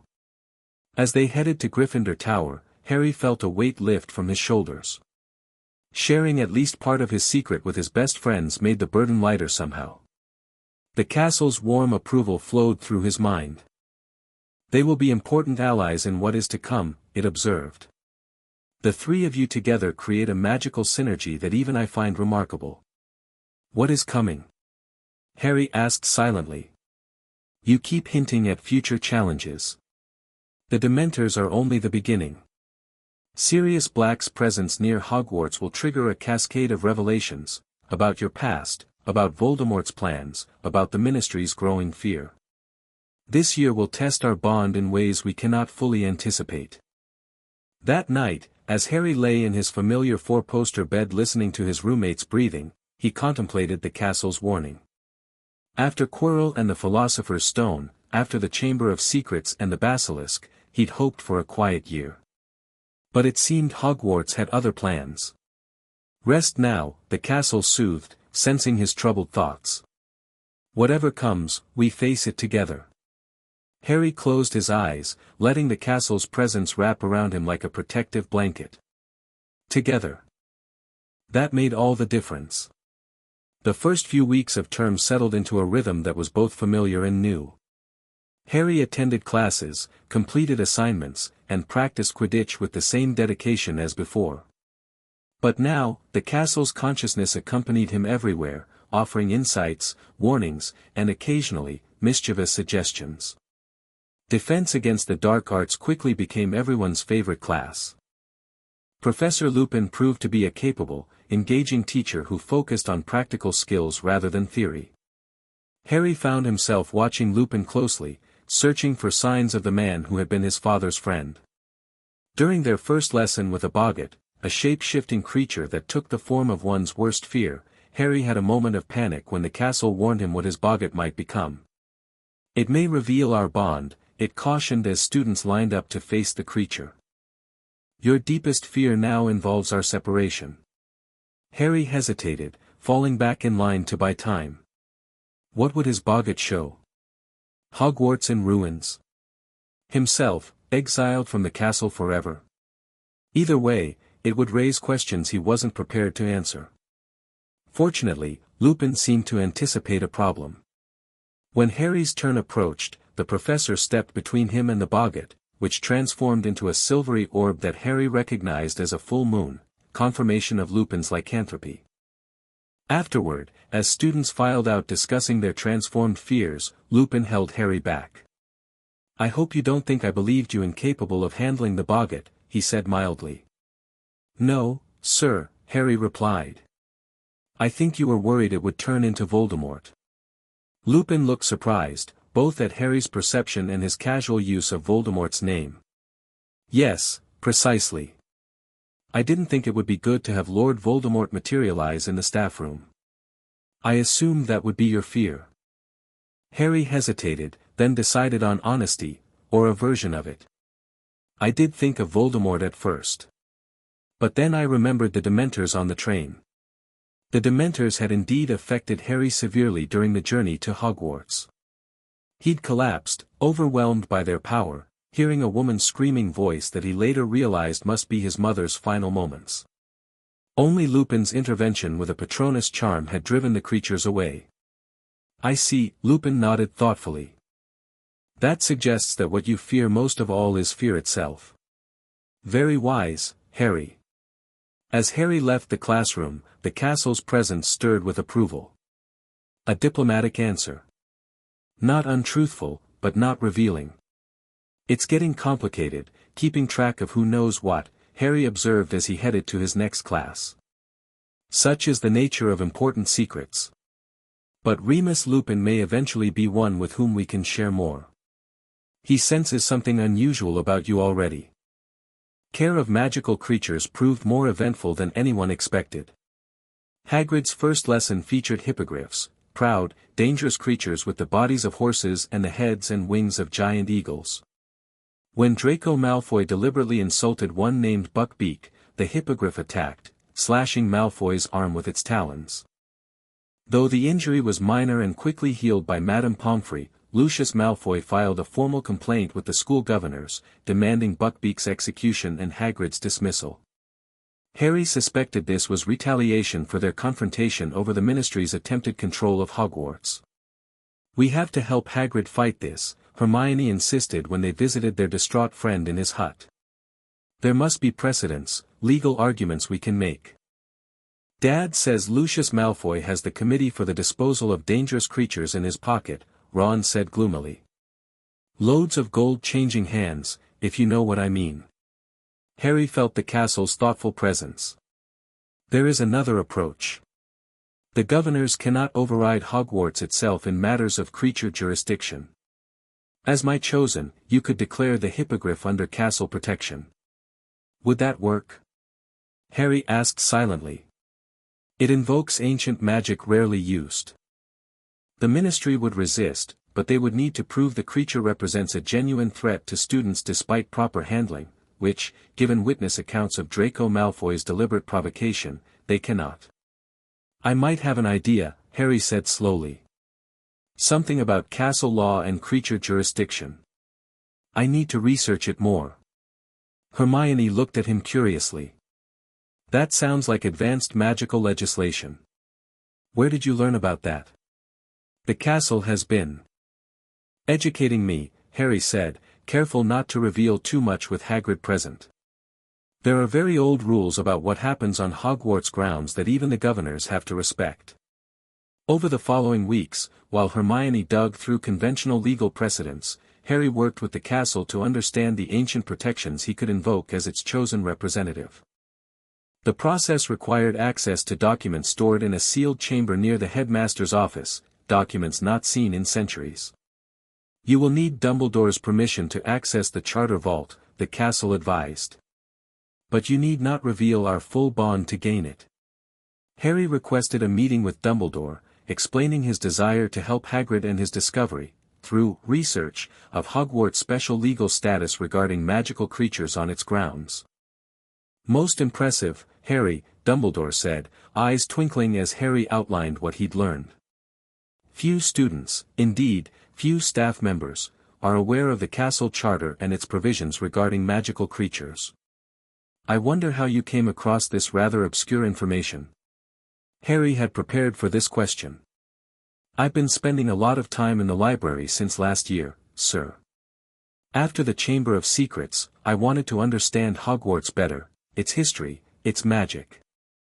I found references to the charter in Hogwarts, a comprehensive magical history, and thought it might help Hagrid."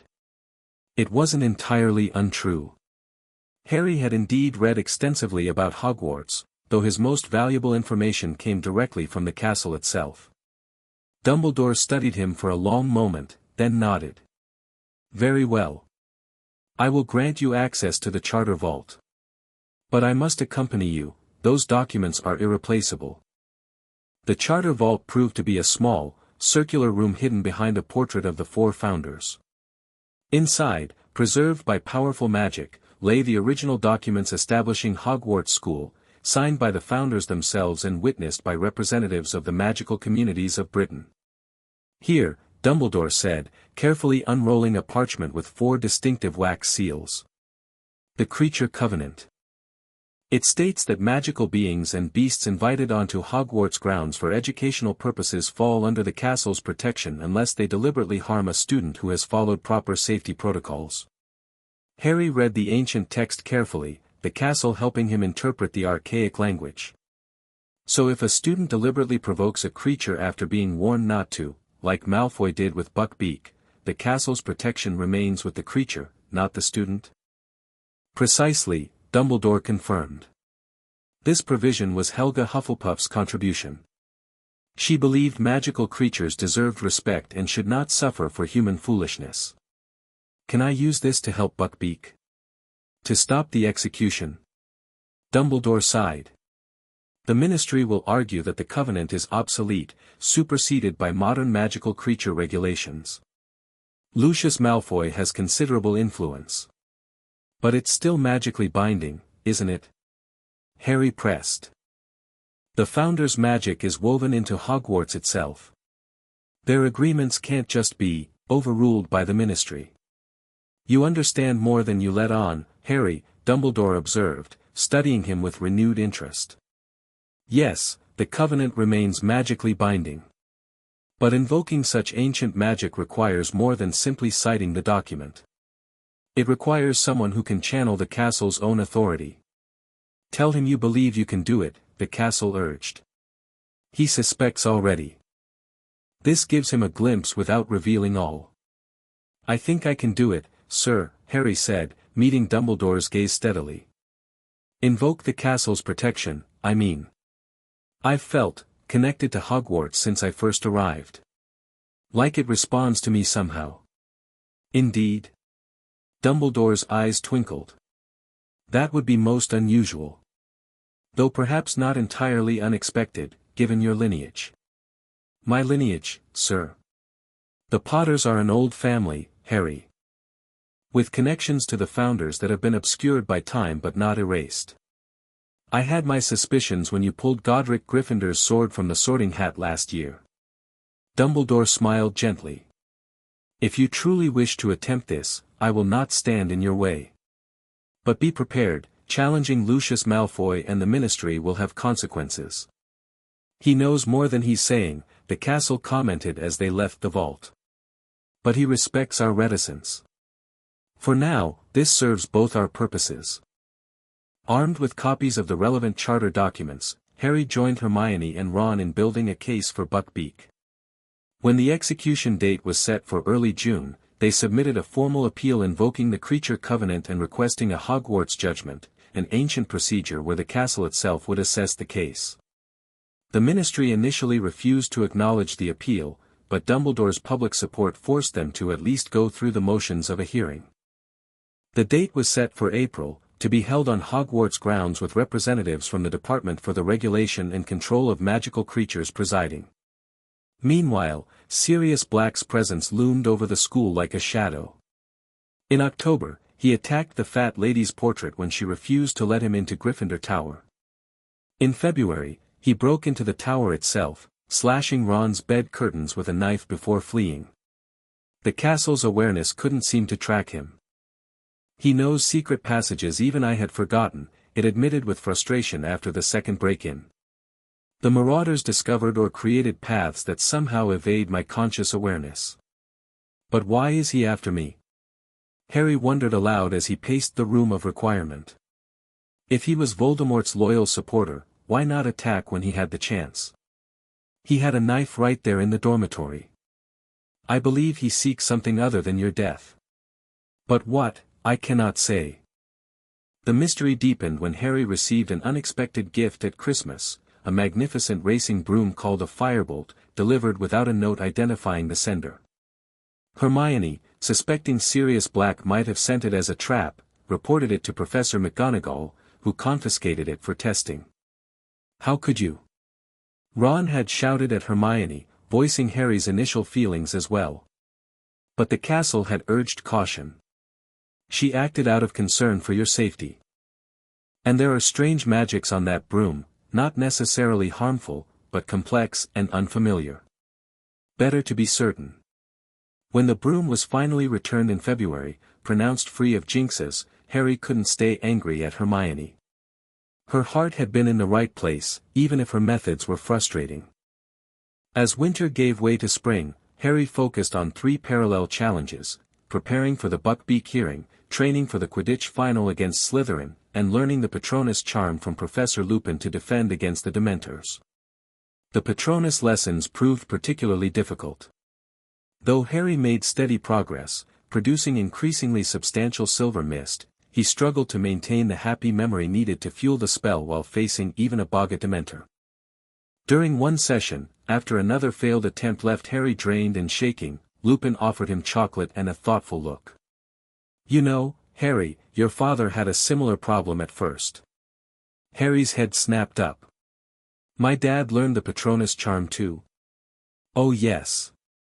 All four of us did, your father, Sirius, Peter, and myself. We called ourselves the Marauders, you know." A wistful smile crossed Lupin's face. James couldn't maintain the focus at first. His mind was always racing in too many directions. How did he overcome it? He found the right memory. Not just any happy moment, but one that represented what mattered most to him. Lupin hesitated. "It was a memory of your mother, as it happened. The moment she finally agreed to go out with him, after years of rejecting his rather theatrical advances." Harry smiled, treasuring this small insight into his parents' relationship. "What form did his Patronus take?" "A stag," Lupin replied. "Magnificent animal.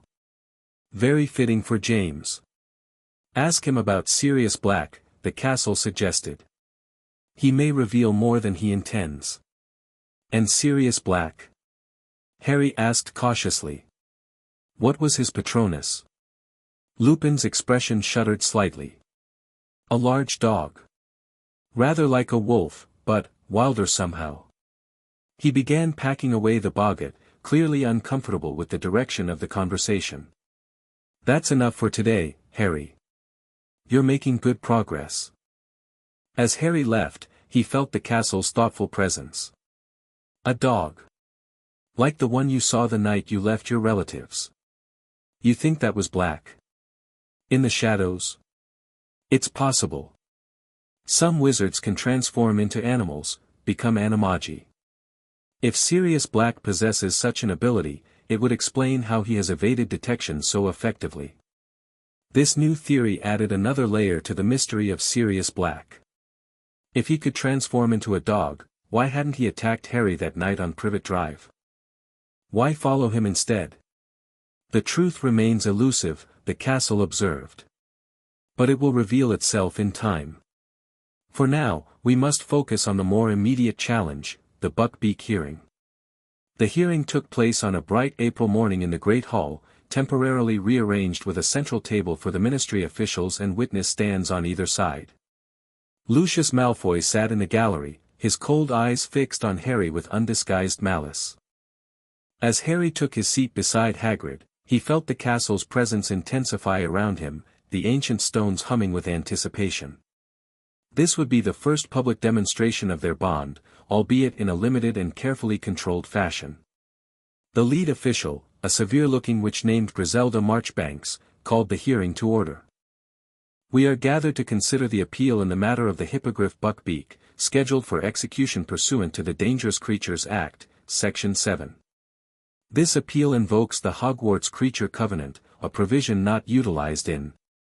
She checked her notes, frowning, 462 years. "Most irregular." Dumbledore rose from his seat at the staff table.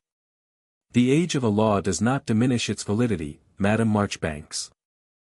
The Founders' Covenant remains binding magical law on Hogwarts grounds." "So you claim," drawled Lucius Malfoy, rising smoothly. "But my son was viciously attacked during a lesson that was clearly unsafe and improperly supervised. The beast is dangerous and must be put down." "Mr. Malfoy is not a witness in this proceeding," Dumbledore noted mildly.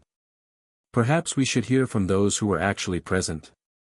What followed was a parade of student witnesses, most from Slytherin, clearly coached by Malfoy to emphasize Buckbeak's ferocity and Hagrid's incompetence. But Hermione had prepared well, calling Gryffindor, Hufflepuff, and Ravenclaw students who testified that Hagrid had given clear safety instructions which Draco had deliberately ignored. Finally, it was Harry's turn to speak. As he approached the witness stand, he felt the castle guiding him, its centuries of accumulated knowledge helping him navigate the formal procedures. "Mr. Potter," Marchbanks began, "you wish to invoke the Creature Covenant on behalf of the Hippogriff. On what authority do you make this claim?" This was the crucial moment. Harry took a deep breath, placing his palm flat on the stone railing of the witness stand. "By right of blood and bond," he said, the formal words flowing through him from the castle's guidance. "I, Harry James Potter, heir to the line of Gryffindor, call upon Hogwarts itself to witness and judge." The moment the words left his mouth, magic surged through the great hall. The floating candles flared brighter, and a low humming filled the air as the castle's power responded to Harry's call. The stones beneath their feet vibrated gently, and many of the officials shifted uncomfortably as they felt the ancient magic stirring. "What is this?" Marchbanks demanded, looking alarmed. "Dumbledore, what magic is being performed here?" "Not my magic, Madam Marchbanks," Dumbledore replied calmly. "Mr. Potter has invoked the judgment of Hogwarts, as is his right under the Covenant. The castle itself will now evaluate the truth of all testimony given." Harry remained standing, channeling the castle's power as it spread throughout the hall. The magic wasn't visible except as a slight shimmer in the air, but everyone present could feel it, ancient, powerful, and thoroughly alive. "This is absurd," Lucius Malfoy snarled, though Harry noticed he looked distinctly nervous. "The boy cannot possibly." "Silence!" Harry commanded, his voice carrying an authority that wasn't entirely his own. "Hogwarts will judge the truth." The castle's magic intensified, focusing on Draco Malfoy, who squirmed in his seat as if under an uncomfortable spotlight. Then, to everyone's astonishment, a vision appeared in the center of the hall, a ghostly replay of the incident with Buckbeak, projected from the castle's own memory of events. The assembled officials watched in stunned silence as the scene unfolded exactly as Harry and his friends had described, Hagrid giving clear instructions, students successfully approaching hippogriffs with proper respect, and then Draco deliberately insulting Buckbeak after being explicitly warned not to. When the vision faded, the great hall remained silent for several seconds. Then Marchbanks cleared her throat. "Well. That was most illuminating." She shuffled her papers, clearly discomfited. "In light of this unusual evidence, the committee finds that the hippogriff Buckbeak acted as any reasonable creature of its kind would when provoked, and therefore cannot be held accountable under the Dangerous Creatures Act. The execution order is rescinded." Hagrid's whoop of joy was deafening. Lucius Malfoy stood, his face livid, and pointed his walking stick at Harry. "You will regret this interference, Potter," he hissed. "The Ministry will not forget how you have manipulated these proceedings." "I didn't manipulate anything," Harry replied calmly, still feeling the castle's power flowing through him. "Hogwarts showed the truth. If you're upset about that, perhaps you should teach your son to follow instructions." As Malfoy stormed out, the castle's satisfaction rippled through Harry's mind. "Well done. You revealed enough of our bond to serve justice, without exposing its full extent." But Harry knew there would be consequences. The Ministry officials were already huddled together, whispering and casting occasional glances in his direction. This public demonstration of his connection to Hogwarts, however limited, would not go unremarked. "That was brilliant, Harry!" Ron exclaimed as they left the hall. The look on Malfoy's face when that vision appeared. "How did you do that?" Hermione asked in a lower voice. "I know the castle helps you, but that was like you were channeling Hogwarts itself." "I was," Harry admitted quietly. "Our connection has been getting stronger. The castle can work through me now, not just with me." Hermione looked troubled. "Be careful, Harry. You saw how the Ministry people reacted. They're afraid of what they don't understand." Her warning proved prophetic. The very next day, an article appeared in the Daily Prophet, "Boy Who Lived Demonstrates Unusual Power." Ministry officials, disturbed by Potter's control over Hogwarts. The article, written by a reporter named Rita Skeeter, described the hearing in sensationalist terms, suggesting Harry had unprecedented and potentially dangerous control over Hogwarts Castle, and questioning whether a 13-year-old boy should wield such power over Britain's premier magical institution. "This is bad," Hermione said, reading over Harry's shoulder at breakfast. "They're trying to make it sound like you're somehow threatening the school." It gets worse, Ron added, pointing to the final paragraph. Ministry sources indicate that a special committee will be formed to investigate the nature of Potter's connection to Hogwarts and determine whether additional oversight is needed to ensure the safety of students and the proper governance of the school. Minister Fudge has expressed grave concerns about magical abilities that circumvent established authority. Harry felt the castle's concern mirroring his own. They will attempt what the researchers failed to accomplish, control over my magic, but now through you. We need to talk to Dumbledore, Harry decided, pushing away his barely touched breakfast. This is exactly what he warned me about. But when they arrived at the stone gargoyle guarding the headmaster's office, Professor McGonagall was just coming down the spiral staircase, looking grave. Potter, I was about to send for you.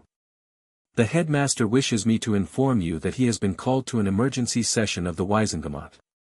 The minister is proposing new legislation regarding magical entity oversight that would affect Hogwarts directly. Because of what I did yesterday.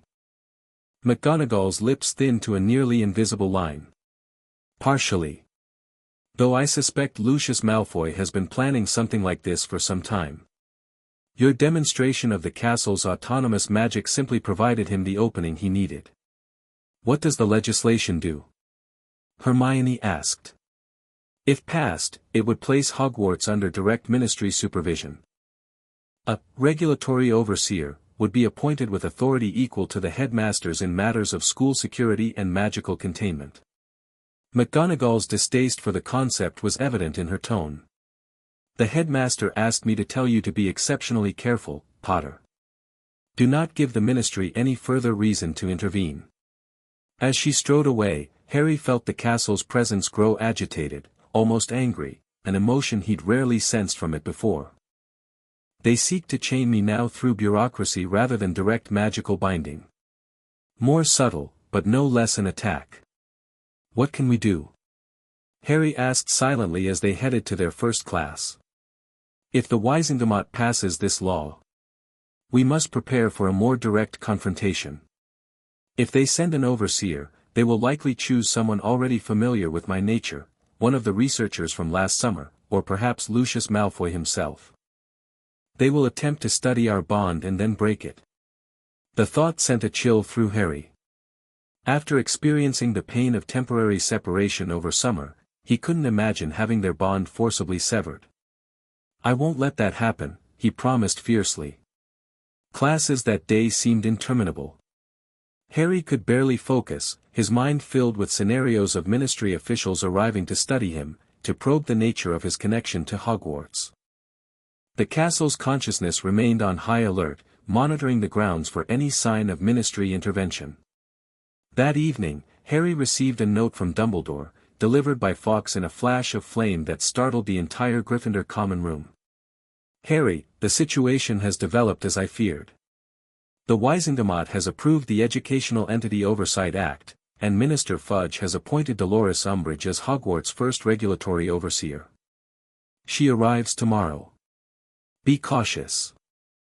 Say nothing of your special connection to the castle. Professor McGonagall and I will handle official interactions with Madame Umbridge. More when I return this evening. Albus Dumbledore, Umbridge. Ron frowned.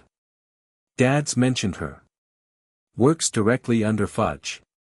Hates anything that's not fully human, been pushing anti-werewolf legislation for years. Sounds like exactly the sort of person who'd want to control Hogwarts, Hermione said grimly. Someone who fears magical autonomy. Harry felt the castle searching its memories. Dolores Umbridge. Slytherin. Graduated 1964. Unremarkable academically but politically ambitious even then. Known for reporting fellow students to authority figures for minor infractions. Left no positive impression upon my stones. The castle remembers her as a student, Harry told his friends. Doesn't have much good to say. We'll need to be very careful, Hermione warned. If she's coming specifically to investigate your connection to Hogwarts. I'll avoid her as much as possible, Harry promised. But avoidance proved impossible.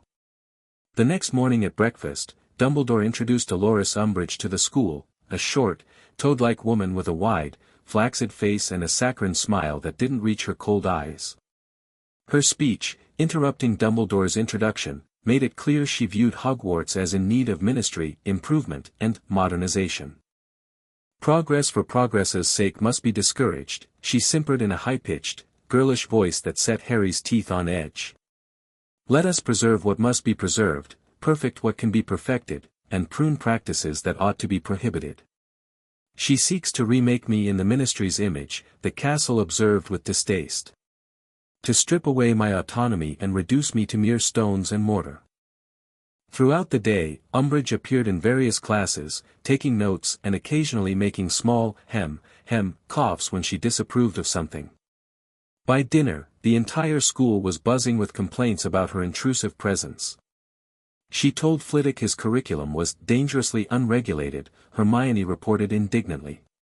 As if he hasn't been teaching charms brilliantly for decades. She asked Hagrid if he was fully human, Ron added. Right in front of the whole class. Poor bloke went bright red. But worst of all, from Harry's perspective, was her obvious focus on him. He could feel her watching him in the Great Hall, in corridors, even from windows as he practiced Quidditch. The castle's awareness tracked her movements, warning Harry whenever she approached so he could guard his thoughts and actions. The confrontation Harry had been dreading came 3 days after Umbridge's arrival. He was summoned to her office, a sickeningly pink room filled with decorative plates showing mewling kittens, for what she called a friendly chat. Mr. Potter, she began, her smile not reaching her eyes. I've been most interested in learning about your special relationship with Hogwarts Castle. Harry kept his expression neutral, feeling the castle's cautionary presence. I'm not sure what you mean, Professor Umbridge. Oh, I think you do. She sipped from a floral teacup. Your remarkable demonstration during the Hippogriff hearing was witnessed by several ministry officials. The castle responded to you in a most unusual way. I just invoked an old law, Harry said with a shrug. The Creature Covenant. Anyone could have done it. But anyone didn't, did they? You did. And the castle obeyed you. She leaned forward. Tell me, Mr. Potter, how long have you been able to command Hogwarts in this fashion? I don't command the castle, Harry replied carefully. I respect it. There's a difference. Umbridge's smile tightened. Let's not play games. The Ministry has been aware for some time that Hogwarts Castle exhibits a degree of magical autonomy beyond what's considered normal or safe. What concerns us is that this autonomy now seems focused around you, a 13-year-old boy with a history of, shall we say, dramatic incidents. I don't know what you want me to say, Professor. The truth would be refreshing. She set down her teacup with a delicate clink. Are you controlling the castle, Mr. Potter, or is it controlling you? The question carried an edge that made Harry's skin crawl.